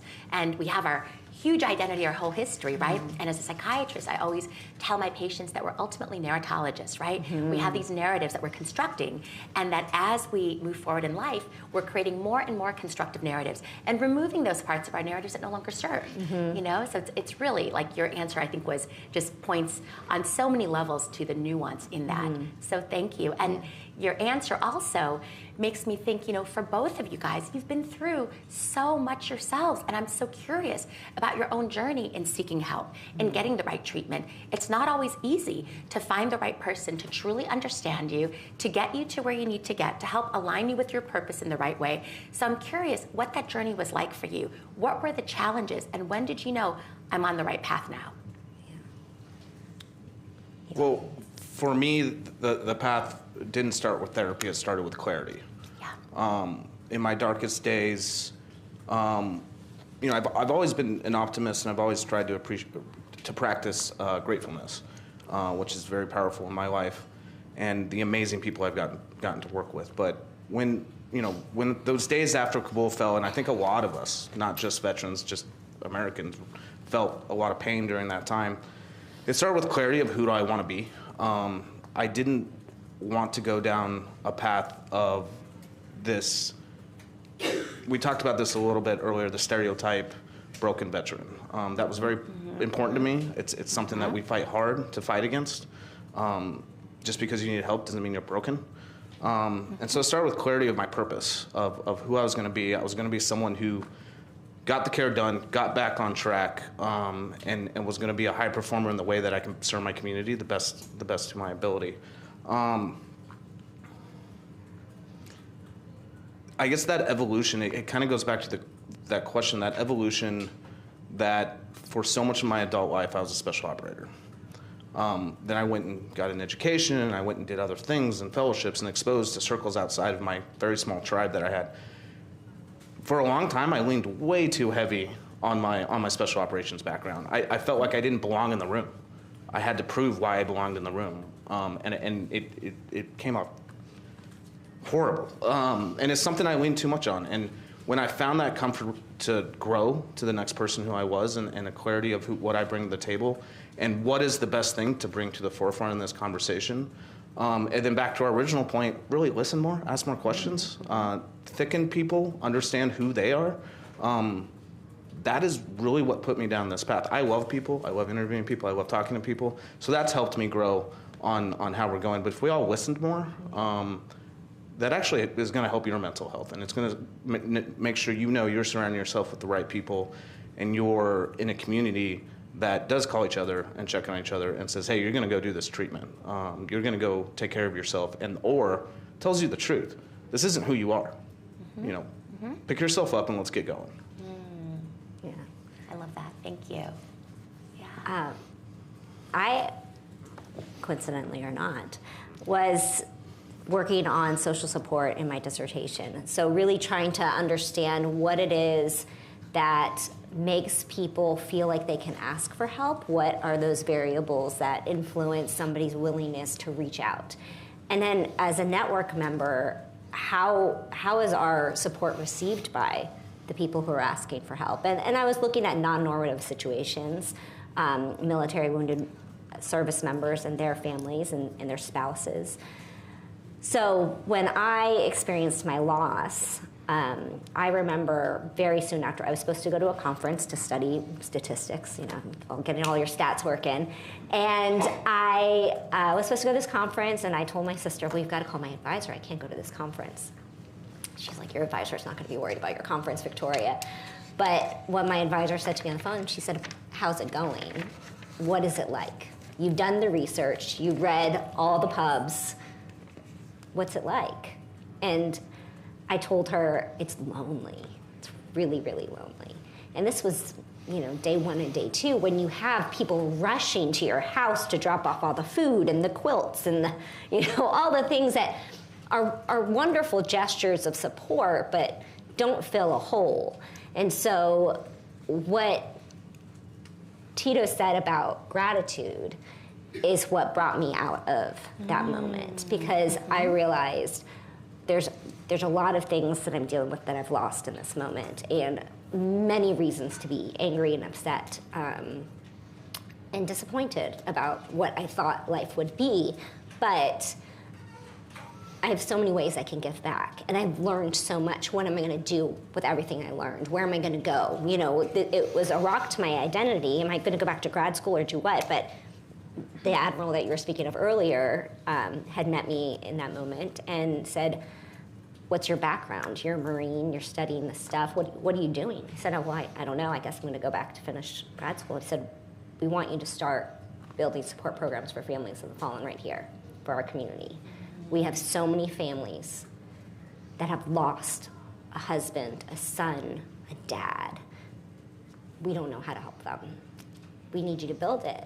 And that is when I started finding my way forward, was when I was able to start serving other people and giving back. And we know that. We know that people feel a sense of well-being and purpose when they're serving other people. And so when I hear us talking about building communities and how do we bring people into the room, well, we're serving one of the beautiful things about the programs that I try to design for foundations and organizations is that you bring these communities into the room that you want to serve, and that's important, and you want to find a way to do that because you want to help those people. But what you're inevitably doing, like we've talked about earlier, is you're serving every touch point around them. So with my Gold Star families, we were finding a way to bring in these families that had not been spoken to in over a decade at the time of my loss. From the first family in our community who lost their loved one, they're cut off. It's not on they're not trying to hurt them, but you are no longer an active duty family member. And so the nonprofits are the ones that are stepping up to help those families. And so we are reaching out to those families. We're trying to get them invested, trying to get them to the room. And then what we're also doing is we're showing all the service members, if something happens to your family, these are the people who are going to take care of them. And oh, by the way, you're hurting and you've lost so many of your buddies and you don't know how to help and you don't know what to do and you don't know how to step in. Come over. We have this activity. We're bringing all the kids in and we're doing this one activity together. Why don't you come help us carry boxes? I mean, it's a way for them to serve and give back that just fills a hole for them too. And so I feel like the beauty of the community piece is that we're doing so much with so little, right? And we're affecting so many of the systems outside of just the circle that we're trying to serve. We're helping all the people around them as well. Can I expand on that a little bit? And something that I think is discussed in certain circles, but the Gold Star families in particular, that I've worked with over the years, both with individuals I served with that I lost during my service, and then in my role now. It's sad that we've learned all these lessons, but we have learned a lot of lessons where that overwhelming of support the first year or two, right? It's almost unbearable. It's almost too much, and there has to be that trust person in their life that maybe kind of filters some of that out. But I've told a lot of Gold Stars, I'm like, look, the ones that keep calling 5 years from now are going to call you for the rest of your life. They're the ones that are going to be around. But it's not that people stop caring. They don't always have the mechanism to know how to care or how to do things, but those individuals feel left behind. They feel forgotten. And there are other ways to serve. And so when we talk about serving the Gold Star families or a specific family or a specific instance, that ripple effect around it, that isn't always obvious, right? And not exact comparison, but a comparison that I'll use where you don't realize how much you're doing with moral injury, which is what took MCF to where we are now, focused on moral injury. We started with the Kabul evacuation and helping our allies. Yes, we were helping our allies. But all those veterans that felt like they couldn't do something and felt helpless, be able to give them an opportunity to do something, to contribute towards something. And it's not an exact comparison, but it's that ripple effect around it, I think is really, really powerful. And I think sometimes we lose sight of that, or in the nonprofit ecosystem where you have to fundraise and you have to do all these things, you don't fully realize some of the ripple effects that happen in these communities and that you try to build around this purpose, which goes back to kind of the foundation of a lot of what we're talking about is purpose and identity. So I think that's a great example of where we've learned lessons, and then now we can take some of these lessons learned look at military families, right? How we treat military children now compared to a generation ago. Very different than what we're doing now. And now, sadly, because the GO was so long, we're dealing with adult children of Gold Star children, and that there's going to be a lot of lessons learned. And luckily, we have people like you out there leading that. And to circle back to the identity piece and how this is modeled for them in their communities.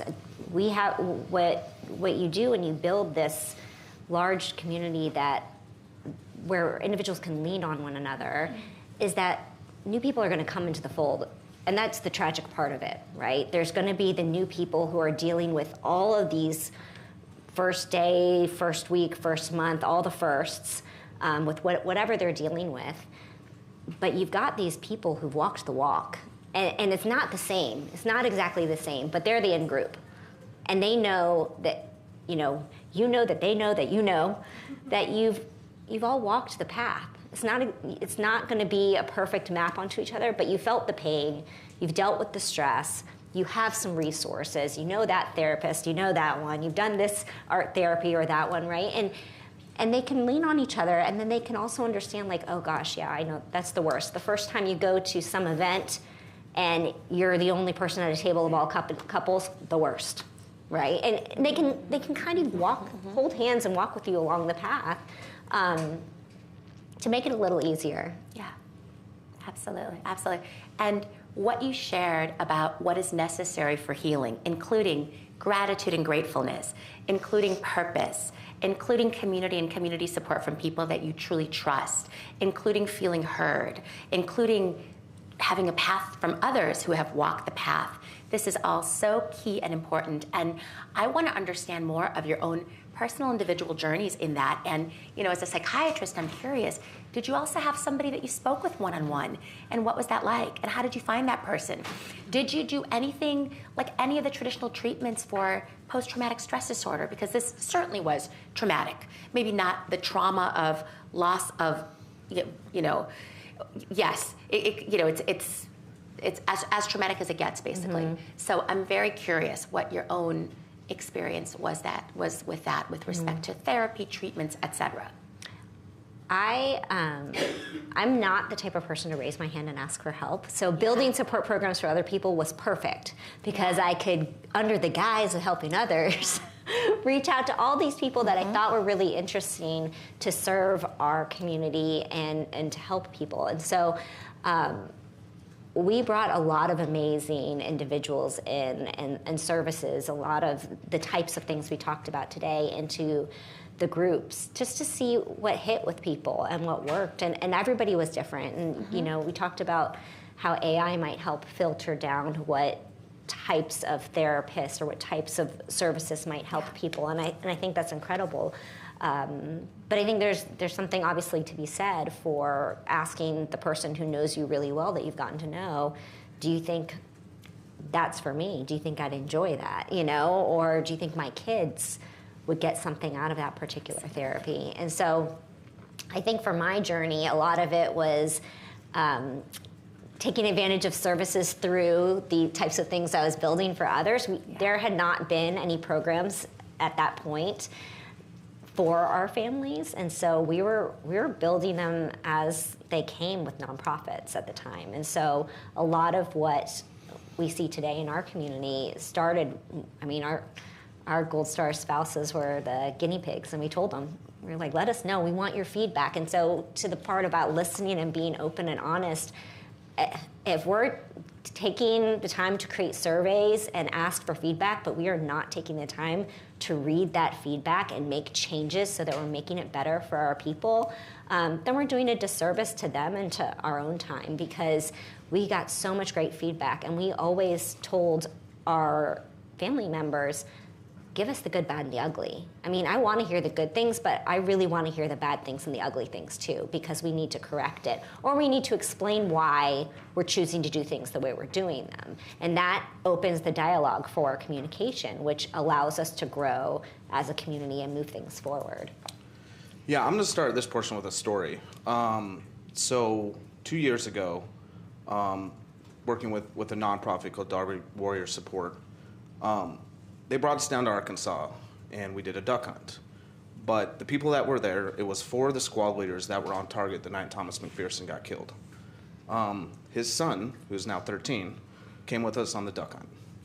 And we spent 2 days with him, getting to know him, seeing the maturity of level that he could handle, because his mom asked me, and we always stayed in touch, and Jonah Hurd was very close with Tommy, called Jonah and said, he's starting to ask questions. He wants to know what happened. Do you think he's ready? Okay, let's go hang out with him and see what happened. On the last night, we sat around for 2 hours and we told him the story from the very beginning. We had imagery pulled up, we told the entire story. As you can imagine, a lot of tears for all of us. I didn't realize how healing that was gonna be for me. Now, that moment wasn't about me. That was about his son.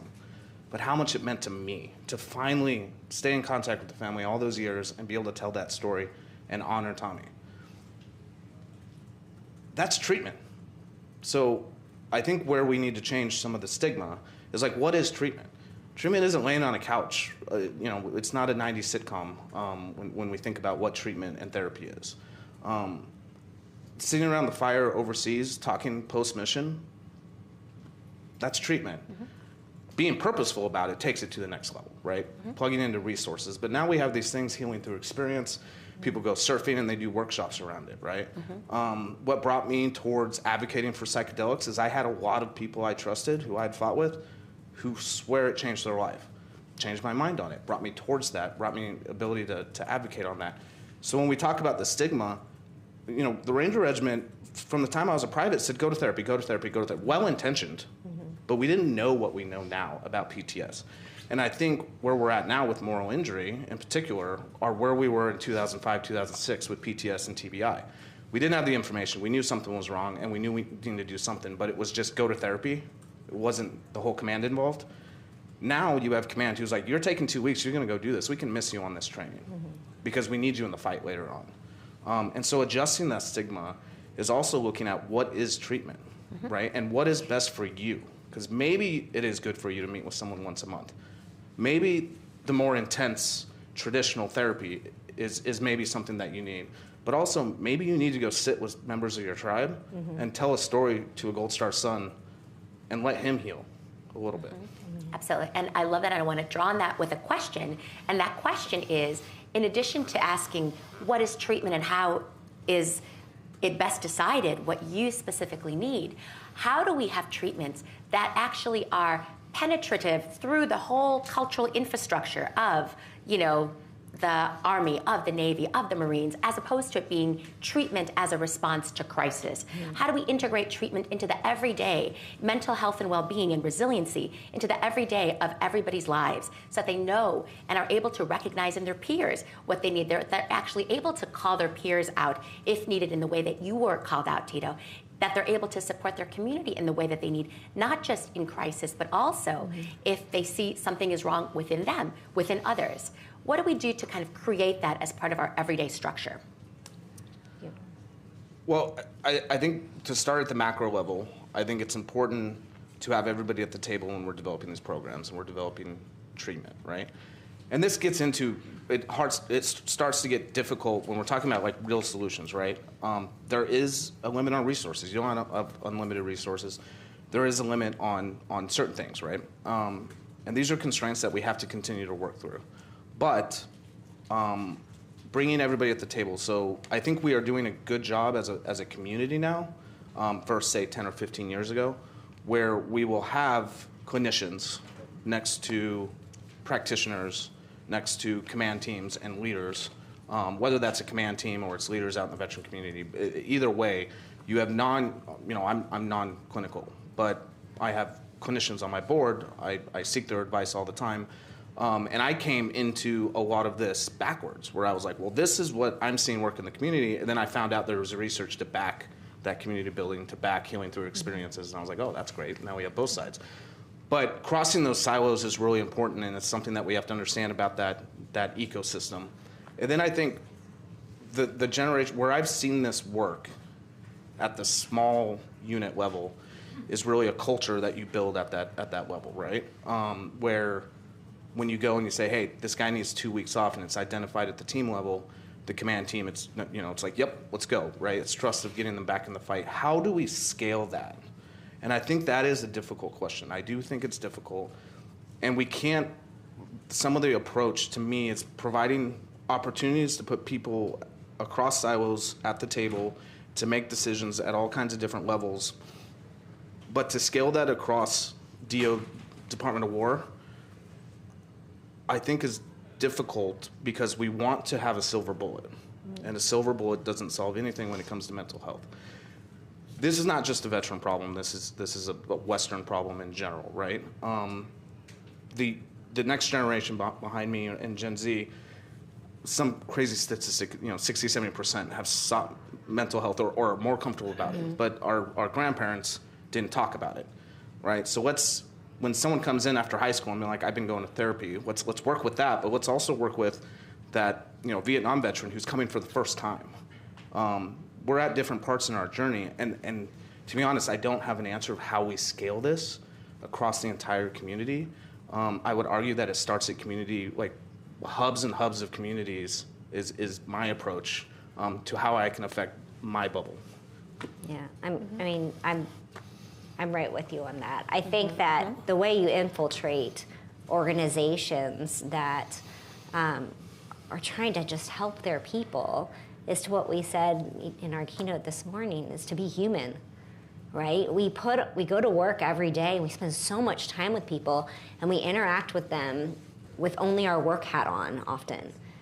And instead of taking the time to listen and engage with them in conversation about other facets of who they are and what their life is like, because they might be rocking it at work and things are not going well at home, and vice versa, right? And so if we're taking the time to have those little interactions that build up so that one day somebody can say, hey, on lunch, do you want to just walk outside for a little bit and get some fresh air and get outside and talk about whatever, giving people an opportunity to connect on things outside the function of the work mission so that we can say, okay, yeah, did you know we're going to be talking about these things later, or have you ever talked to this particular person? And just providing resources in a natural way and building those communities. So building the one-on-one interactions and relationships and connections, but then building those natural community bubbles wherever they are. I mean, your work environment is a community, right? The Gold Star spouses are a community because we made them a community. They weren't a community before, but that allowed other people to tap in and say, okay, well, what's going on with this family? And those spouses happen to know a few guys that were really affected by their loved one's loss. And, oh, by the way, John, you should go check on Tito, because he did not look good the other night, right? And so the more connected we are with one another as humans, the more we're going to be able to infiltrate with all the actual professional resources that people need when they need it. But we can't just have the first time they're talking to somebody be when they're in that crisis trauma moment, right? It needs to be that connection, and that there needs to be a prelude. Absolutely. Absolutely. Thank you so much. And I think that that's exactly right. And there are so many different treatments right now for any trauma-based, response, mental health response, including also traumatic brain injury, addiction, etc. And I want us to talk a little bit about the different treatments. You mentioned, Tito, psychedelic treatments. We talked a lot about collective treatments in a community basis, treatments that actually are not traditional treatments, but are the non-traditional treatments of sitting around a fire and being able to be heard, being able to be listened to, being able to sit in silence even, and in the silence something amazing emerges. That's very collective and beautiful and healing. I'm curious about your perspectives on the different forms of healing, the forms being psychedelic medicine, individual therapy, something like EMDR, which is a traditional, with your eyes, you're able to rewire how your brain responds to a certain treatment, to somatic therapies. So these are the things that are out there, and there's many more as well. What are your thoughts on these? And I'm curious about stories of your own colleagues, your own personal experience. What is useful, and how do we integrate that also into the framework that we're discussing? We have so many spouses that have done every single thing that you just mentioned. Yeah. And they're very open and honest about their experiences and their stories, and organizations that they have participated with in some of those treatments that have gone great, and others that have not. And I think that word of mouth is really important because you trust those people. And so does that feedback get to the organizations? I don't necessarily know, but I think that there is such a breadth of options that there is something to serve everyone, which is beautiful because it was not that way 10 years ago. And if it was, the organizations and the resources were so limited, you really didn't hear about them. Yeah, so within Moral Compass Federation, we have what's called the Moral Injury Network. And we bring in smaller nonprofit organizations that have a really good reputation in the community and who are doing great work. But if you think about that as a circle, and you have traditional care, you have psychedelic care, you have peer-to-peer care, you have healing through experience, it's really the whole body approach. And we really take the NICO approach to it, right? So at NICO, you do 30-day inpatient at Walter Reed. I did mine a couple years ago. And you do everything from puppy therapy to art therapy to traditional therapy, but also a head-to-toe scan, physical ailments. And I relate it to if you have 3 burners, and that's the capacity you have, and one's taken by pain, one's taken by something that's non-mental health, how you have 1 burner to work on improving yourself. And so the whole body approach is what increases our mental health, right? Have you lost your tribe and you're in the middle of nowhere? Okay, how do we rebuild you a tribe? How do we find people, whether that's through digital contact or different things? Maybe psychedelic is the right option, right? It gives them ways to do that. The hard part is doing this at scale, right? NICO has also proven that. They're able to run, I think they run 4 to 6 individuals through each module. They're only able to serve a couple hundred at each location. Now, they're doing fantastic work. I'm a huge advocate of NICO. How do we scale that across the thousands and thousands that need the help right now, right? And I do think that's difficult. And when you look at states that are I think, doing a really good job is they have these community care centers, because this is also tied into traditional medicine, right? Traditional and emerging medicine or non-traditional medicine need to work together. You need to have teams of medical. How many times does a psychiatrist talk to someone who's working on their hormones or working on, some different types of medicine? But again, I understand the resource constraint, and that is something we're trying to solve. And it's a problem we keep running into, is whether that resource is time, or whether that resource is financial. There is resource constraint on scaling that ability to hey, there's a menu of options. Your team of doctors is meeting about you, and they're identifying problems. That's the gold standard, in my opinion, of care. I don't have the solution of how we scale that. Yeah. And I completely agree, very much so, that this is the gold standard of care. And actually what you're talking to is what I believe to be one of my biggest criticisms regarding our current mental health infrastructure. Within my profession of psychiatry, there's 2 primary modalities: psychotherapy for the mind and psychopharmacology for the brain.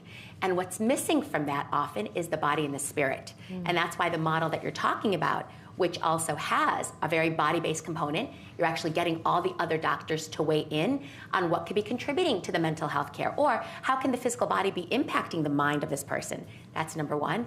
And then you're bringing in the spirit, which is our connection to each other and to transcendence or the divine, whatever you believe that to be. And that's equally important, if not more important, to healing than the mind and the brain. And what's so interesting is what I haven't heard from either of you guys was anyone mention medications. Sometimes that's used, sometimes that's not. But that just shows that so often what people need isn't medication, which is one of our primary modalities. It's actually body, spirit, and connection. And I'll admit, so I was not in the medical field, and I think I've been clear about that I went through a lot of this, and now I serve people in the community, and I surround myself by a lot of experts. So let's be clear. Just want to be very clear about that. But I had the wrong idea about medication for a long time. Because in the veteran community, you get told, you go to the VA and you're just going to get thrown a brown bag. Now, there is some truth to that. But I've also been brought over to medication is very essential to a lot of people who allow them to live a healthy life. Absolutely. We also need to not be in the brown bag situation where it's here's a silver bullet. And something that I say as someone who's gone through this is a lot of this care, because there isn't always the ability to your physical therapist isn't talking to X. There's a lot of onus on the individual on seeking care. I always say no one's coming to save us. That doesn't mean avoid care and just suffer in silence. It means go seek it. Take that first step, because the first step is the hardest. Once you get out there, you realize there's a whole community of people who are doing amazing things in the world who are I need to go do this. When I wasn't in like getting in the gym when I was hurting, that affected everything else, right? And so that whole ability to go around it, but it's that first step.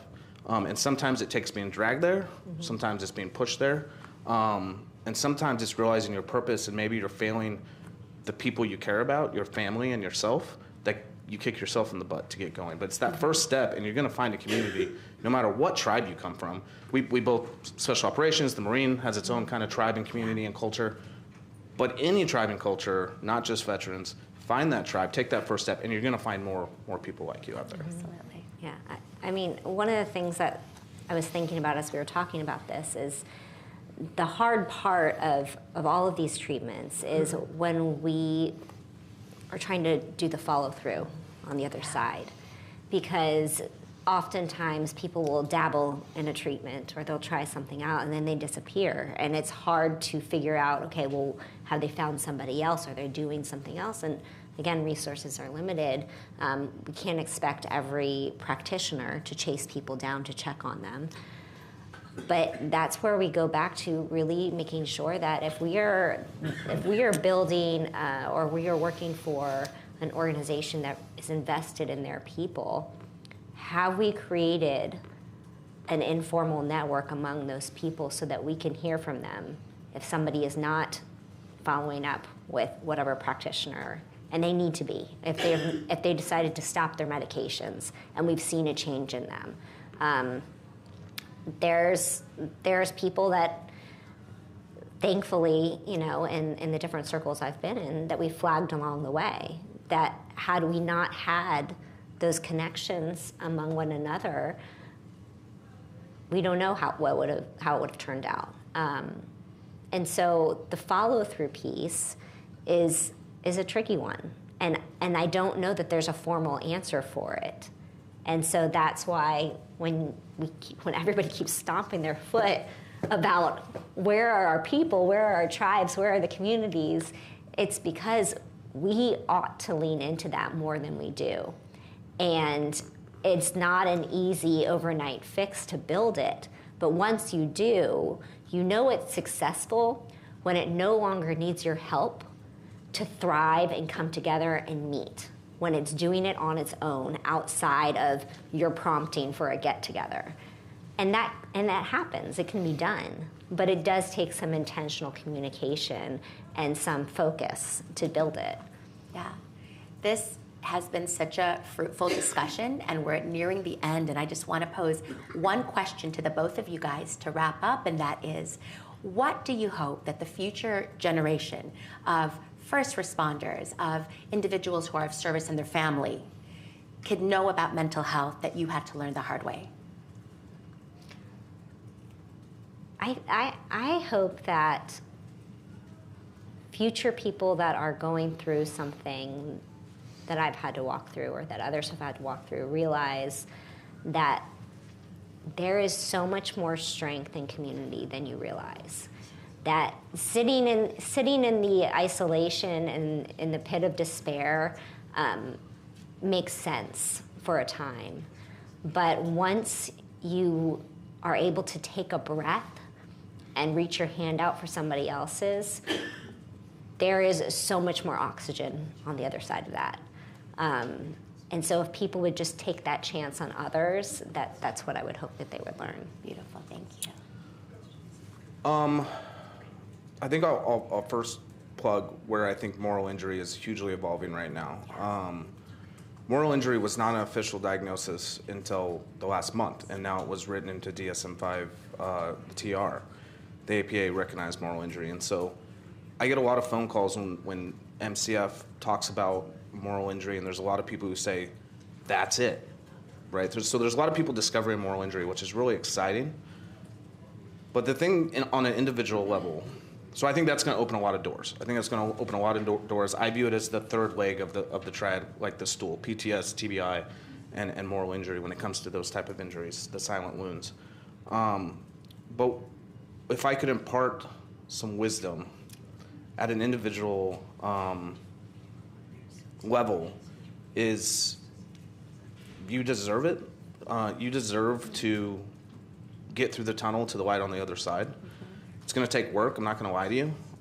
Even if you had all the resources in the world at your fingertips, it takes work. It takes some really tough days. But there is a light at the other tunnel if you put the work in, and you deserve to be happy. Doesn't matter how much you have been through. Humans are very resilient people if you allow yourself to be resilient.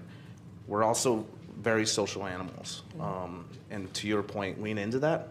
But you deserve to be happy too. And you deserve to find that level of excitement again in life. When people isolate themselves is when we see the biggest problems.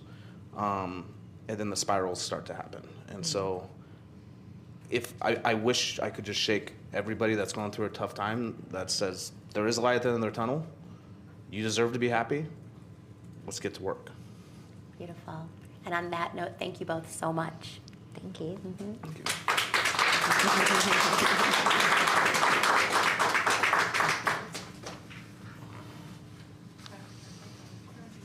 We have time for a couple of questions. This has been a very energetic panel, very lively. So we have time for a couple of questions. Anybody have questions?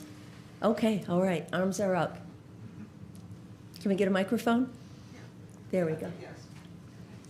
Hi, this is Lila from Let's Program. I have a quick question, really for Tito.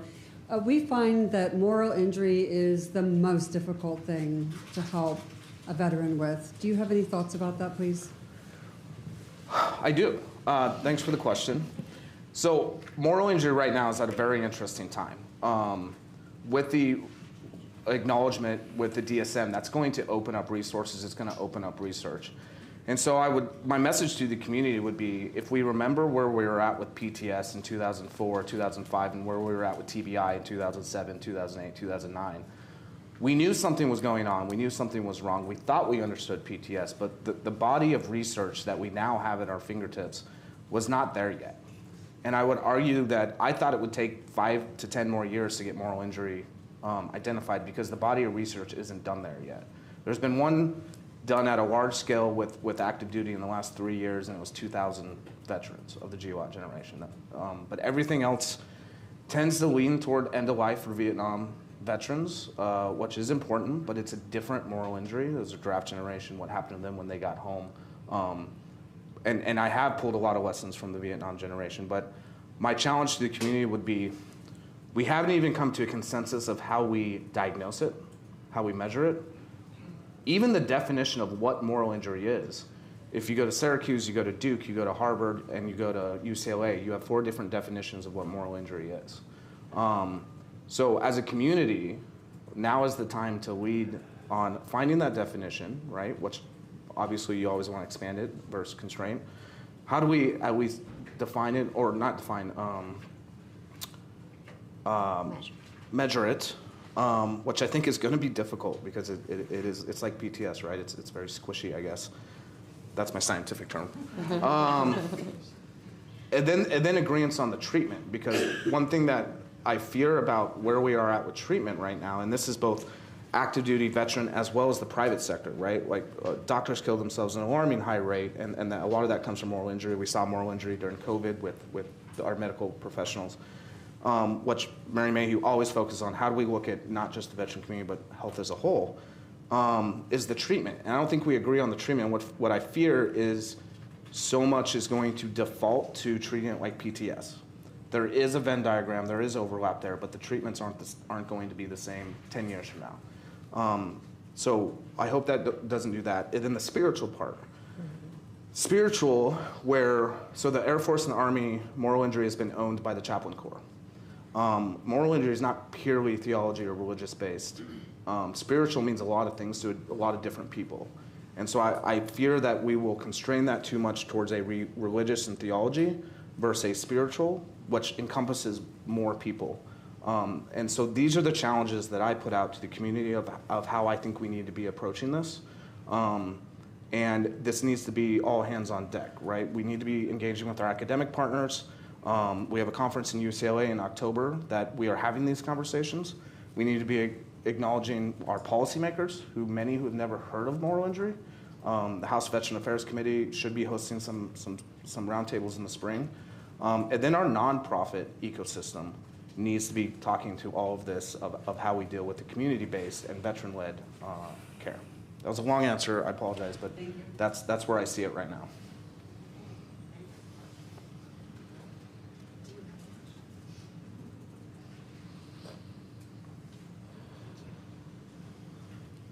On the idea of stigma to strength, the veteran community, first responder community, those are two communities. Obviously, there are many microcosms of communities in the nation and world. Are there any other communities that are doing this really well in shifting from stigma to strength? And are there lessons that this community, our community, could take from that community to apply? I don't have a direct answer to that question. I will say that I think there are other cultures in the world that deal with hardship and difficult conversations like death much better than ours. And I say that because we as a culture tend to freeze up when people are dealing with these very unexpected losses. We don't know what to say, we don't know what to do. And oftentimes, if you look at some other cultures that have more ritualistic or traditional approaches to loss and death, that is something that removes the stigma of loss for them.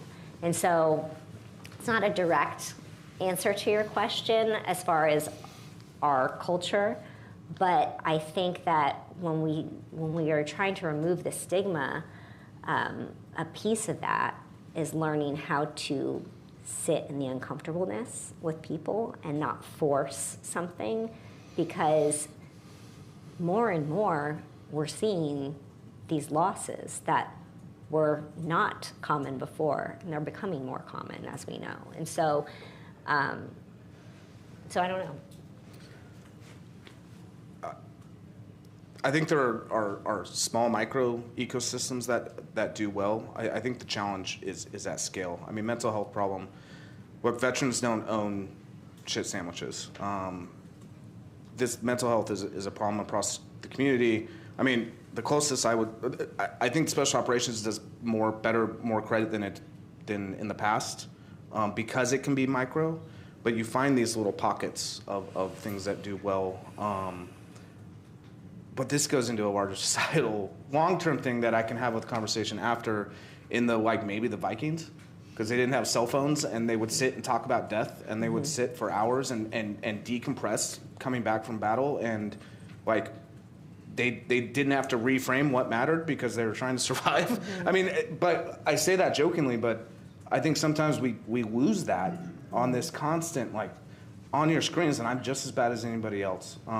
But on your screens, on not practicing appreciation for what you have in life, and spiraling into this, doom scrolling that we live in, and that adds to our mental health. So it's a societal problem. So I just made it worse, I think. Well, I have a different perspective a little bit on reduction of stigma. And that perspective is, it's very interesting what within psychiatry has reduced stigma in our culture to enable people to seek help. And it was actually saying that mental illness is similar to heart disease. It's that it's a biological illness, as opposed to something that means that you are morally depraved or something inherently wrong with you. And that's also the same in certain cultures that contend with addiction, because there's many models of addiction. One, that this is something that has happened to you and has come upon you. It's almost like you're not fully in control. And also the AA model is like that we give this over to the creator in some way, right? As opposed to, this is fully your fault, and therefore you're fully responsible. Because on one hand, we want to take responsibility, and on the other hand, we also want to enable people to not feel the stigma and seek the care that they need. So it's a fine balance between those two things. But being able to biologize sometimes some of what is happening actually reduces stigma, and that's what's in our country has enabled so many more people to seek mental health care. One of the things that you just brought to mind, when we started bringing all these children who lost a parent together, and first these very formal activities, but then informally they were all getting together on their own and doing all these things. the moms all noticed very quickly that their child's emotional bandwidth was so much greater than their peers who had not lost somebody, because they could see how you could experience happy and sad. They could see how all of these things could be true at the same time. And they were watching their friends who had also lost somebody go through different challenges and ebbs and flows of their own journey. And, oh, well, this is coming up. It's going to be really tough for you when you graduate because dad's not going to be there, mom's going to cry, you know, all of these things, right? And so it reduced the stigma for not just them going through it, but for all of the other people around us who were the community members, right? The service members that were friends of dad's, or that kind of, you know, were kind of watching and peeking in, going, how is this family doing? How are they doing? It reduced it for everybody because they're saying, well, this is not just an isolated incident. Look at all these people who are experiencing this. And so, I mean, I think that when you start putting the spotlight on things and making it less strange and novel, then it reduces the stigma. You know, let it be seen. There's nothing ugly about what we're talking about. It's life. Let it be seen. Yeah. The storytelling, like to use it where you're clinical. Clinical is important. It's one facet of it. But the storytelling that has to happen, let it be seen. Put it out there. Like it doesn't need to be in a dark circle.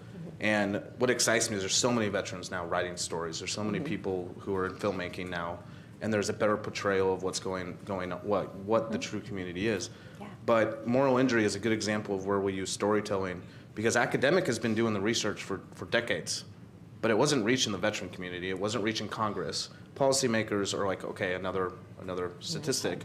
Again, I'm not saying that doesn't play its role. It's hugely important. But then you need to put it in the light, and you need to add the storytelling aspect around it to bring it to life. And then people can relate to it, and you hopefully can reduce some of that stigma. Thank you. Thank you, panel 4. Thank you for everything. I would like to invite you all, when we move outside in just a few moments, to continue the discussion. I hope you'll be here for the adult beverages and for a continued conversation. It's been spectacular. Please join me in a round of applause.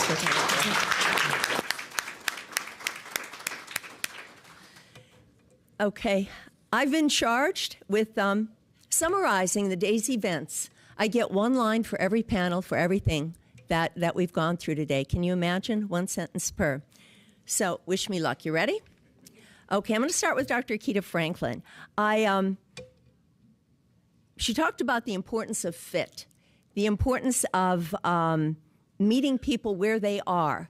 Where they work, where they drive, not necessarily where they get health care, if they get health care, because we've got to get them there to begin with. And that not everybody fits, not everybody's right for the right person. She talks about the power of being lonely. We know that loneliness is a global epidemic right now. And she says it's important to have this continuity, this relationship across the continuum of life. And she made reference to a West Point cadet who wanted to know about how he could enact this, what he could do today. And I offer you the 3-word phrases. Have you ever heard of the 3-word phrases? Think about some of the things that we say in life. The most important things in life are 3 words. I love you. Please forgive me. I'm so sorry. How about we have more? Free of charge. How about please join us? Is the seat saved? Saved for you. Think about that. I invite you to do that. Each one of us, with regard to hope and healing, the question was, what can we do today? That's what we can do today. We can make people feel good at least one time a day. Invite somebody in and invite them to be part of our tribe, part of the group. What do you think about that? Sound like a solution? Thank you. Okay, part 1, with regard to children. Oh my goodness, with regard to children. How 10-year-olds are taking their lives when they haven't even begun them yet. We've got to do something about this, and we are. The role of communication and dissemination is an issue everywhere in all areas of business, is it not? Even if we have the resources, how do we let people know? How do we get it out to them? How do we get them to seek us out? How do we get them to come? Not just in healthcare, in every area. And the thing that that I think was most provocative is the fact that with trauma, you can't always talk about it. People can't always talk about things. So we have to find a way to educate the educators. We're working on it. We just have to change our words to change our world, but they're working on it. So that was a very brief and sketchy synopsis of one, but food for thought. Panel number two. Panel number two was about innovative approaches to mental health to improve patient-centered care. The importance of public and private cooperation. The numbers are staggering. Even more staggering is the number of people who aren't enrolled. Dr. Campbell brought that out. And we need to, we not only need to identify the need, we need to identify the response, and we have to do it together because that's the only way we're going to get this done. That's a very brief and dirty, but that's what it's all about in a nutshell. And this will all be taped, so you'll be able to review it, I believe, will it not? Okay, so you'll be able to go back to it. Okay, number three. Healing and hope. Oh, some great lines here in Healing and Hope.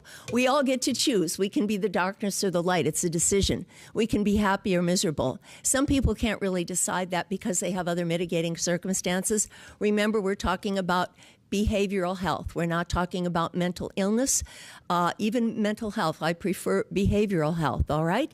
And it's for everybody. If we had to summarize it in one sentence, how this pertains, mental health, behavioral health is for everybody, and we owe it to ourselves and those we love and we care about to help them seek mental health, just as they worry about their weights, what they eat, everything else.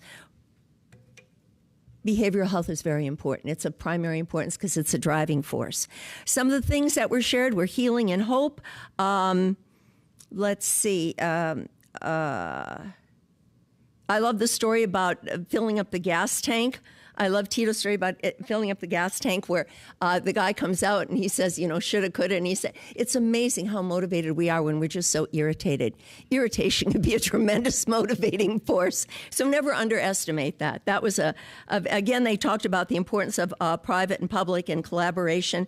The bottom line is we have to be better together. And that's what this is all about.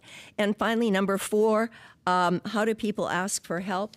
4 was, what was the actual topic here? Changing the conversation on mental health from stigma to strength. Of course, being a linguist, you know I'm all about words. We have to change our words and change our world. Okay, and we're working on it. I'm working on it. I'm on a mission, let me tell you. Okay, so how do people ask for help? And I think the important thing is to change. You talked about changing the definition of identity. That identity is so important. We have to know who we are to know what we want to do and where we want to go. And when people are switching, when they're coming from a combat situation back to civilian life, there are lots of changes going on, and they have to re-identify. They're no longer in uniform. People don't understand uniform. People don't understand a lot. And when people don't know what to do, what do? Nothing, right? So we have to educate. It's all about educating. Redefining how we define treatment. I love the story about being with the son, and it was a cathartic moment for everybody. How do we define treatment? Treatment always isn't a protocol. Treatment can be just a conversation. It could be one word. It can be a casual conversation, as was brought out earlier today. You never know where you're going to meet somebody. I've got stories. I won't share them. Relax. But treatment and identity are so very, very important. The importance of silence. I like to quote Martin Buber. Does everybody know Martin Buber, the rabbi? He talks about the difference between communication and communion. Communication is defined as an exchange of information, which people do in a variety of ways. Words, gestures, eyes. You can say so much with the eyes and so forth. And then he talks about communion, the concept of being one with. Sometimes you don't have to say anything at all. All you have to do is hold their hand and smile and listen and let them know that you're there for them. So that's my summation of the 4 panels, how I do so far. Okay? Wait, there's more. There's more, okay? But not that much more, okay? Bear with me, all right? To our panel moderators and all of our participants, thank you. As I said before, humble and awe, humility and awe are the words that come to my mind. I don't know how I got in here, but I'm grateful. I'm grateful for having been allowed to to participate in this erudite group. Thank you for sharing so generously of your time, your knowledge, your extraordinary experience and your innovative approaches to treatment and to helping us open our minds and our ears and to listen and to be willing to entertain other thoughts. This symposium spans one day, but I can tell you that countless hours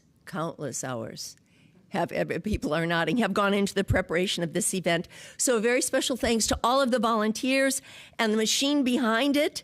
What happens when purpose and passion come together? Can everybody say purpose? Can everybody say passion? Can everybody say together? Okay, let's do it, okay? As I said, thank you for allowing me to be a part of it. And I said with regard to healthcare professionals, I'm a clinician. I don't diagnose, I'm not a doctor. But they diagnose and we manage, okay? Illness, diseases, but we treat people. That's the important thing to remember. We're not moving furniture around, okay? We have to meet the person, and the fit, there has to be the fit. As Atul Gawande says, I think most of you know Atul Gawande, Dr. Gawande, he says that people have priorities other than living longer, which we must serve. Right now, we have to get them to live, all right? And then we have to work on quality of life for all of us, from the moment we come into this world to the moment we leave, cradle to grave. We all have one goal, and that's quality of life. Can everybody say quality of life? Are we agreed on that? Okay, so there are many ways to treat and serve, as you have seen. When I was first introduced to the world of Parkinson's, I work with adults and older adults. I don't use the word senior, and I don't use the word elder because it doesn't mean the same as it does in Asia. Okay, I prefer to be an adult or an older adult. Okay, I was told that for every person with a diagnosis of you like that, right? I won't do anything that says senior, I'm sorry. When I was introduced to the world of Parkinson's 2 decades ago, the executive director, Eileen Kennedy at that time, told me that for every person affected, at least 4 people are affected with Parkinson's. But you know what? That's true of almost every chronic illness. And as we know now, it's not just rehabilitative illness that we're dealing with, restorative. We're dealing with chronic conditions. And we have to keep people smiling. We can't build anything on negativity. We have to keep people positive. That doesn't mean putting on the rose-colored glasses. It just means focusing on something that's good so that we can fix what's not so good and help them be better. What do you think about that? Sound like a plan? I don't hear any comments. Okay. Nowhere is this more evident, though, in the military world, military families. There are so many people who are impacted by one person deploying, by one person being in service. And you know what? The people who have never been around military, they've never served, they don't have any, I feel bad for those people who have been deprived of that experience, to know the cost of freedom and the fact that freedom isn't free, okay? I feel so sorry for those people who don't have exposure to military life, even on the periphery. And I only pray that they learn, because there's so much to be gained from that. Never in modern medicine, as I said last year, has the need for collaborative care been more imperative. Nobody knows everything. Everybody knows something. We all have genius in one way or another. And that's what this symposium is. This is our 8th year. I'm delighted to have been here for 4 years. Coming together to learn from each other, to teach one another. Because the more we know, the more we do, and we do it better. And we do it together, right? Okay, everybody say together. Now. You ready for the drum roll?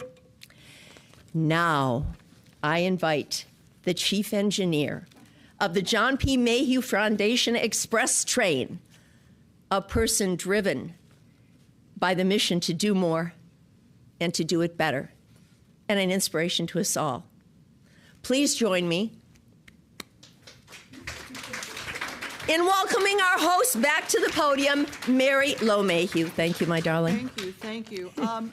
Susan, we could not have done this without you. I think you led us through a very eventful day. And if I could go to my next slide really quickly, because we have a room of volunteers.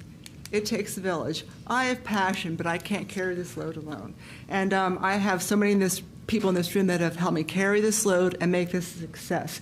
And again, all these people here have worked without pay. and they put in countless hours. Susan gave up a day of treating patients to come here and support this. So many other people have given up a day of making money and to give their time, energy, and making big sacrifices to be here financially and personally. So thank you, because we can't do this alone.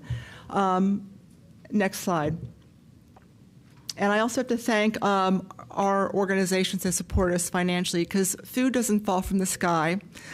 Buildings don't just appear and pop up. So we have to pay for things and we have to pay for services. So thank you to many of these organizations. But there's also some people in this room that have been personally very, very generous. And I thank you, and I thank you. I have the greatness and deepest gratitude from my heart for those people in here that have made personal financial contributions. So thank you, because it doesn't happen alone. One final thought before we go to next year. I've gotten a lot of great ideas. Let's go to the next slide. These are some things coming up. We have a race this weekend for those of you that like the great outdoors.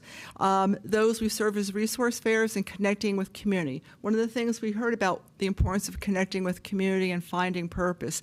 These races serve as an opportunity to do some of that. So we have those are the next 4 races. And 2 more points I want to make. Next slide, please.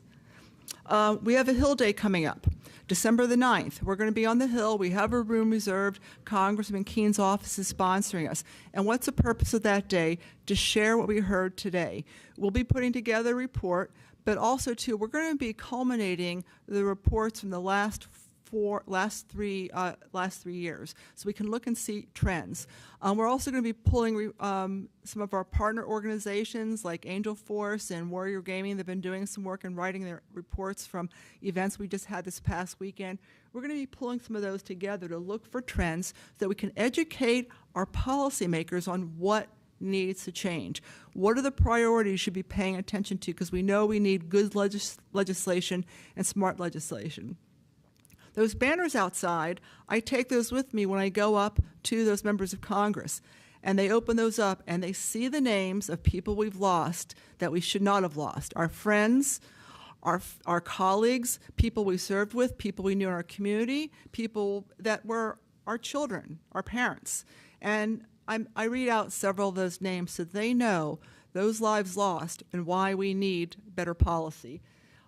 So those of you that want to join us on December 9th, please do. It'll be a powerful day. And last but not least, we have a reception. And in closing, I want us to carry one thought forward. And it's about thinking about empathy and compassion. Take a moment to reach out to one person and say, sit next to me. Make sure if it's especially somebody that feels like they're on the outside of the tribe, because those people that feel outside the tribe and alone and don't have hope are the ones that we should be reaching out to make sure everyone has hope. And hope is one of the key themes today. So let's have hope, and let's enjoy the rest of the evening. And with my deepest gratitude, thank you all.